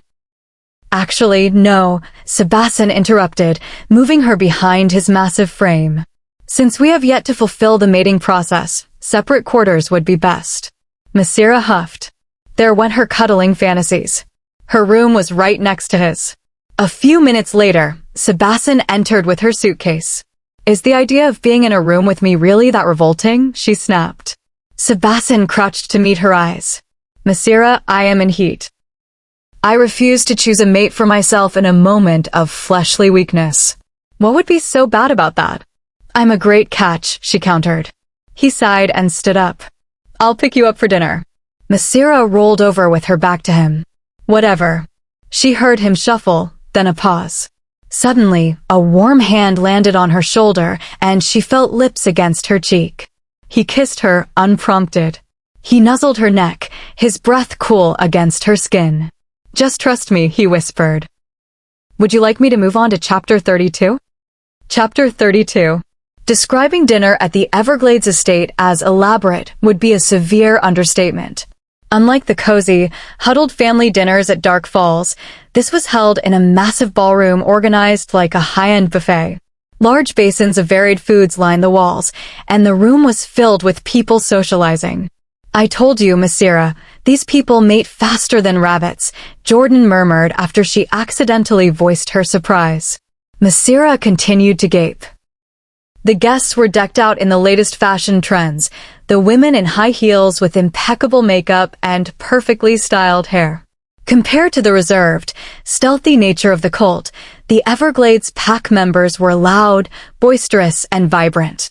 Sebasten led their group to a regal center table draped in gold-white tapestry. At the head sat Alpha Stefano and his wife, Jasminara. The cult offered a synchronized bow, which Massira managed to join from behind Sebasten. Sebasten, still proper as ever. No need to be so formal, boy. Alpha Stefano bellowed, his voice thunderous. Alpha Stefano, thank you for welcoming us, Sebasten replied. Stefano peered at Massira. And who is this little doe hiding behind you?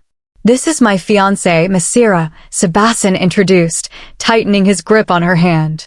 A fine choice. Stefano cheered. He then mentioned his son, Stevenson, was going through a confused period and asked Sebasten to give him some advice later. Massira noticed that Jasminara, Stephen's wife, perked up significantly at the mention of Sebasten's father, Samueli. Noli later whispered that Jasminara was originally from their pack and had a history with Samueli before Stefano stole her away. After serving themselves, the group sat to eat. Jaden, the resident chef, found the food subpar, prompting Massira to head to the dessert area. While surveying the chocolate fountain and carrot cake, a shadow loomed over her. She turned to find a blonde man with aquamarine eyes and a cocky smile. He was clearly a flirt, used to getting his way. "Sorry, Blondie, you're not my type," Massira said, showing off her engagement ring. "I've moved past the playboy phase. I'm into the dark, brooding types in denial." The man smirked, undeterred by the ring.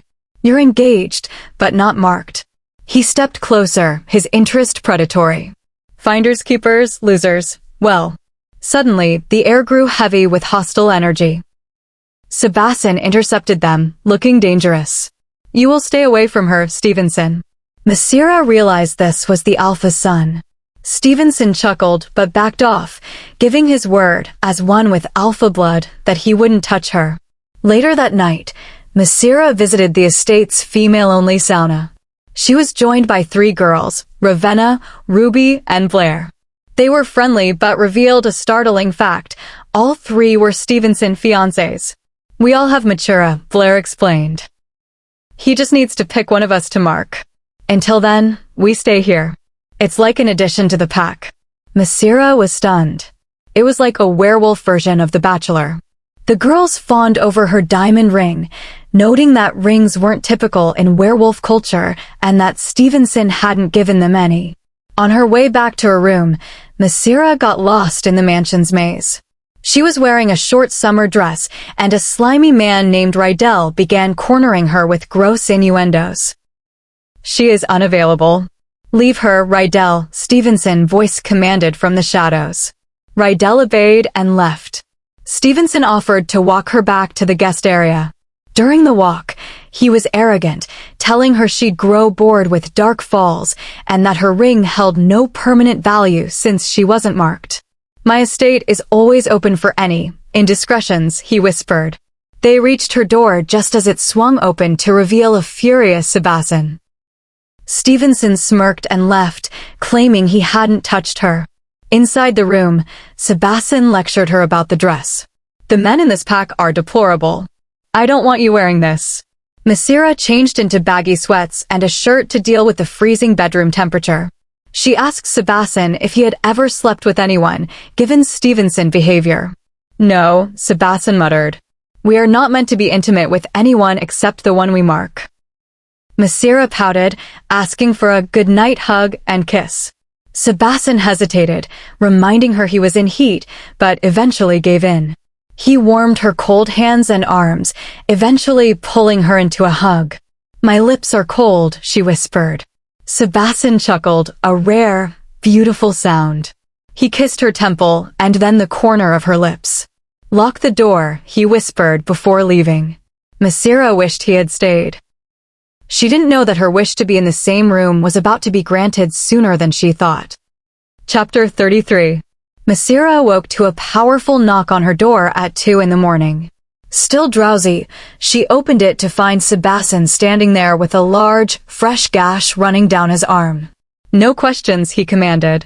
"Take your things and bring them to my room." Confused, she grabbed her suitcase. Stepping into the hall, she gasped. Rydell was sprawled on the floor near her door, beaten to a bloody pulp. It was clear he had tried to get into her room, and Sebasten had stopped him. Massira realized Rydell was in heat, which explained his reckless, aggressive behavior. Once inside Sebasten's room, she decided to ditch her sweats for the revealing 2-piece set she'd bought earlier. If she was going to be stuck in his room, she was going to make it interesting. Sebasten returned, his arm already supernaturally healed. His eyes widened as he took in her outfit. "Have you lost your mind?" he scolded, but his gaze betrayed his restraint. He grabbed one of his large t-shirts and forced it over her head, swallowing her torso. "I'm taking a cold shower." "Stay on the left side of the bed," he ordered. When he returned 15 minutes later, he lay on the opposite side, ensuring they didn't touch. But Massira wasn't having it. She touched his arm, then his chest, seeking a reaction.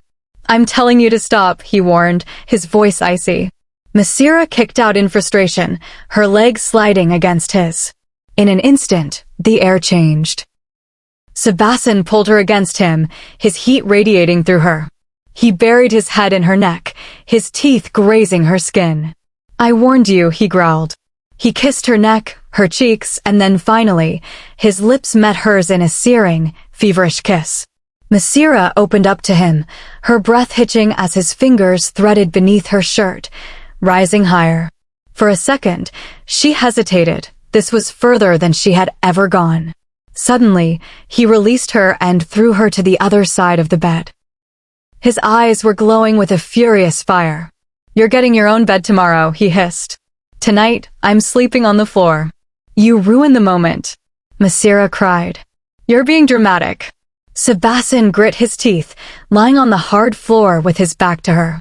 "You like to be a tease, Massira, but unlike you, I finish what I start.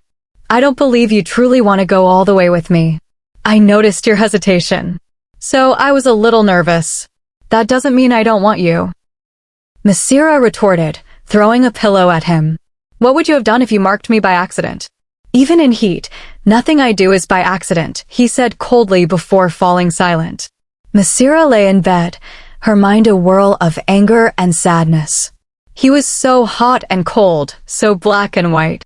She eventually began to drift off, only to feel a warm pair of arms wrap around her from behind. Her back was pressed flush against his strong chest. "You said you were sleeping on the floor," she whispered into the dark. "I did. Then why don't you let go?"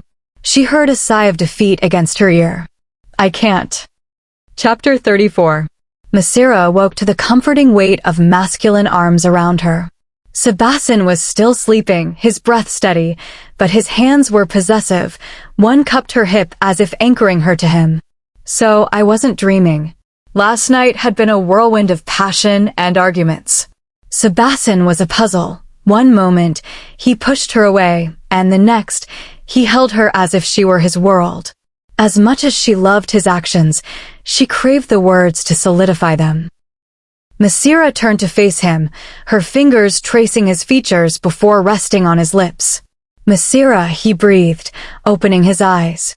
"I woke you up." "I've been awake," he admitted, his golden eyes fixed on her lips. Massira swallowed. She had decided not to seek another kiss until he admitted his feelings. "Why are you so close? You said you couldn't because of the heat." "It left me a few hours ago," he whispered.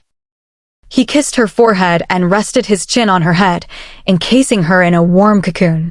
When she mentioned him asking for an additional bed today, he simply replied, "I won't."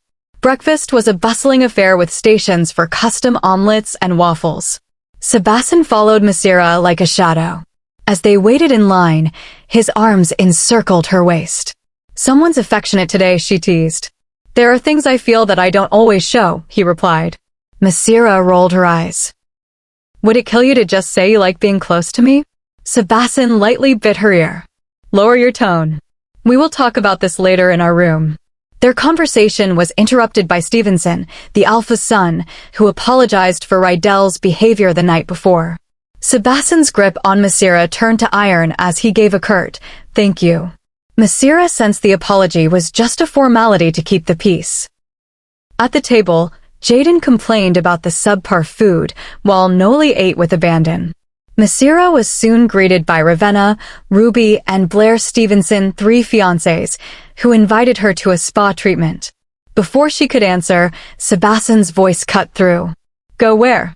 He assessed the 3 girls with cool eyes. Finding them non-threatening, he nodded. Massira stood on her tiptoes to kiss his cheek, but as she turned to leave, he pulled her back and planted a chaste kiss on her lips. "Don't stay for too long," he whispered. Massira joined the girls, her cheeks burning. She knew he likely only did it for their fake engagement, but it still left her reeling. At the spa, the friendly atmosphere from the day before shifted into passive-aggressive tension between Ravenna and Ruby. Ruby bragged about Stevenson choosing to sleep with her the night before, while Ravenna seethed with jealousy. "What do you mean by power of Alpha?" Massira asked, recalling a comment Ruby made. "Ask your fiancé," Blair smirked. "He has Alpha blood. If he won't show you, Stevenson certainly will. He mentioned wanting you as an addition to his harem." Massira recoiled. She had no interest in being one of Stevenson's options. Back in the room, she found Sebasten working on his laptop. He looked devastatingly handsome in slacks and a gray button-up. Sebasten, I want you to show me the power of Alpha, she said. Sebasten looked shell-shocked. Massira, I gave you that book so you would understand things. It wasn't to pressure you into this. I don't feel pressured, she assured him, though she was internally confused by his reaction. Sebasten shook his head, his voice turning cold. I'm not doing it. You're not ready for that part of me. Why don't you think I'm ready? She demanded. When he refused again, her pride flared. Fine. I'm sure Stevenson will have no problem showing me. A low, feral growl stopped her. Don't you dare cross that door. Massira defied him, but as she reached for the knob, a command froze her. Stop. Her body locked. She couldn't move a muscle from her head to her toes. Turn around. Her body moved against her will. She stared at Sebasten in horror. He circled her like a predator. I can force your body to obey any command I make, he whispered near her ear. I could tell your body to stop breathing. I gave you that book so you would be cautious, yet you offer yourself to Stevenson? I regret bringing you here. He touched her throat, then her arm, his voice full of jealousy and pain. This is the power of Alpha. It is a dangerous thing. Release. Massira slumped against him as the control vanished. Don't make me have to do this again, he said harshly before leaving the room. Trembling, Massira called Kristen and Jameson for answers. They explained that an alpha can only use that power over their pack, or those who submit to them.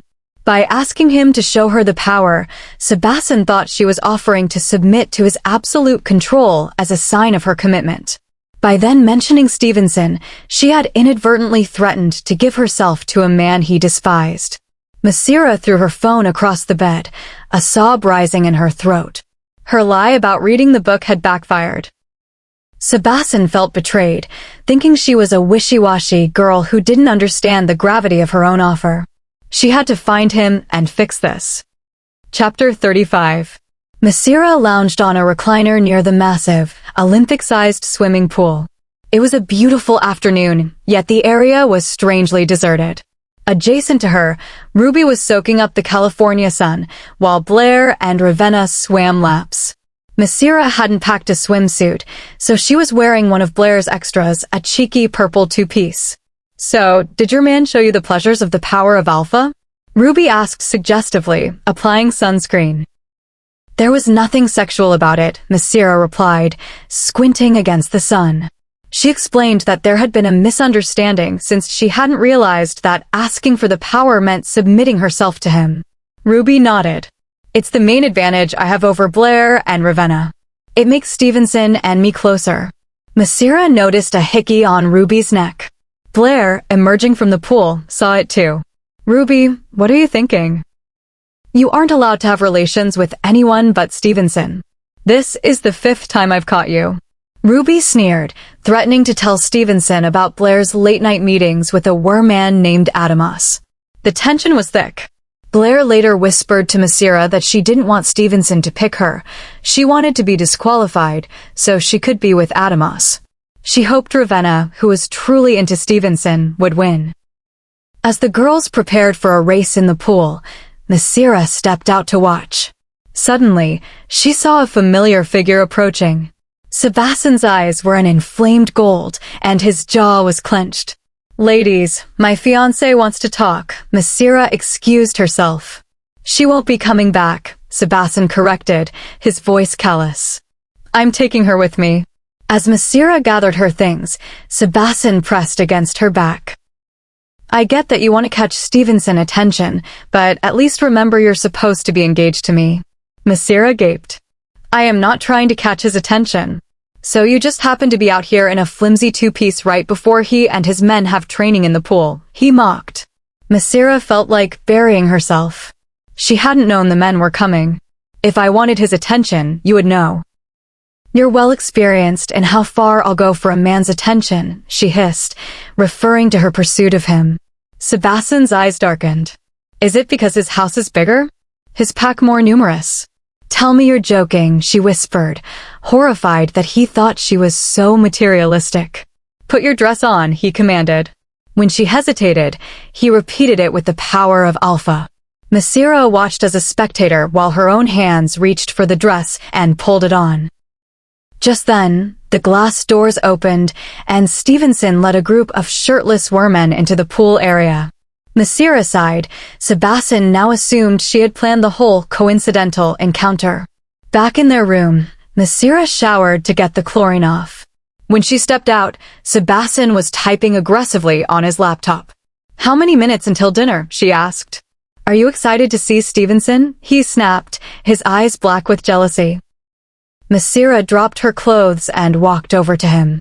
"Stop it." "Stop what?" "Saying the truth." Massira stood between his legs, wrapping her arms around his neck. "I lied on the plane. I didn't read the book. I had no idea what the power of Alpha meant or that I was submitting to you. I'm sorry. I would never ask Stevenson. I only said that because I was mad." "Let go of me," he spat. "Make me," she challenged, pressing closer until their noses touched. "Just like you made me put on that dress. Make me stop touching you." Sebasten didn't push her away. Instead, he pulled her onto his lap. "Why do you make things difficult?" He bit her bottom lip before covering it with his in a harsh, territorial kiss. It was filled with a desperate yearning that left her breathless. He carried her bridal style to the bed and set her down. Before letting go, he leaned in and left a dark hickey on her neck. "Get changed," he clipped, his voice returning to a cold monotone. "What does it mean that I'm submitted to you?" Massira asked. "It means I am your guardian. You are completely under my protection. You cannot be mated to anyone without my permission," he explained. "I can control your actions. It's why I told you not to be so foolhardy." Massira felt small under his icy gaze. "Is there a way to undo this?" "You are powerless to remove it." "Only I can break the link," he said, his eyes hard. He stood up and headed for the door. "I'll get you for dinner." "Don't leave." Massira watched him go, her heart sinking. She realized she would have to be incredibly careful with her words and actions from now on. Chapter 36. Massira circled the dessert table, her eyes scanning the options. Normally, picking a treat was easy, but today her heart was heavy. Her fiancé was currently getting a second helping of food a few tables away, remaining stiff and detached. Even though she had explained her lie about the book, his anger hadn't simmered. If anything, his mask of indifference had only hardened. She had dressed casually in jeans and a simple blouse for dinner, determined not to give him any reason to think she was trying to impress Stevenson. Despite his coldness, Sebasten had shown a flash of satisfaction when he noticed the hickey on her neck wasn't hidden. The Colt's reaction earlier had been priceless. "A hickey, Sebasten?" Jordan had gasped, while Noelle offered a wolfish grin, congratulating him on being a convincing fiancé. Massira dipped a strawberry into the chocolate fountain and looked over her shoulder. Sebasten was watching her. Ever since he used the power of Alpha, she felt a strange, new awareness of him, a tug in her gut that told her whenever he was near. "Massira, you're already on dessert," Blair called out, approaching with Ravenna and Ruby. "Your people are so punctual," Ruby drawled. She then proceeded to cut the line right next to Sebasten, puffing her chest out. The moment she tried to touch his shoulder, he glared at her with such distaste that she practically recoiled. He plucked her hand off and strode back to the Colt's table without a word. "Damn," Blair whispered. "Serves her right." Stevenson joined them shortly after, looking sharp in a blue dress shirt. He completely ignored his three fiancés, his eyes fixed on Massira. "Unless one of our visitors sits with us, I'm obligated to sit with business partners," he suggested, his gaze lingering on her neck. Massira shifted her hair so he could see the hickey clearly. "How about you just take the girls with you?" she countered. The annoyed look on Stevenson's face made her feel empowered. Sebasten's withering glare from the table didn't diminish until she finally sat down beside him. Back in their room, Massira stared at the new addition, a second queen-sized bed. "You said you wouldn't order an extra bed," she exclaimed as Sebasten headed for the shower. "Obviously, I changed my mind," he clipped, closing the door in her face. Furious, Massira changed into a short crop top and dove under her covers. When Sebasten emerged shirtless, he didn't even glance at her. He shoved the shirt he'd lent her into his bag and slid into his own bed. The room was freezing. Massira shivered under her blankets for half an hour, her body aching for the warmth she'd experienced the night before. Finally, she couldn't take it. She tiptoed to Sebasten's bed. A low growl stopped her. "What do you think you're doing?" "I'm freezing, Sebasten." "You're keeping all the warmth to yourself. Go back to your bed," he ordered. "Please," she begged. "I won't touch you. I'm just cold." He huffed, but moved to the edge to give her room. "If I feel so much as a finger on me, I'm kicking you off." "Understood." "Yes, Sebi." Massira climbed in and was immediately enveloped by his natural heat. She fell asleep in minutes. Sebasten's POV. He hadn't slept a wink. Having Massira so close was torture. He was simmering with a controlled rage at her for being so reckless, at other men for looking at her, and at himself for how much he wanted her. He was especially angry about the bond. He had used the power of Alpha, thinking she knew the weight of her submission. To find out she had asked on a whim made the bond feel fake. He had contemplated releasing her all night, but his heart clenched at the thought. He couldn't do it. As they walked toward breakfast the next morning, he grabbed her hand. The touch brought a small amount of relief. Massira leaned in to kiss his cheek. "Don't be mad, Sebi." His glare melted. He hated that she threw modesty out the window around him, wearing nothing but a towel or tiny clothes, but he couldn't deny the urge to mark her. The hickey had been a temporary way to satisfy that urge and warn other males away. She was safe now because of the bond, but she was still so ignorant of their ways. He decided that once they returned to Dark Falls, he would need to distance himself to gather his bearings. He couldn't risk doing something she would later regret. Chapter 37. Massira watched Sebasten and Kaishara from across the gym, her heart heavy with a familiar, gnawing jealousy. They moved in perfect synchronization to a waltz, Kaishara leaning in close as if to stake her claim. Massira downed her spiked fruit punch in one go, the numbness a welcome relief. Whoever had spiked the punch deserved a medal.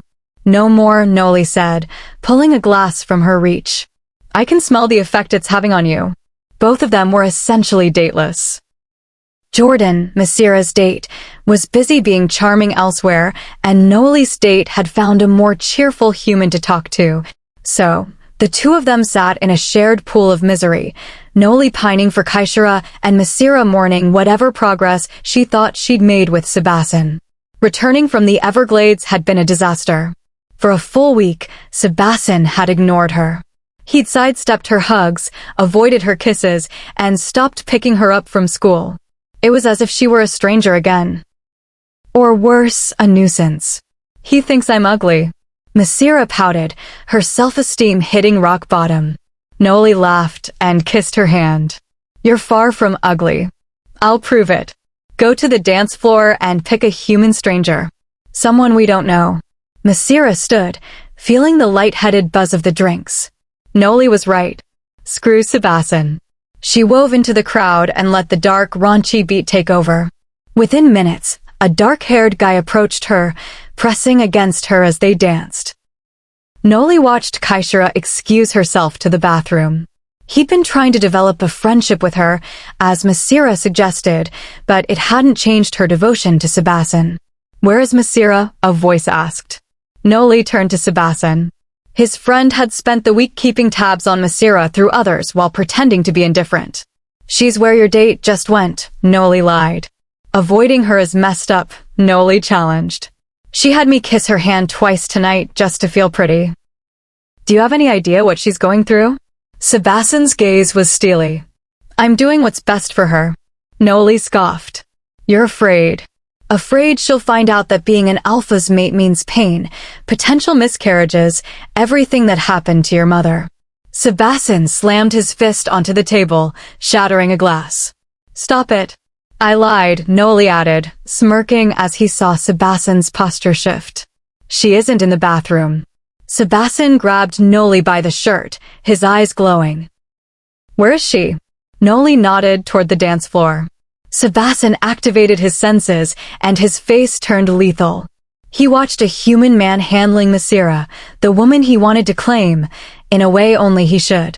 To a werman, a dance like that was a precursor to mating. Without a word, Sebasten prowled toward them. Massira was actually enjoying the dance until a taller, more foreboding figure appeared. The stranger's seductive smirk turned to pure fear. "Don't touch her," Sebasten growled, pulling Massira behind him. Sorry man, I didn't know," the guy stammered before scurrying away. Sebasten hauled Massira to a private corner. "Prick," he snapped. "I just saved you from a man who wanted nothing but to take you to his bed. I'm not stupid. I just wanted a dance partner." Massira slapped his hand away. "At least he looked at me instead of ignoring me all week." Sebasten stood silent, glaring. "Seriously? You're just going to walk away?" Massira's eyes welled with tears. "Fine. Screw you. I'm over this." By 11 p.m., Massira was back in her room, her studded dress crumpled in the corner of her closet. She scrubbed the makeup from her face, her eyes red from crying. She needed an escape. "Lydian! I need help," she screamed. When Lydian appeared, motivated by the promise of $30, Massira threw her phone at her. "Find me a cruise. I need to get away from this place for a week. I'm tired of the chase." Lydian looked at the phone, then at her sister. "Massira and I are talking now," she admitted quietly. "I was too guarded, and you were too open. We just need to balance the scales." Sebasten is being stubborn, but don't close off completely. Lydian returned half an hour later with news of a last-minute cancellation for a cruise leaving Florida the next afternoon. Massira booked it instantly. The rest of the night was a blur of packing, shorts, crop tops, and sandals. When the dance ended at midnight, her phone lit up with calls from Jordan, Noelle, and Kristen. She ignored them all, sending a single text saying she was safe at home. She had called a cab and snuck out of the dance, leaving her ride behind. It was time to distance herself. It was time to heal. Chapter 38. Jordan heard him before he saw him. Like clockwork, Sebasten joined Jaden and Massira in the living room while they played video games. To outside eyes, it might look like he wanted to join the fun, but Jordan knew better. Sebasten had come to ask the same questions he'd been asking for 3 days straight. "Have you been able to contact Massira?" Sebasten asked, crouching to meet Jordan's eyes. "No," Jordan sighed, eyes fixed on the screen. "She didn't answer my calls." Sebasten's nostrils flared in irritation. It wasn't just the ignored calls, it was the empty visits. Twice Jordan had tried to pick her up from her house, and twice Lydian had told him that Massira wasn't there, that she was doing other things.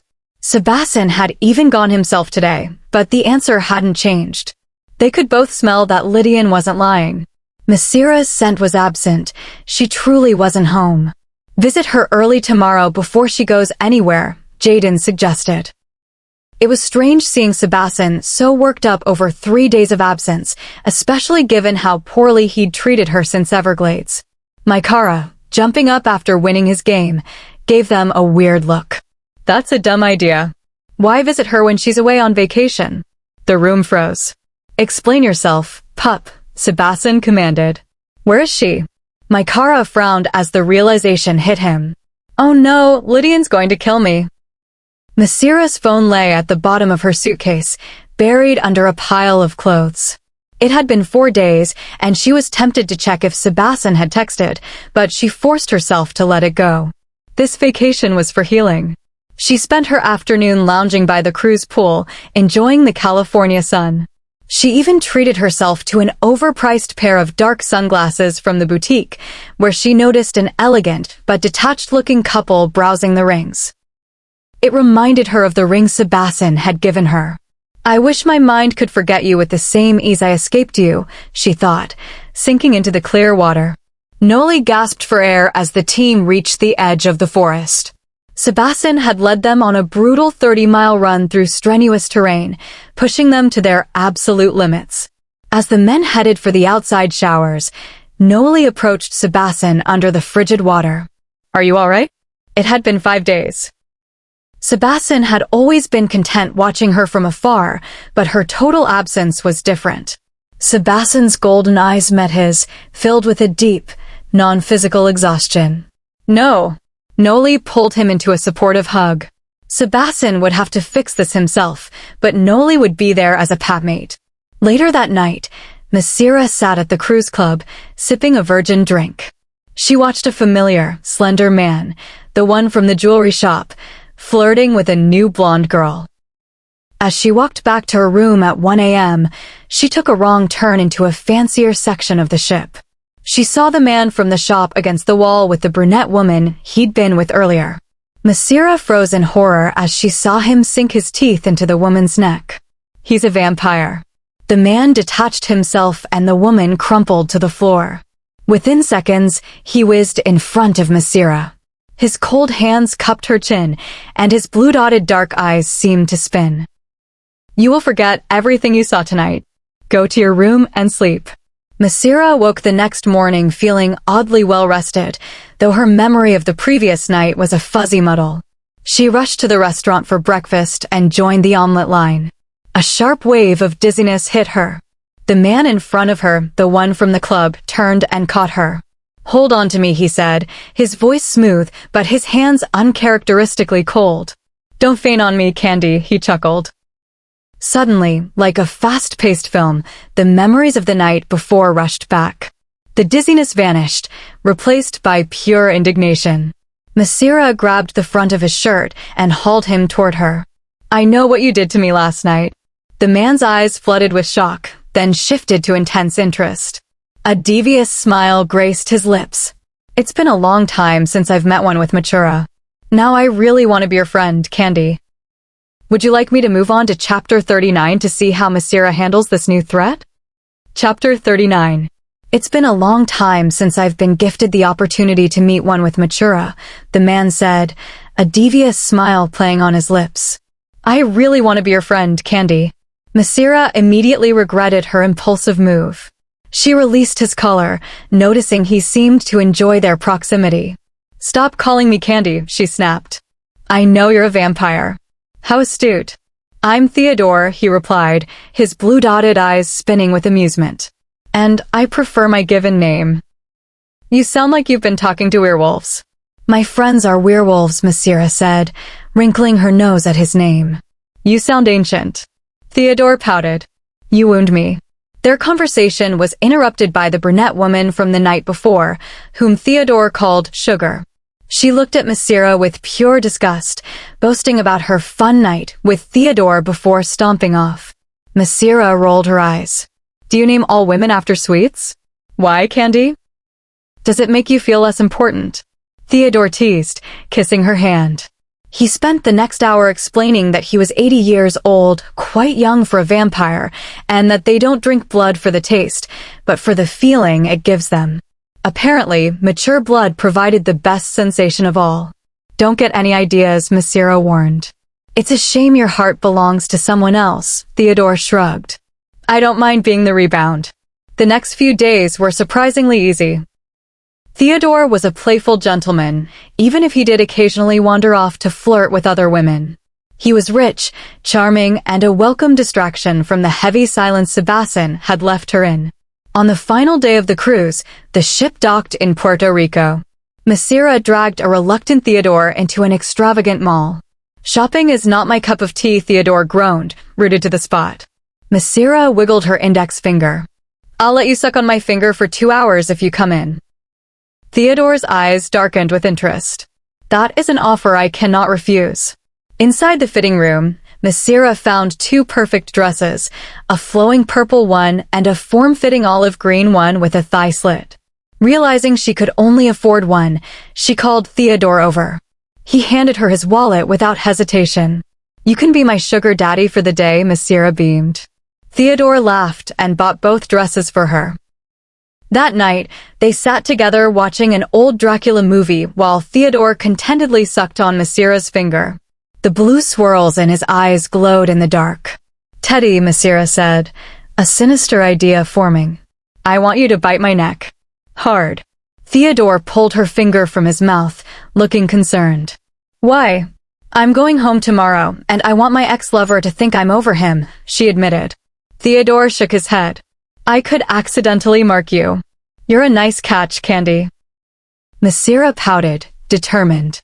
She began to lift her shirt to expose her neck. Just do it. I don't care. Theodore's eyes flickered between blue and normal. Massira, put your shirt on, he commanded, but Massira grabbed the back of his head and pulled him toward her. He grazed her skin with his teeth. I hope you don't regret this. The sharp pain was brief, replaced by a dull, intimate sensation. When he finished, he licked the wound. His eyes were still spinning blue. You're going to be the death of me. Thank you, teddy bear, Massira smiled, checking the mirror. An obvious, dark bite mark sat on her neck. That were man you mentioned? Theodore said, his expression perplexed. I don't believe he wants you. I felt it when I bit you. There's a blockage. No one can mark you without his permission. A man who wants nothing to do with you wouldn't hold on to that power of Alpha. He wants you for himself. Massira sighed. Don't get sidetracked, Theodore. I'm serious. I'm a man, I know. He brushed the bruise he'd left. I purposely left it visible. I think I was being petty. The next morning, they exchanged numbers before Massira boarded her plane back to Florida. Good luck with your boo thing, Theodore winked. He is not my boo thing. Massira laughed, giving him a final hug. It was time to go back to the wolves. Chapter 40.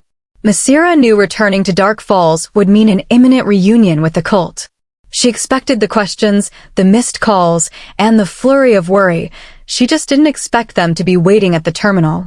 The group stood in all their tall, golden glory at the edge of the terminal.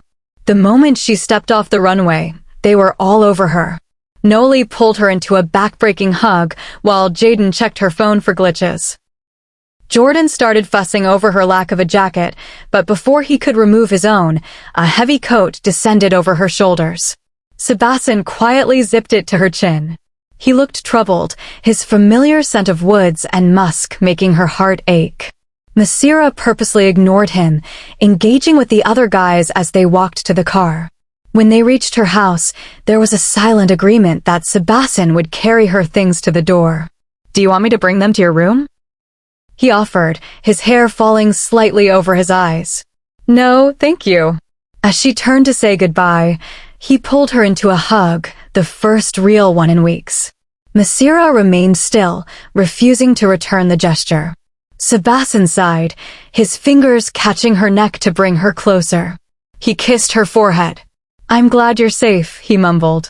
Goodbye, Sebasten, she replied, pulling away. She went inside and locked the door, her anger spiking. Why did he even bother showing up now after ignoring her for a week?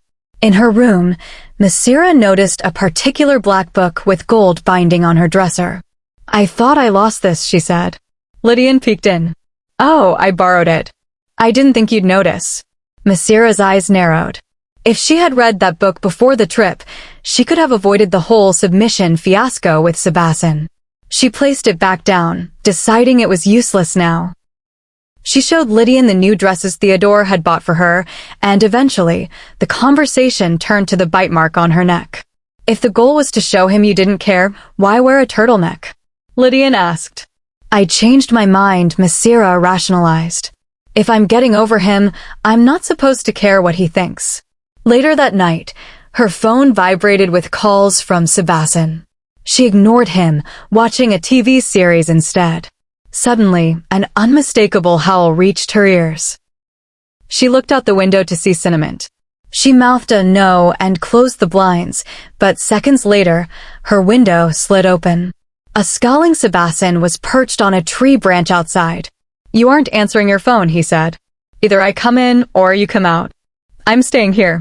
You can't fit through the window anyway. Sebasten reached for the hinges. I guess I have to break it. Fine. Massira panicked. She quickly swapped her shirt for a turtleneck to hide the bite mark and headed for the back door. They walked to their usual secluded spot. Sebasten's aura was dangerous. What is that on your neck? He hissed. I don't need to explain. Sebasten unzipped his jacket. Take off your shirt. Massira refused until he used the power of Alpha. Her arms moved on their own, and she watched as he inspected her neck. He saw the vampire bite, his nostrils flaring. He even checked her thighs, his hands lingering dangerously close to her femoral artery. Why did you let him bite you? He demanded. I'm single. I can do whatever I want, she taunted. Sebasten moved closer, pinning her against a tree. Stop. Don't say that. His eyes were full of regret. I'm sorry. I was wrong. I shouldn't have treated you like that. I wanted to protect you and wound up hurting you. Massira's heart crashed, but she pushed him away. I want to go home. I'm tired. The walk back was silent. As she reached for her door, Sebasten grabbed her hips, holding her in place. Without a word, he used a claw to tear the fabric of her turtleneck, exposing the bite. He leaned in and began to lick the spot aggressively. When he finally stepped back, he looked calmer. Much better. Massira stood there, shell-shocked. Sebasten locked the door from the inside. See you tomorrow, he said before leaving. Massira bolted to her room and checked the mirror. The vampire's mark was completely gone, licked away by the wolf. Her eyes narrowed. Stupid were men. But inwardly, her heart was tingling. Chapter 41. The next morning, Massira woke up to a text message. Can I pick you up after school? The heart emojis next to his name felt like a mockery. With a few taps, she stripped the contact back to a simple, emoji-less Sebasten. Massira, no. A ding followed seconds later. Sebasten, why not? Massira rolled her eyes and left him on read. Why not? Because she didn't feel like it. With the bite mark successfully licked away by Sebasten's wolf, she didn't have to worry about turtlenecks anymore.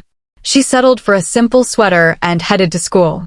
Purposely sticking to Emmeline and Lily as a barrier, Massira avoided the cult all morning. Before the trip, she would have loved the attention. Now, she just wanted to recover in peace. But Sebasten had other plans. In social studies, he took his usual seat in front of her, looking far too glorious in a crisp white shirt. You didn't respond. His deep voice broke through her fake proofreading. Massira looked up slowly. Huh. My text message. I asked why you wouldn't come over. A no means no, Sebasten. I don't owe you an explanation. The girls nearby gasped, whispering about how he was actually talking to her. Massira wanted to tell them there was no competition. She had already been rejected. When class ended, she tried to bolt, but a hand closed around her hip, pulling her back.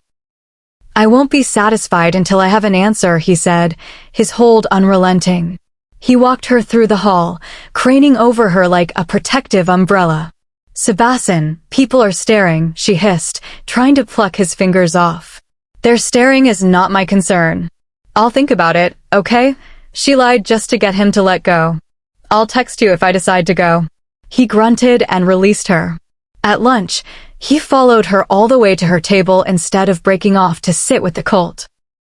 Before she could sit, he leaned down and planted a quick kiss on her cheek in front of everyone. Massira's table went silent, jaws dropping in a mix of shock and jealousy. We aren't dating, Massira told her friends once he left, trying to ignore the way her skin tingled. Later in the lunch line, Massira realized she'd forgotten her cash. Before she could even ask Lily for a loan, a large bill was handed to the cashier over her shoulder. Thank you, she mumbled to Sebasten, who had appeared out of nowhere. How come you don't pay for me when I forget my cash? Noli groaned from behind him. Massira giggled, but she knew why he did it. He held the power of Alpha over her. Taking care of her was instinctual now, even if it didn't mean anything romantic. At the end of the day, Noli was waiting at her locker. No way, princess. You spent the break in the Bahamas, now it's our turn. I went to Florida, Noli, she sighed, but she found herself in the car anyway. Back at the estate, the guys gathered around as she told them about her trip. She kept the part about the bite to herself, but mentioned Theodore. A tall, handsome vampire. He was my companion for the last half of the trip. Sebasten, sitting next to her, looked sour. How nice of you to remember such facts about him. He asked me to marry him, Massira added with a mirthful laugh. Suddenly, a foreboding aura filled the room. The air grew heavy, making it hard to breathe. The rest of the cult shuffled uncomfortably, recognizing the Alpha's temper. I want to be alone with her, Sebasten commanded. The guys scattered instantly, leaving Massira alone with a looming, furious Sebasten. "Why did you send them away?" she snapped. He pulled her up by the arm. "Private conversation." "In my room?" "No," she quoted his own words back to him. "It's inappropriate for a werewolf to be alone in a room with a woman he has not mated." Sebasten let out a dangerous rumble. "I said yet, woman. A woman he has not mated yet. But fine, I will cater to you. A different room, then." He gripped her hand and pulled her toward an unknown part of the house. Chapter 42. The room was one Massira had never seen before. Exquisite, old books lined the walls from corner to corner. 2 comfortable couches curved around a blazing fireplace, but a large mahogany desk and silver computer screen gave the space the feel of a high-end office. "This is my father's study," Sebasten said, answering her unasked question. "One day, when I become Alpha, it will be mine. This place offers us the privacy we need." Massira followed him to the fireplace, her heart racing. "What did you want to talk about?" Sebasten turned to her, his brow furrowed. "When you mentioned you let that vampire bite you, are you allowing his advances?" "He's just a friend," Massira replied, sensing his irritation. "I'm not seeking anything deeper." Her response didn't ease the tension in his shoulders. "Let me pursue you," he said, his voice taut with determination. Massira's eyes widened. "What? No. Why would you do that?" After he had pushed her away so coldly, she had been trying to heal. Sebasten looked down, his voice thick with emotion. "Because I miss everything. I miss your hugs. I miss how you played with my hair. I miss your kisses." He gently laced her arms around his shoulders. "I miss the way you held on to me, as you trusted me." Massira looked away, her heart aching. "Sebasten, listen. You never used to call me that," he whispered, resting his forehead against hers. "I miss your declarations that I would be your werewolf. I didn't properly treasure your ownership of me. Please, let me try." Massira felt her composure crumbling. She was completely heartbroken, and the pain was visible in her teary eyes. "I don't know, Sebasten. I did this," he whispered, his eyes full of regret as he cupped her hands in his. "I wanted you, but I convinced myself you weren't ready for the sacrifice. I underestimated you. When you mentioned Stevenson, I got so mad, but I was in error by leaving your choice out of it." He raised her chin so they were face to face. "The days I ignored you were selfish. I held on to the power of Alpha because I still wanted you to myself. When you left and I couldn't reach you, I have never felt so agonized." His eyes were liquid gold, pouring out longing and tenderness. "Please forgive me." Stunned, Massira hid her face in his shirt. "I forgive you," she whispered. "Please let me pursue you," he begged, drawing their joined hands to his heart. "This area hurts when you aren't around.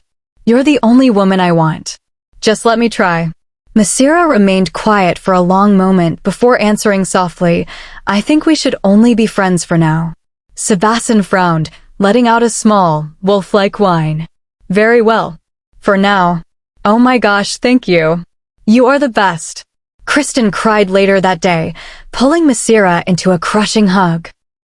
While Massira had been away, Kristen had set a wedding date, in just 2 weeks. Massira was officially a bridesmaid. "I don't mind getting fitted for the dress," Massira laughed. Suddenly, Kristen wiggled her nose. "Were you just with my brother? I smell him on you." "I'm glad you guys are talking again." "Yes, we're on good terms," Massira said. "Good, because he's your partner for the wedding." "I do now," Massira thought, realizing how many arrangements had been made in her absence. Kristen continued, mentioning that visitors from other packs would be coming, including Alphas and their families. Massira's smile faltered. "Does that mean the Everglades people will be here?" "That's right," Kristen sighed. "It's sure to be interesting." Massira determined then, and they're to stay as far away from Stevenson and his pack as possible. Chapter 43. Massira was freaking out. Kristen's wedding was tomorrow, and everything was on schedule except for one massive problem. The Everglades pack was arriving early. Since she and Sebasten had played the engaged couple on their turf, it would look incredibly suspicious if they suddenly weren't together. So basically, I'm worried they'll expect us to still be engaged, Massira explained in the kitchen. Sebasten sat beside her, munching on an apple with maddening calmness. I know. Obviously, we aren't really engaged. We're just friends, she reminded him. For now, he replied. Sebasten. Focus. You just won't have the ring on, he reasoned. Rings aren't our culture anyway. You're my date for the ceremony. They'll assume we're together. If you're that concerned, I don't mind kissing you a few times in their presence. He leaned in, his eyes darkening. Massira shifted, her heart racing. No, it's fine. They'll assume. Their conversation was interrupted by Sebasten's parents. Papa Saurus was trailing a very defiant Mia, who was holding a box of flowers from a local shop owner named Tobias. A jealous argument ensued, ending with Papa Saurus tossing the flowers in the trash and carrying a protesting Mia off to their bedroom to settle things. They always do this, Sebasten noted, unamused. He then stood and pulled Massira to his feet. The men are going for a run. Afterwards, I have a favor to ask. Our wolves are getting washed today. I want you to wash me again. Massira blinked. I thought Jaden did that. But you're my friend. Friends wash each other, he said, his thumb grazing her palm suggestively. Massira gave in. Okay, I'll be outside when you get back. An hour later, the pack returned. Massira stepped into the chilly yard in sweatpants and a hoodie. The twins and Noli vied for her attention, but Sebasten let out a sharp whistle. She's only washing me. In a line, all three of you. Once the others were rinsed, Sebasten shifted into sentiment. Massira brushed him until his coat shimmered, giggling when he brought her a bottle of conditioner in his mouth. You're finally learning, she teased. As she worked, she heard the sound of sleek Oxford shoes hitting the pavement. She didn't need to look up to know it was the Everglades pack. Alpha Stevenson, and two other weremen were standing by the door. Massira focused on Sebasten. Done. You can rinse now. Instead of moving to the water, Cinnamon began to circle her. His steps were heavy and purposeful. Then, right in front of Stevenson, he poked his nose under her shirt and swiped a warm, intentional tongue across her abdomen. Massira flushed. Friends definitely didn't do that. I'll wait for you inside, she stammered. She offered a polite smile to Alpha Steven, who was booming about the majestic, Dark Falls decorations. Stevenson, however, was busy leering at her. Where are your women? She asked sweetly, aiming to keep him in check. They're coming in a few hours, Stevenson replied smoothly. I'm glad we arrived early to admire beautiful things. Massira escaped to Sebasten's room to discuss boundaries. She knocked and entered, only to freeze. Sebasten was shirtless, his defined torso on full display. I'll come back later, she rushed, turning to leave. In a blur of movement, Sebasten whizzed past her, locking the door. It's fine. You may stay. Massira looked down, only to realize he was in fresh black boxers. You'd better get dressed in less than 2 minutes, or I'm leaving.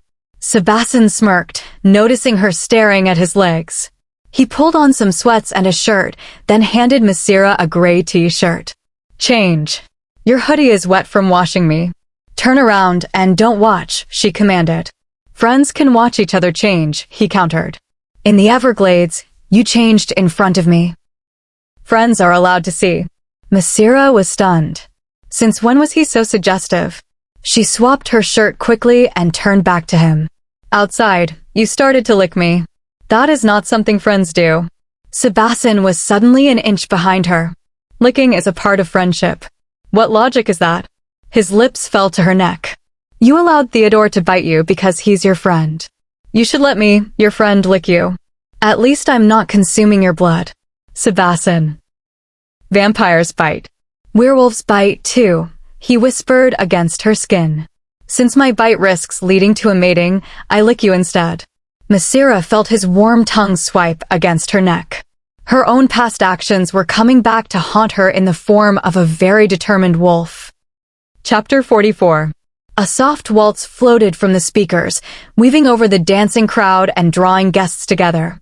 Sebasten pulled Massira close as the song began, much closer than a standard waltz required.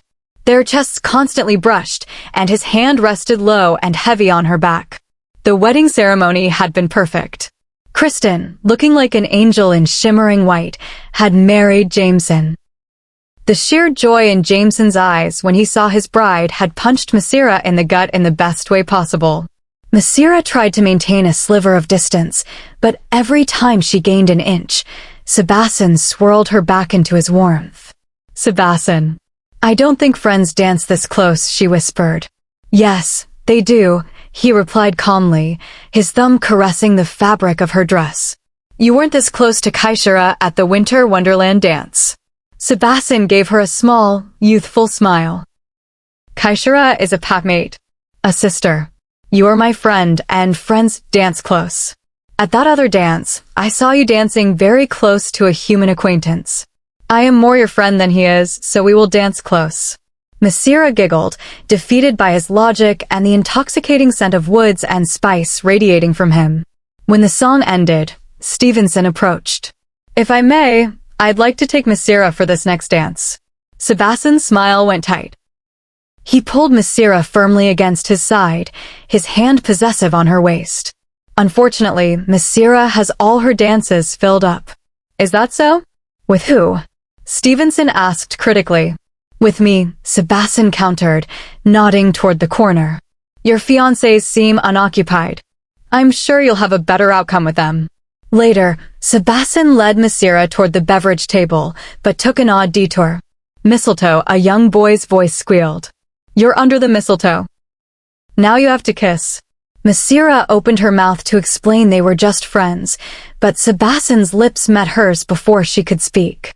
It was soft and brief, but it sent her heart fluttering. Let's get those drinks then, he said casually. That only happened because of the mistletoe, Massira clarified suspiciously. Sebasten's ears perked as if he heard something nearby. His eyes turned molten. I'll make this one for our friendship then. He pulled her completely flush against him and kissed her again. This time, it was heavy and deep. He bit and pulled on her lower lip, his tongue invading her mouth with sensual movements. Panicked that they were in public, Massira pulled away. Sebasten, we are in public. He smirked, resting his chin on her head. You're right. I'll wait until we're private for those types of kisses. Massira sought fresh air, only to see Stevenson a few feet away, holding 2 glasses of champagne and looking frustrated. It was clear Sebasten had timed that kiss perfectly for Stevenson to see. He gets it from his parents, a voice said. Massira turned to see Noelle's mother, Samantha. She was laughing, having witnessed the entire display.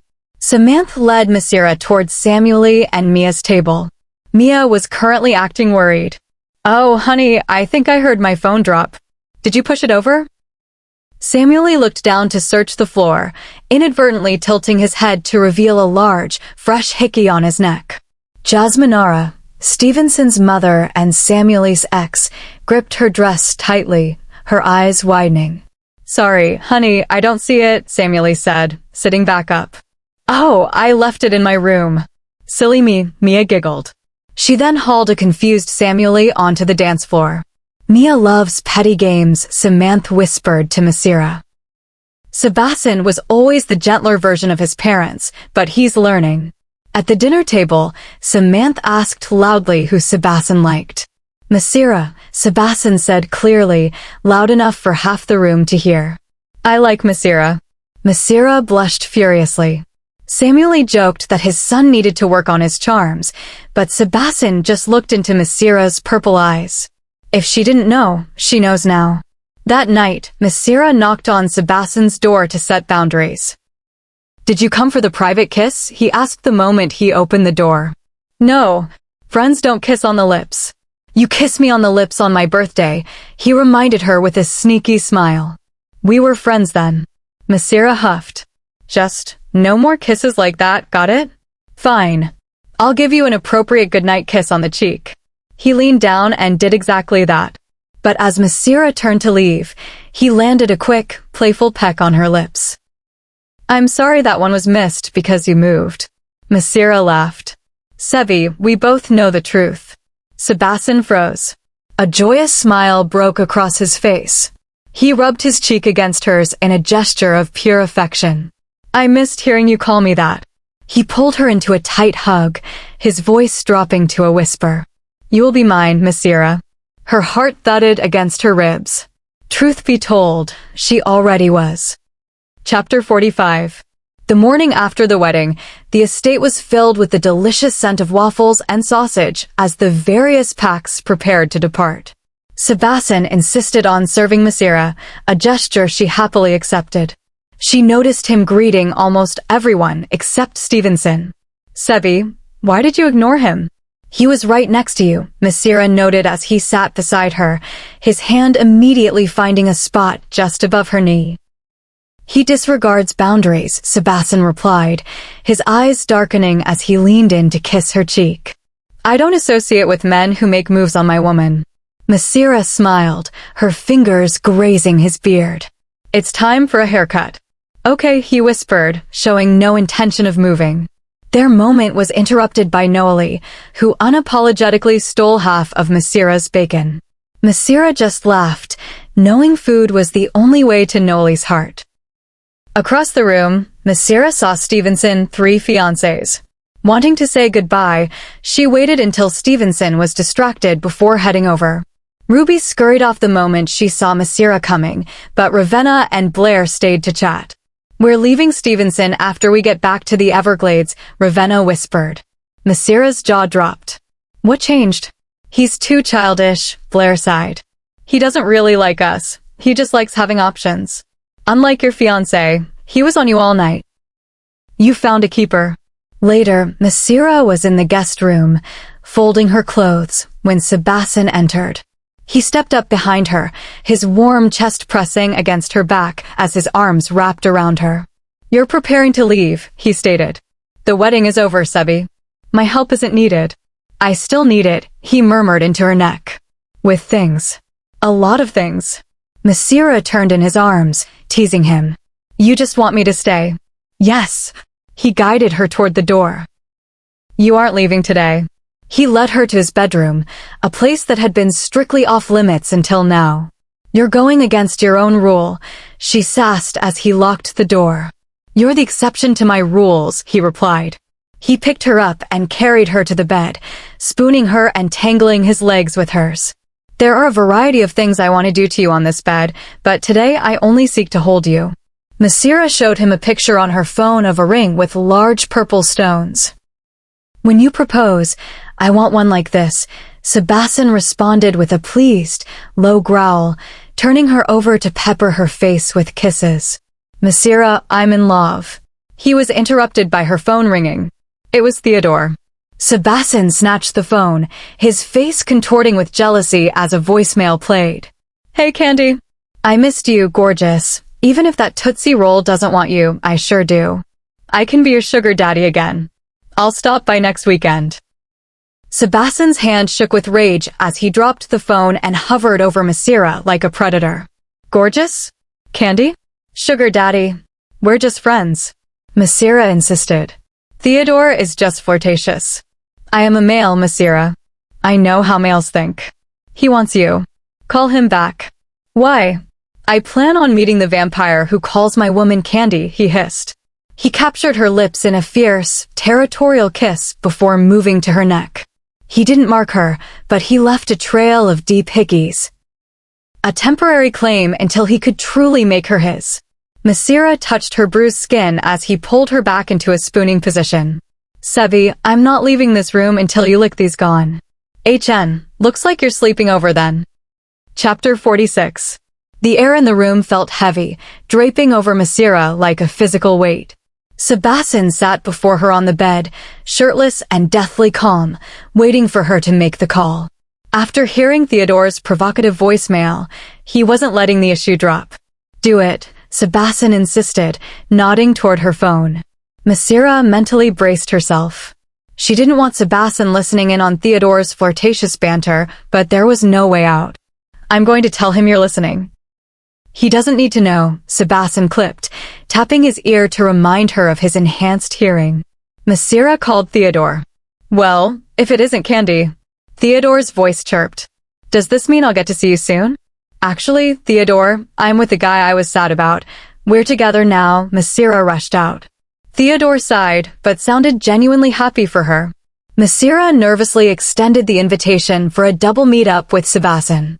To her shock, Theodore enthusiastically agreed. I want to see the man who beat me. Is he big and strong? You have a very nice body, Theodore, trust me. That wasn't the issue, Massira comforted. A low growl vibrated from Sebasten beside her.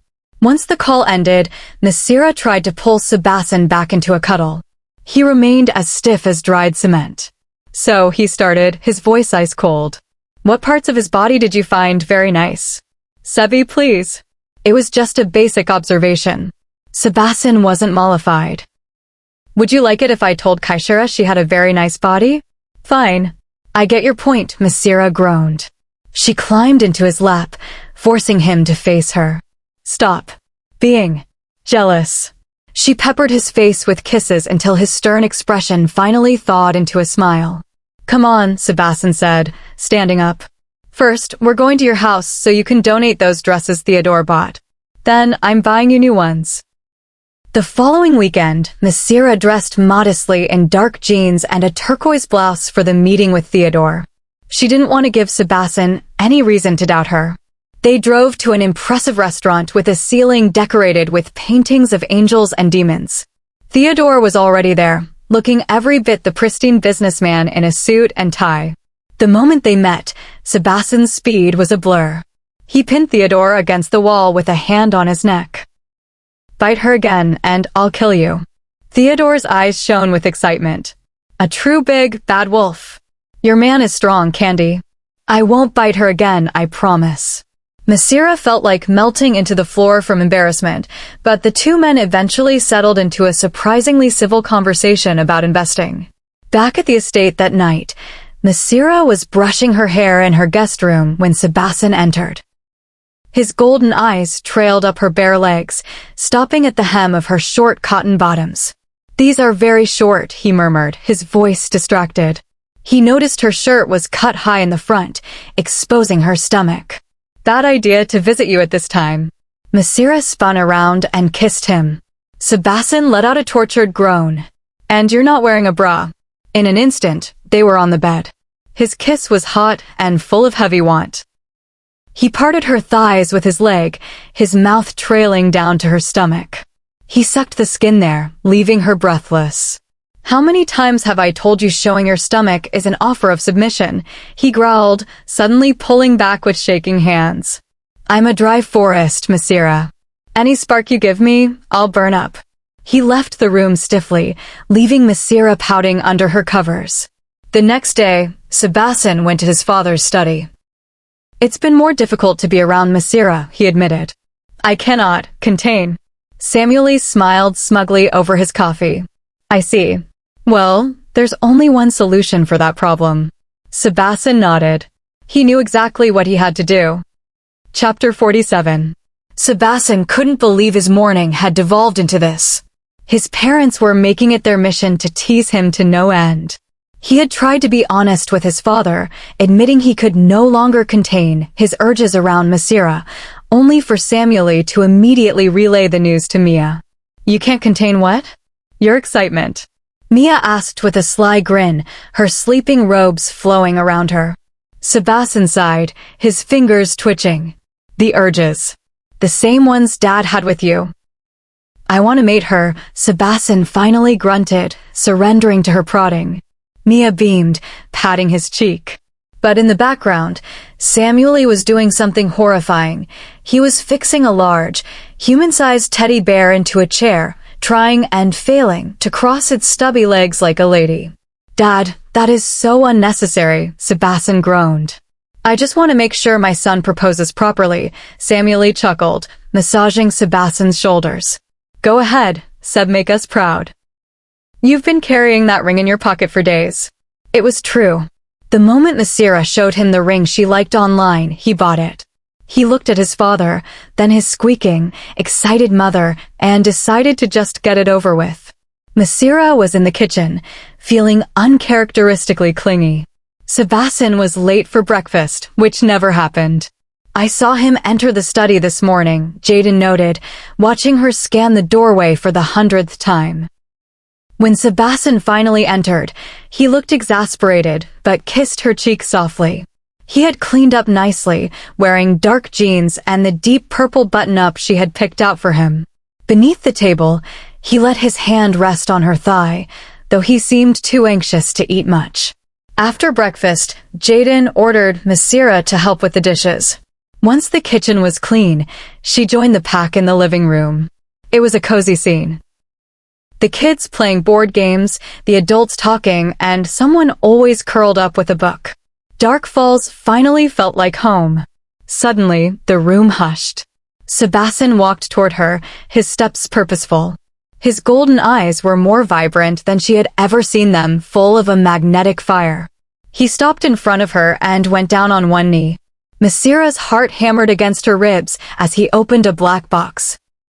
Inside was a gorgeous 2-carat gem circled by tiny purple stones, just as she had requested. "This worman requires another half," Sebasten said, his cheeks tinged with a rare, soft red. "Massira, I am in love with you. I offer myself to you wholly. Will you be my mate?" He lowered his head to her lap, his hand grasping her calf in a silent plea. The air was still until Massira finally found her voice. "Yes," she squealed. The room erupted. Noelle and Jordan hooped and cheered as Sebasten slid the ring onto her finger and pulled her into a long, deep kiss. Flashbulbs went off. Mia was behind a professional camera, while Samueli held her up high to get a better angle. "I love you, Massira," Sebasten whispered into her hair, his voice elated. "I love you too, Sebi." 1 year later, Massira sat in bed, checking her calendar. She had been analyzing data for 3 months and finally had proof. Sebasten was being a sneaky husband. He had been avoiding her during her ovulation windows, using out-of-state assignments or claims of exhaustion to stay away. He was terrified of her having a high-risk pregnancy like his mother had. Tonight, she was ready for him. She waited in a sheer, silky one-piece, her hair falling in messy waves. When Sebasten finally entered the room at 2 a.m., he tried to be quiet. "Sebi," she called out. He jumped, having been in the middle of putting on a shirt. Something he never did. "Honey, why aren't you asleep? Come to bed." He climbed in but stayed exactly 3 inches away. Massira didn't play nice. She threw back the covers and straddled him. "I'm tired tonight, honey," he said, but his eyes were roaming over her curves, and his hands were twitching with possessive intent. "I know what you're doing," Massira accused. "You're trying to avoid getting me pregnant. You don't want babies with me." Sebasten groaned, sitting up and pulling her closer until her legs were wrapped around his waist. "Woman, I never said that. You are my mate. Of course, I want those things. Then why am I not pregnant?" Sebasten buried his face in her neck, his voice full of apprehension. "I've been concerned. I don't want to lose you to a risky pregnancy." Massira pulled his face back to hers. "We are different people, Sebi. And I really want a baby." Sebasten exhaled, a long sigh of resignation as he let go of his worries. His eyes darkened as he pulled her silk dress higher. "Very well," he growled, his lips meeting hers in a fierce, demanding kiss. "If a baby is what my mate wants, then a baby is what you will get." As his tongue swept inside her mouth, Massira felt him encasing her with everything he was, proving once again just how much he loved her. The end.